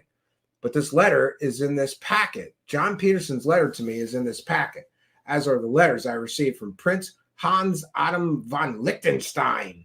Boy, that's a name. Who I met with. By the way, Hans Adam von Liechtenstein was a verifiable UFO wackadoo who believed in UFOs, aliens, werewolves, vampires, ghosts, demons, and all kinds of wacky shit. So, of course, in all areas of life, there are going to be wackadoos, including members of the royal family. But he loves to name drop. He always names that guy, Adam von Liechtenstein, who I met with, as are Barry Goldwater's letters, as are letters from Prince Charles. In other words, there's a lot of information if you go through the file, because we're going to put it all out there. By the way, he doesn't include the letters in this. So are the letters bullshit? I think the letters are bullshit too. In the old days, it was easier just to flat out shoot people, but the Kennedy assassination drew too much attention, as if to say that somebody shooting Dr. Greer would draw just as much attention as the Kennedy assassination drew. Boy, he's got such a bloated sense of self-importance. And by the way, that is a defining characteristic of somebody with narcissistic personality disorder. In more recent times, it's been easier. And I know a national security agency guy who ran Project Amethyst, who did a lot of so-called psychic assassinations that had this happen to him. It's easier just to concoct a legal case against someone and throw them in jail. Of course, and again, he keeps repeating this mantra that they're going to concoct a legal situation and throw him in jail. And this is right at the time that he was under fire because people wanted to know what happened to the $500,000. Suddenly, he's claiming that the men in black are going to trump up some charges and put him in jail. Could it be maybe that he was worried about people asking where this $500,000 went? I think so. They did a similar thing to Bill Clinton with the impeachment because Bill Clinton was digging into this stuff. And the day that a big New York paper, the New York Post, was going to run with the story about me briefing the CIA director on this subject, the Monica Lewinsky story broke. Yeah, or maybe the New York Post would go to the person Woolsey that you claimed you briefed and asked him, and he said that never happened. But no, it's always a conspiracy. That was the takedown of Clinton and a warning shot across the bow. He ended up being impeached, but not actually thrown out of office. The point I'm making is there's always something they'll use, and the dirty tricks that the likes of J. Edgar Hoover, who it's well known in the Freedom of Information things that have been released, despised Martin Luther King. Ironically, they despised him, despised the fact that apparently Martin Luther King may have had a mistress or an affair here and there. But in the meanwhile, J. Edgar Hoover is dressing up in women's clothing and has boys over at his house. And this is a complete whack job. So if you find these really secretive societies and they're really sick and they're very twisted, they will take anything they can to try and entrap people and try to concoct cases. And if they can't kill them easily, they create other things. That's the traps that have been sprung with Todd Hathaway, Pete Sumarak, and now the intelligence community with Jeff Cameron, who I'm sure when he started out with this adventure with us was not part of it, but he's become a co-conspirator. And here's why. Jeff Cameron has refused to say no to that group and to fulfill his contract with us. He is therefore a co-conspirator because in the conspiracy law, any lawyer will tell you this, the left hand doesn't have to know what the right hand is doing. The fact that he was moved into places to do this fraud on us. And again, he's blaming Jeff Cameron for taking hundreds of thousands of dollars worth of this money that he collected for his charity.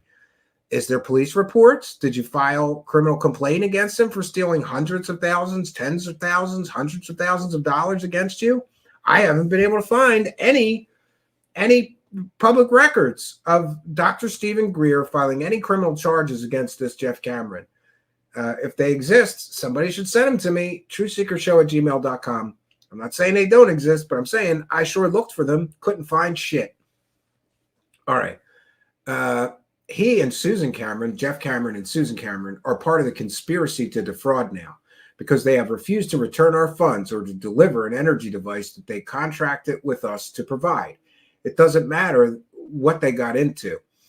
And then had the rug pulled out from under them by having people high enough in the chain of command, such as former CIA directors like Jim Woolsey, but unfortunately, this is the current state of the art. So now he's blaming Jim Woolsey for telling this guy not to create. The same guy that he lied about briefing is now telling this guy, Jeff Cameron, who apparently Stephen Greer gave all this money to create a free energy device, to just keep the money, don't create the device, according to Dr. Stephen Greer. And isn't it great that he's so willing to lie about people? Oh, I briefed the sitting CIA director. Oh, the CIA director, he's responsible for where all the money disappeared to. He told that person to defraud us. I didn't take the money. James Woolsey, former CIA director, told our scientists not to complete the project. If I was James Woolsey, I would sue this guy for slander, but that's just me. Anyway, Greer goes on to say, but unfortunately, this is the current state of the art. Now, what we're planning to do at this point is to continue to go forward, if we can, with the proposal to get a scientific team funded to build these technologies. We still hope somebody out there who knows how to build these systems will surface. And again, free energy is pie in the sky. It's not real. So it doesn't matter if you collect $50 million. It's science fiction. I mean, I don't know. Greer goes on to say, we're going to continue to make contact with the ETs. Yeah, he's going to keep talking about the aliens. And this is something I want to mention. In the last couple of years, there have been a rapid increase of contact with the CSETI team and the ETs. And this is also part of the mix of what the concern is in the intelligence community. In fact, this was specifically cited by Jeff Cameron in these secret briefings that he was pulled into. the work we were doing with the CE5 initiative. Okay, so the guy who steals the money from him, Greer is claiming, was pulled into secret briefings, and they were talking about Greer and the CE5 initiative. Prove that shit.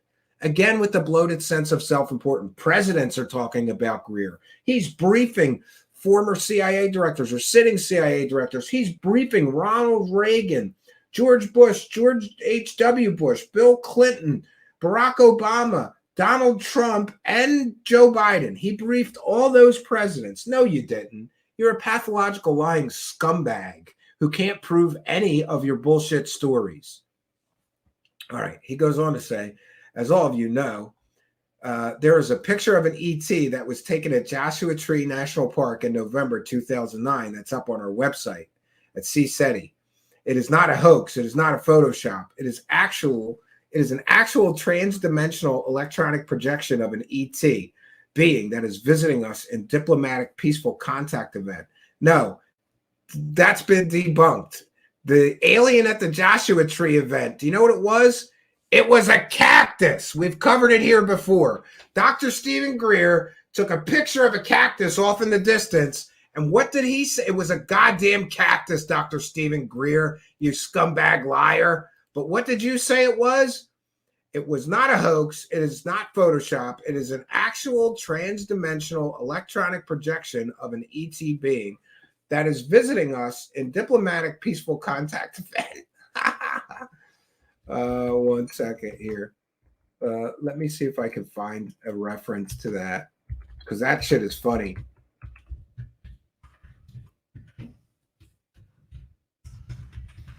There's a name for it too. They even named it. I can't remember what they named it. Oh, I'm not going to be able to find it right now. Alien.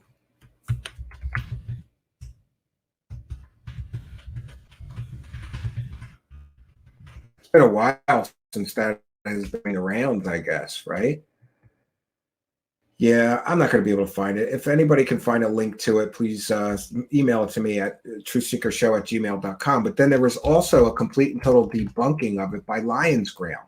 He proved conclusively that what was shown in the image was a goddamn cactus. He even matched up with Google Earth the exact cactus that Greer took a picture of. It's incredible the ability that this guy has to lie. It's probably the most important picture ever taken, he says, ever, of anything. It's a picture of a cactus.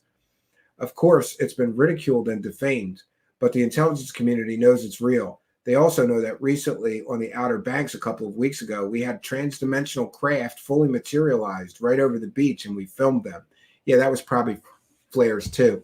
The previous year, we had craft fly into the ocean. Oh, no, that was definitely the flares. And these lights came up on the beach for an hour signaling with us. They also know that the French government, the Ministry of France, wants us to make contact on their behalf in open, peaceful contact with the ETs. In fact, we have a journey planned in July of this year to go to France. Yeah, he lied and said the French government asked him to come and contact aliens. He can't prove any of this shit. This is all just ridiculous. So this is happening also, where contact is going on exponentially. The veil is falling. Disclosure is happening. And now, of course, with people like Cameron and Rick Folk and Jay Guntlock, we have this opportunity to bring out the energy systems to the world. Because after all, while not the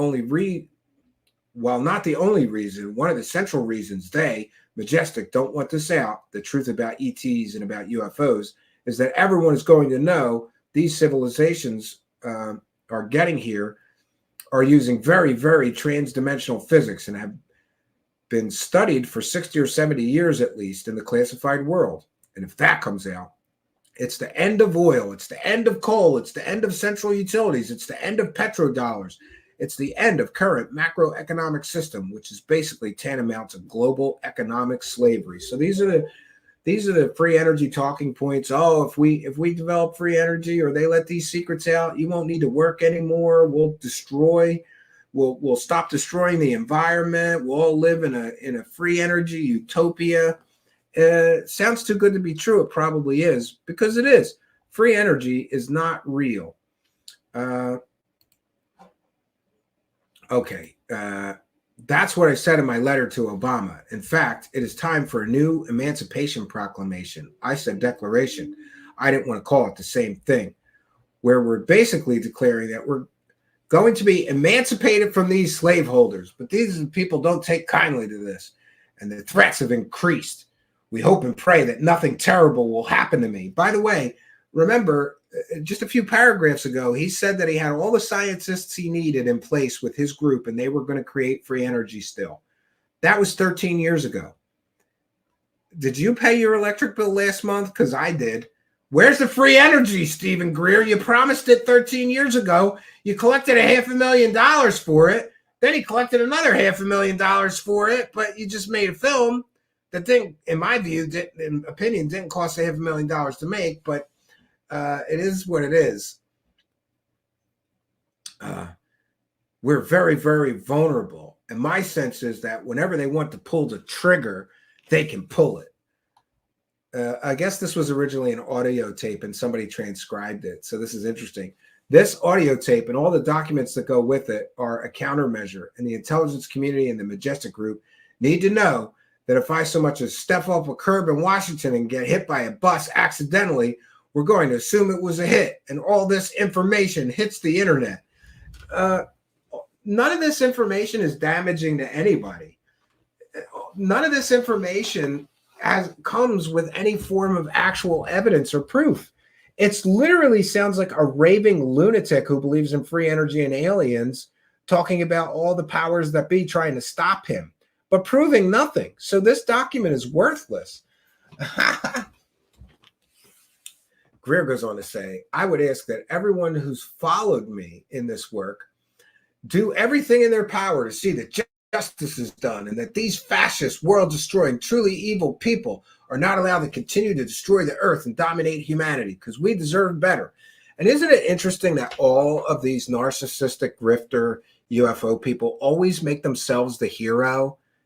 In order to make yourself the hero, you got to have bad guys. So they create bad guys. They invent bad guys, right? They're not going to just do it for us. It's something we have to learn as a people. This is the same lesson we should have learned in World War I and World War II and didn't.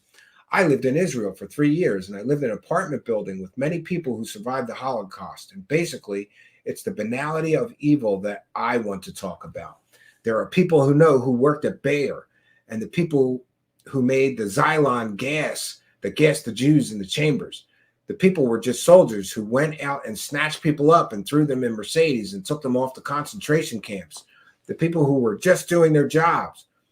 This is what we're seeing with these people who have offered to help us and then turned and ran, but also with the public that is so apathetic. You just cannot stand by and watch people like Dick Cheney and Bobby Ray Inman, Admiral Inman, and Colonel John Alexander and R. James Woolsey and Jeff Cameron and all these people do these things and let them get away with it. Because what they're doing is destroying this planet, again, with the free energy talking points and ruining our opportunities to have this sort of world that we have the potential to create. I think that while it's true that these people are maniacal, Machiavellian, and deeply evil, the people who refuse to lift a finger in the face of this evil are just as culpable. Just as culpable. He had to say it twice, right? And this is the last page. Thank God. I don't think I've read this much bullshit in one fell swoop since the last episode, where we covered the first half of this treasure. This is a treasure trove of bullshittery, the likes of which I have never seen since I read Dr. Stephen Greer's book. All right. Okay, so this is the last page, right? Yeah, all right. It's not even a full page, so that's good. We're almost there, friends, and I'm going to have plenty of time. We got to talk about this shit when I'm done here, because this is some bullshit. All right, that's why I left my medical career, and Dr. Bravo left her medical career, and Dr. Loader took a sabbatical from his career as a university professor to help us solve these problems. But I'm afraid there are too few of us, and there need to be more. We simply don't have time to waste. I think that if you're hearing this tape, it's because all of this has happened, And I would say that people need to say, my God, now it's time for all of us to rise up in unison and stand down these rabid and insane creatures that are terrorizing the flock of humanity. And listen, what are people doing that are terrorizing the flock of humanity? They don't believe his bullshit alien stories. They don't believe his bullshit free energy stories. So therefore, they're the enemy. And this is 13 years ago. And we see the same parallels now with these UFO wackadoos. Remember, anybody that doesn't believe Dave Grush is an enemy of disclosure, even though we're at, how many days are we at now since Dave Grush? 177 days, and Dave Grush hasn't produced any evidence. But if you don't believe Dave Grush, you're an enemy of disclosure. All right. We simply don't have time to waste. Okay. My God. Terrorizing the flock of humanity. Humanity is going to have to learn to not be sheep. There's no more time to be sheeple. We're going to have to stand up and be real people. That is something that has to be a lesson. We didn't learn in World War I and World War II. It's been 100 years of suppression of science and technology. It's been 100 years of the war profiteers and the military-industrial complex that Eisenhower warned us about. People have not done what's necessary. Out of cowardice or apathy, in a sense, it's always true that there are people who are aggressors, but the people who just stand by and let them be aggressors have a responsibility as well. This is where the good people of the earth, who are nice, just regular peace-loving people, have to stand up and be strong. I think that this is what we try to demonstrate, and we continue to. And if you're listening to this interview and I'm no longer with you, that's what I'd like for people to continue to do. Okay. Where is all the damaging information that's supposed to keep him safe and keep him from being murdered? By the way, he still hasn't been murdered, and this document has been out. Don't you think if we put out a document with any damaging information, they'd get the CIA or the deep state or the men in black would have got pissed off and killed them? I don't know. I don't get it. So we've just been through, friends, 33 pages of unverifiable bullshit.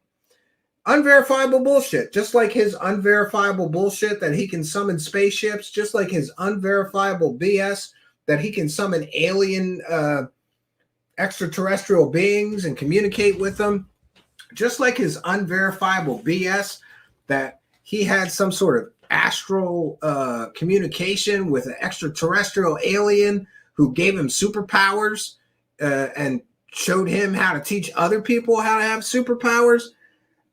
Just like his unverifiable bullshit that he briefed every sitting U.S. president since Ronald Reagan.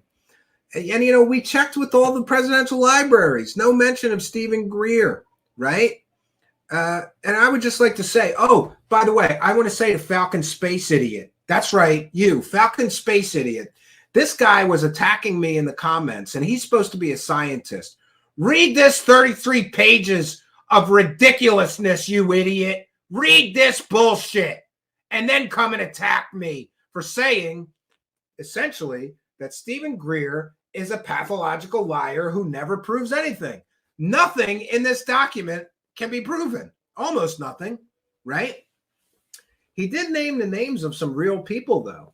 And maybe we'll try to reach out to them and get interviews about the very serious allegations. I don't know about you, but if Dr. Stephen Greer said I stole tens of thousands or hundreds of thousands of dollars from him, I'd want to know that he was putting that in writing, because that's a liable case if I ever heard of one, if you didn't actually do that. And to Dr. Stephen Greer and to Falcon Space Idiot, where's all the money? Where'd the $500,000 go? Right? But hey, defend him, you dummy. Defend him, you idiot. Right? And to any of the Stephen Greer defenders, you're going to defend a man who wrote this and called it a dead man's trigger. And by the way, if you really were dead, is this the last thing you want people to read? A bunch of nonsensical bullshit stories about you scamming, allegedly scamming people at $500,000 and what happened to the money that you can't verify or prove? By the way, Stephen Greer, you have cashier's checks, right? or some proof that you gave this money that you claimed to give these people in the document. And that's going to match up with your 990 forms that you're required to file with the United States government and the IRS, right? As a verifiable 501c3 charity collecting the money, you have to show how much money you collected and what you spent it on. These people's names are going to be in those documents, right? Because we're going to check on all of that. Maybe we'll do a part 3 just for shits and giggles. We're going to fact check everything we can in this document that is a cavalcade of bullshittery, the likes of which I haven't seen since the last time I listened to Stephen Greer's bull. And I got to stop saying the BS word because we're going to get flagged for non-monetization. And I apologize for going so long without speaking to the live chat. And we've got some new kind and generous supporters.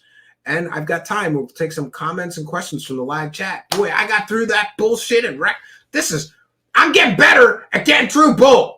We got through it in record time. So I've got time for comments and questions in the live chat. Please put your comments and questions in all capital letters.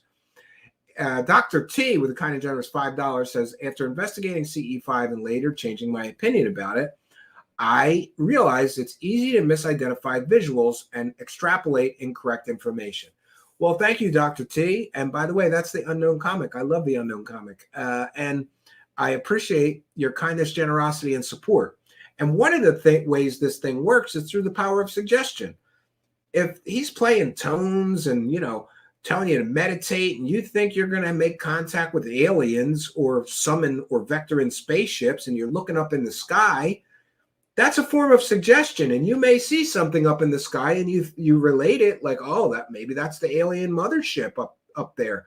And it could be anything, a meteor, a star, a satellite. One thing that I see frequently with the naked eye at my cabin is the International Space Station. And it looks like a squid UFO from that distance, with the naked eye. It's only when you get into the telescope that you can make it out, a very powerful telescope that I have, that you can make out, oh, that's the ISS. So I think that you're right. It's easy to misidentify things. And you get caught up in the experience. You see something in the sky and you think, hey, this is some kind of alien spacecraft, and we summoned it when it's something terrestrial. But thank you for your kindness, generosity, and support. And Dr. T with another kind of generous $5. That's $10. Thank you very much. Says, a sad reality knowing the truth about CE5 group is that I could choose to spread misinformation and scam less experienced people with BS stories. Well, yeah, I appreciate that you didn't do that. And thank you, Dr. T, for your kindness, generosity, and support. Dennis Lee YouTube, the one with the bench of Wired is free.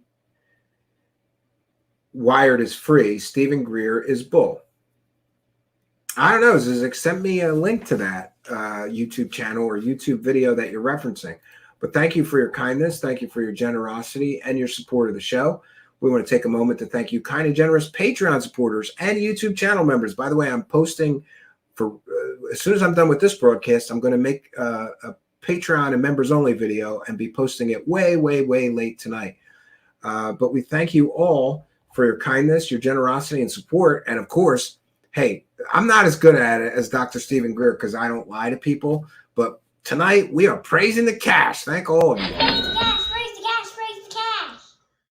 And thanks to you Twitch subscribers, Red Pill Pillars, and anybody sending us anything. We really thank you for your kindness, generosity, and support. So, yes, I agree. Randy says, just how desperate is Greer to think a cactus is an alien? He's full of BS. Well, they'll use anything they can, blurry picture of a cactus off in the distance. Oh, it looks like an interdimensional alien floating in the sky. We'll say that, right? Look, there's aliens in my backdrop. Can you see them? They're interdimensional bird creatures. Can you see them? If you stare long enough, you probably can. It's ridiculous that this guy gets away with collecting millions of dollars. But it just goes to show you, it's just like George Carlin said, no matter how stupid you think people in the world are, just realize they're even stupider than that, right? They're even dumber than that. Yeah, and I did have something to share. Sources, right? By the way, people were asking me about this Matt Ford and the freaking Liberation Times JO. Yeah, they used 4 anonymous sources, I think, or was it 3 for one story? And government crash retrievals, and these CIA guys said, but we can't give you their names. It's all confidential. It's top secret. They didn't want to risk reprisals. Yeah, we'll cover that, but not tonight. I think we've done what we could. One second here. Let me find what I was going to play. Since we're not broadcasting on that certain platform somebody doesn't like, we are able to play some of the music videos. And we're going to take a quick break, and then I'm going to come back with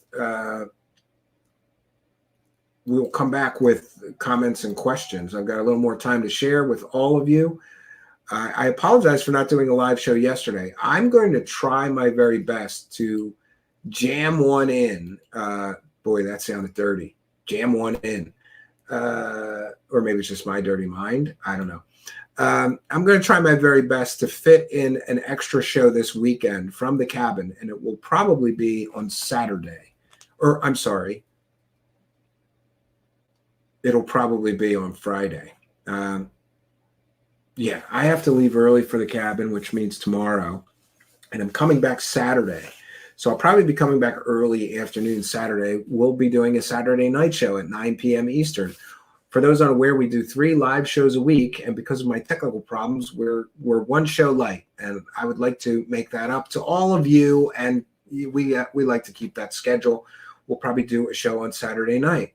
So I have some more time to share with you, though. We got to talk about this.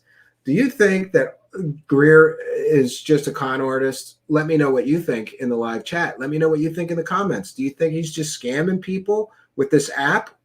Let me know what you think in the comments. Do you think that this man should be sent to prison? Let me know what you think in the comments. And by the way, I'm not making accusations. I'm just asking what people think. We're allowed to talk about these things. He's a public figure. He's collected millions of dollars through various crowdfundings and charitable organizations that collected, to the best of my knowledge, over $500,000, didn't produce anything or explain where that $500,000 went. Then he collected another $500,000 for free energy and made a film. And by the way, I've seen that film, garbage. All he does is repeat shit that you can watch for free on YouTube. And it's all unproven, unverifiable claims. A lot of Nikola Tesla thrown in. That's the prover maneuver. It's all garbage. I believe that Dr. Stephen Greer is a disinformation, misinformation, garbage peddling moron. And I'm allowed to think that, or I shouldn't say moron. That's personally insulting. I apologize. I believe that Dr. Stephen Greer is a disinformation, misinformation, fake information peddling grifter person. No, let's not say grifter. He's a disingenuous, false information advocate. Nothing. He's been doing this for 30 years. He hasn't proven any of his stories are true.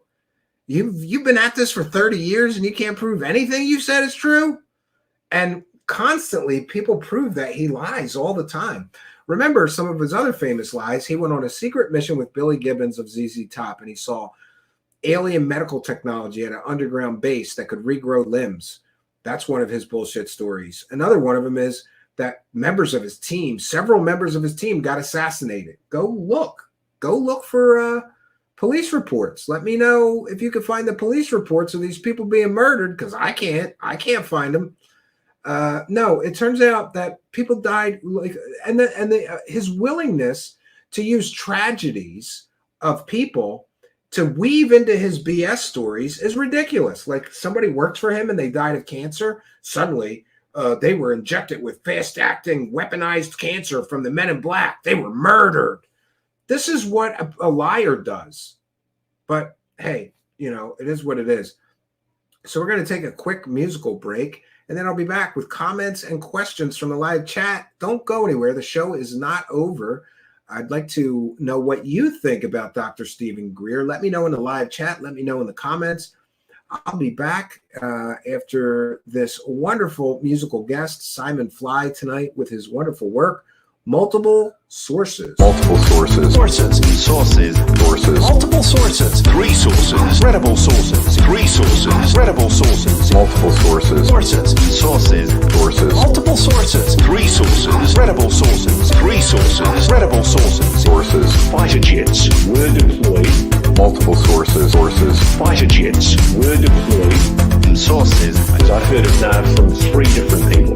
Yeah, I've heard the same thing. I've heard it now from 3 different people. Yeah, I've heard the same thing. The lack of information, the lack of information, the lack of information, the lack of information.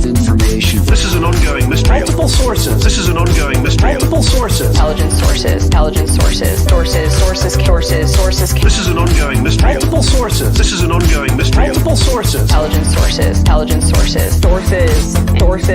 The lack of information, the lack of information, the lack of information, the lack of information, the lack of information, the lack of information, the lack of information, the lack of information, the lack of information, the lack of information, the lack of information, the lack of information, the lack of information, the lack of information, the lack of information, the lack of information, Multiple sources. Sources. Sources. Multiple sources. 3 sources. Credible sources. 3 sources. Credible sources. Multiple sources. Sources. Sources. Multiple sources. 3 sources. Credible sources. 3 sources. Credible sources. This is an ongoing mystery. Multiple sources. This is an ongoing mystery. Multiple sources. Intelligence sources. This is an ongoing mystery. Multiple sources. This is an ongoing mystery. Multiple sources. Intelligence sources.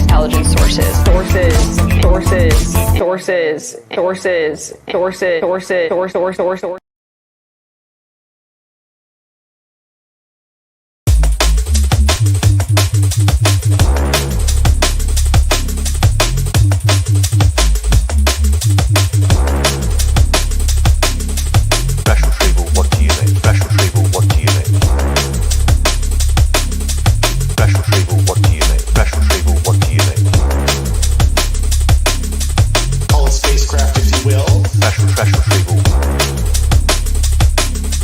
Call a spacecraft if you will. Special retrieval. No kidding, non-human, exotic origin. No kidding, non-human, exotic origin. No kidding, non-human, exotic origin. Call a spacecraft if you will. Call a spacecraft if you will. No kidding, non-human, exotic origin. Call a spacecraft if you will. Call a spacecraft if you will. Non-human. Non-human. Non-human. Non-human. Call a spacecraft if you will. Call a spacecraft if you will. Non-human. Non-human. We have a spacecraft. We have a spacecraft. We have a spacecraft. We have a spacecraft. Spacecraft from another species. Spacecraft from another species. Spacecraft from another species. Spacecraft from another species. Spacecraft. Spacecraft. Spacecraft.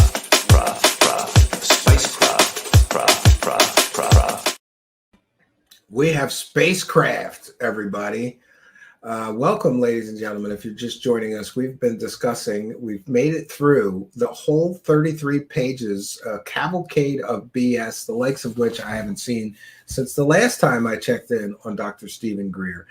And by the way, we played that Grush clip just because I'd also like to explore another topic, and that is that David Grush and Dr. Stephen Greer are exactly alike in that all they do is tell stories and never prove anything. The difference is that Dr. Stephen Greer has been doing this for 30 years now, since the early 90s, I think.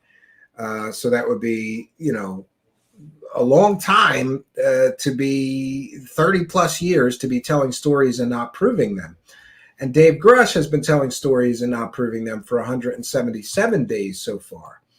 So are we going to be, is Grush the new Greer? Am I going to be an old man talking about Grush 25 or 30 years from now saying, yeah, he made it to the Greer level of bull, because he's been telling these stories for decades and hasn't proven any of them yet. I don't think, people get upset with me. Like, they're okay when I go after the people that they consider or have already determined are full of it, but they don't like me going after the newer ones who are using the very same methods and the very same stories in some cases, change them around a little bit. But Greer was talking about all the exact same things that Grush is talking about 30 years ago. And Greer never proved anything. I'll put that out there on a limb. He's never proven anything. So you get to a point where you go,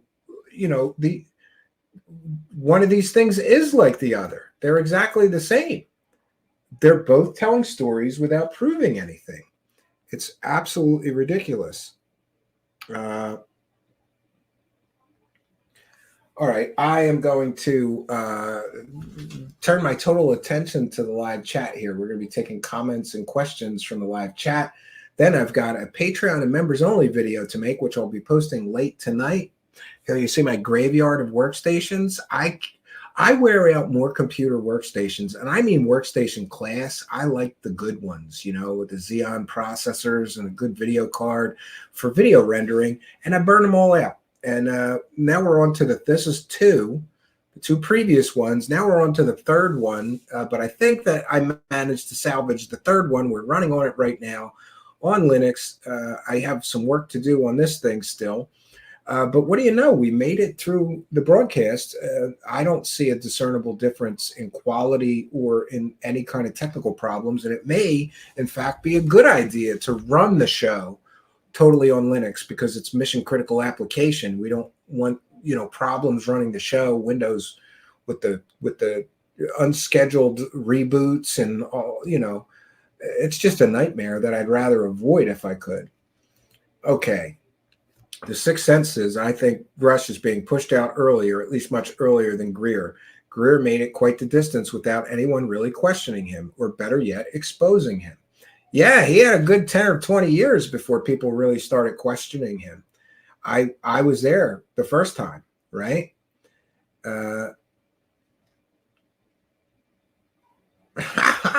Tales of the Sonic Voyage. I might have to throw Marina to the side for the redheaded chick. She might be crazier than Marina. Wait, she can't be. Well, she channels blue avian aliens, which don't exist. So, and by the way, I tried to get an interview with her, but she didn't reply to my email. But I'll try again just for you. Tales of the Sonic Voyage. I don't care if she talks to aliens. She seems cool. Like I would talk to her. She could tell us about the aliens she channels, right? Amy Collins. About 15 people in the United States UFO grift community would be deported, given massive fines and or prison times if things worked out the way that they should. Yeah. Chuck Bam says NVMe drives. NVMe drives. Are those better? I don't know. This SSD drive took a shit on me. And it's a 2 terabyte SSD. So I'm cheap. That was not a cheap drive. To me, a cheap drive is a 500 gigabyte. I use a lot of 500 gigabyte drives as boot drives because they're quick and easy to format. And I know they're slow, but I have a box of them. So a 2 terabyte SSD taking a dump is a little bit of a problem for me because now the only thing I had around here was a 500 gig SSD. So that's what I have in there now. And I'll fill that in 2 weeks. So we're going to have a problem here. But the good news is before the main workstation here took a dump, thanks to the wonders of Linux, I was able to live boot Linux, copy all of the show data and everything entirely off of the whole drive before it finally wouldn't even start. So I'm never too upset if a hard drive fails if I back it up first. And I did manage to back up everything on the main workstation. And for those unaware, I use something called Multiplicity. I actually have 2 computers here, and I share a mouse and keyboard between those 2 computers. So I've kind of got the best of both worlds because I've got Linux right in front of me and I've got Windows on the side in case I need a Windows app for something. But I also have Wine and a virtual Windows installation. But we're not here to talk about my tech worries and problems. Operation Shutdown says, run the show on Linux, at least until free energy gets here. Absolutely. Dana Shackleton said, no, you didn't with the jeans. No, I didn't. Oh, by the way, shout out to the UFO Garage. They did that piece with the jeans of Greer. I'll add the link to their YouTube channel in the description of the video, and much, much appreciate it, right? Yeah, the far right platform. That's the one that some people don't like, even though the same people that are on that platform, Rezo Factor, are also on Rumble. And somehow they don't have a problem with Rumble, but I don't want to upset anybody. We like using those. So and besides, I'm a musician and an artist. If I told an artist I don't want my work on a certain platform and they did it and they used it anyway, I'd be pissed. So we'll respect the wishes of the artist. Rezo Factor says Kraft passed within 80 feet of me when I was 14. Well, that's interesting. I'd like to hear more about that. Old School Comp Sci says, I just picked up a new Linux laptop, spared no expense, 5.4 gigahertz i9. Wow. Up to 5.4 gigahertz, 36 megabyte cache, 8 P cores and 16 E cores, 64 gigabyte dual channel DDR. Boy, I can imagine what that thing set you back. I'm really a desktop person, Old School Comp Sci. I have laptops, but because of my vision issues, I much prefer a full-size screen. I just have never. I do like the laptops that I have. I have like 10 of them. I had a customer or client that was upgrading all their salespeople, and they had these. This is 2 years ago. They were only 2 years ago, so they're now, I guess, 4 years old. But 4-year-old Lenovo ThinkPads, so that's a pretty good laptop. If I need a laptop, I have them, but I prefer to work on a desktop because of my vision issues. But that sounds like quite a beast. What are you going to do with it? And if you say play Doom, I'll just choke you, right? I used to have a friend, and he upgrades his computer. I'm not kidding. Every 6 or even 4 months, he buys a new motherboard, new RAM, new processors. I'm like, what are you doing with it? He says, well, the first thing I do with it is run Doom on it. I'm like, are you kidding me? He's kidding, of course. He does 3D rendering. The Sixth Sense says, I prefer desktops by far. Laptops have problems if you bang them around even a bit. Drives love to die in those things. Yeah, and you know what? You would think the laptop manufacturers would put, like, some laptops do. They have an access door where you can open the door and just pull the drive out and put a new one in. But a lot of times you got to take the entire laptop apart. Fixing computers for clients, a lot of times they bring me a dead laptop and it's such a nightmare. I go, just throw it out and buy a new one. Like, it's going to take me 3 hours, and I can't only charge you for an hour when it takes me 3 or 4 hours to get this whole thing apart, replace the drive, reboot Windows, and, just buy a new one, But what I'll do is I'll bust a bunch of times. I have busted the laptop open, ripped the hard drive out, backed it up for them, and then given it to them on a USB, on a USB drive. Sources, yes. Sources, sourcing, sorcery. Yes. Try that with a newer MacBooks. It could be done, but not as easy as it used to be. I'm a big fan of I'm not a big fan of Mac OS. I hate it. To me, it's like somebody took Linux and made it horrible. That's what Mac OS feels like to me, because they lock everything down. You can't change anything. It's the Apple way or nothing. And I don't like that. But I have to say, I really do like older, well, they're older now, Intel iMacs. There's something about those screens. Maybe it's because of my vision issues, Brett Clark. There's something about those screens, the glass in front of the screen, maybe. I don't know what it is, but I have such an easier time on an iMac screen than I do on any other screen virtually. So I have a bunch. I think I have 4 of them. I have 4 27-inch later model Intel iMacs. Of course, they're running Windows and Linux, so they're kind of an abomination. I don't have one with Mac OS on it. I do not like Mac OS. And I've tried several times. And because of these recent Windows issues, I'm considering trying again. But I know the same thing will happen. I'll try it for a couple of days and get frustrated not being able to do something or work something or have an app for something, and I'll just put Linux on it. That's what I've done with everyone. And by the way, it was the generosity and support of the show in which I bought those used iMacs very, very cheap. You can get those things for like $50. They're fun and they're great hardware. They're built like tanks, you know. It's all stainless steel and glass, and they're well built. I just don't like the operating system. Brett Clark said, yeah, I had the iMac 27 and it sold for the iMac Pro in 27 thing. Damn thing still trucking 6K video when needed. Yeah. I think I have two that are 8-core machines, and they have 16 or 32 gigs of RAM. They do anything that I need them to do, and they're built like tanks. They're rock solid.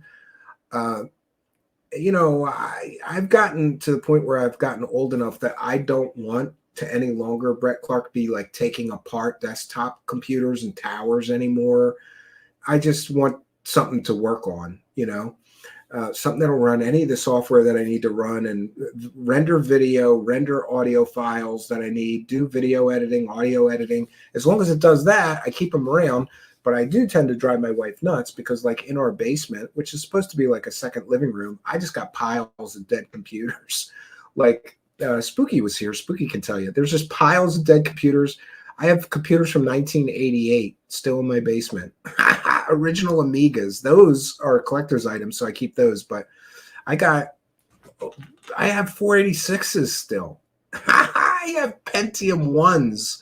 What am I ever going to do with them? I don't know. But used vintage hardware is getting expensive, so maybe I'll eBay them. I don't want to just chuck them, you know. And I do have this sort of graveyard of old computers. As you can see, I like computers here. And they're always useful. Like, oh, I need a SATA cable. You go down into the pile and you rip a SATA cable out of one of them. You don't have to order one, you know. It comes in very handy. So what does everybody think of this stupid Deadman's trigger? Who doesn't have a pile of old electronics? Yeah. Wow, 486. Yeah. Someday I'm going to run Castle Wolfenstein on that, you know.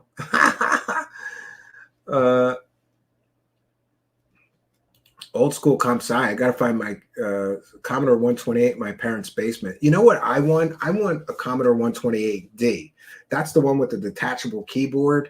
But I only really want it to run Commodore 64 stuff, but those are really cool. And that's one of those computers that I always wanted, but I never got a Commodore 128 or a Commodore 1. Specifically, I want a Commodore 128D that comes in a box. It's got a, you know, desktop case and a detachable keyboard. And I want that for playing with Commodore 64 synth stuff. Someday I'll find one. I'm always on the lookout. Like if I go to a flea market and there's an old computer, especially 8-bit stuff, because that stuff's getting rarer and rarer, I buy them. I got a bunch of Commodore 64s. I got a bunch of old Tandy computers, TRS-80s. I got boxes and boxes. It's like a sickness with me. I can't help it, you know. And then I always think I might need it for something, you know. But the logical part of me is like, when am I going to need an 8-bit computer ever? I mean, they're fun to toy around with and remember your childhood, though. Yeah, Brett Clark says, that's my thing and why I stayed on Mac. Since 1995, I've worked on Apple machines without one damn hitch. Only issue I had was the system hard drive failed, IBM hard drive. Yeah, and iMacs are a nightmare if the hard drive fails. Do you ever have an iMac hard drive fail? You're going to break it just opening it to get to the hard drive. Or at the very least, you'll rip there's a wire on the front bezel that goes to the webcam. And I can't tell you how many times I've ripped that wire apart. And then I had to, like one time, you know, I had to give somebody a USB webcam because I broke theirs and I couldn't fix it. It was completely shot. I hate taking apart iMacs. Mostly I use an iMac. If they die, I throw it in the trash and I get another one for, you know, $50 or whatever.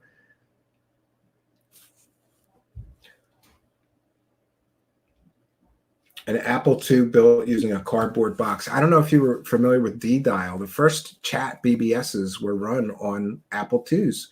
because they had 7 slots, so you could have 7 modems in them, 7 300 baud modems. I had a friend that ran a board like that. That's just crazy. Yeah, just like a working vehicle, it's good to have a parts vehicle. Yeah. Definitely, right? I have an old grid case, 1530 from 1985, 386. It's a major collector's item now. Yeah, people really love those old things. I don't know why. I can understand, though, because like if you really liked some games that were on Windows 98, a lot of times they don't run right on modern Windows or Windows XP. I have one really good machine of each Windows iteration, not 3.1, but 98, XP, 7. I skip 8 because 8 sucks, and now 10. I have a bunch of each of those kind of computers because some software just won't run right or doesn't run well or whatever. And it's fun running them on the original hardware. Ardent Paranormal says, I remember the old DOS days. Yeah, remember before you needed, everybody had a computer? That was fun. Well, friends, we're just over 2 hours. I've still got to make a Patreon video and members only video tonight. So I think we've done our due diligence. We made it through.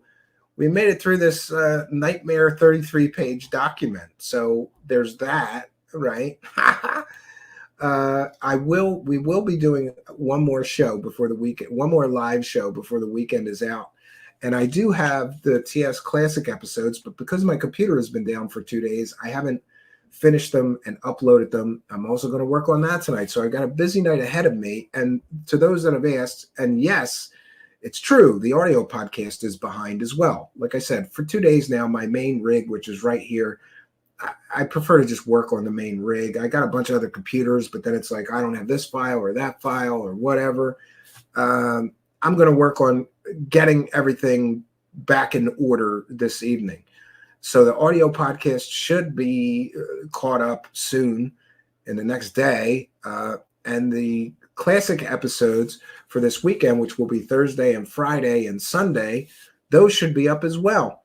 I got to play catch up since these computer problems. You see over there, I have a DVD-R spindle.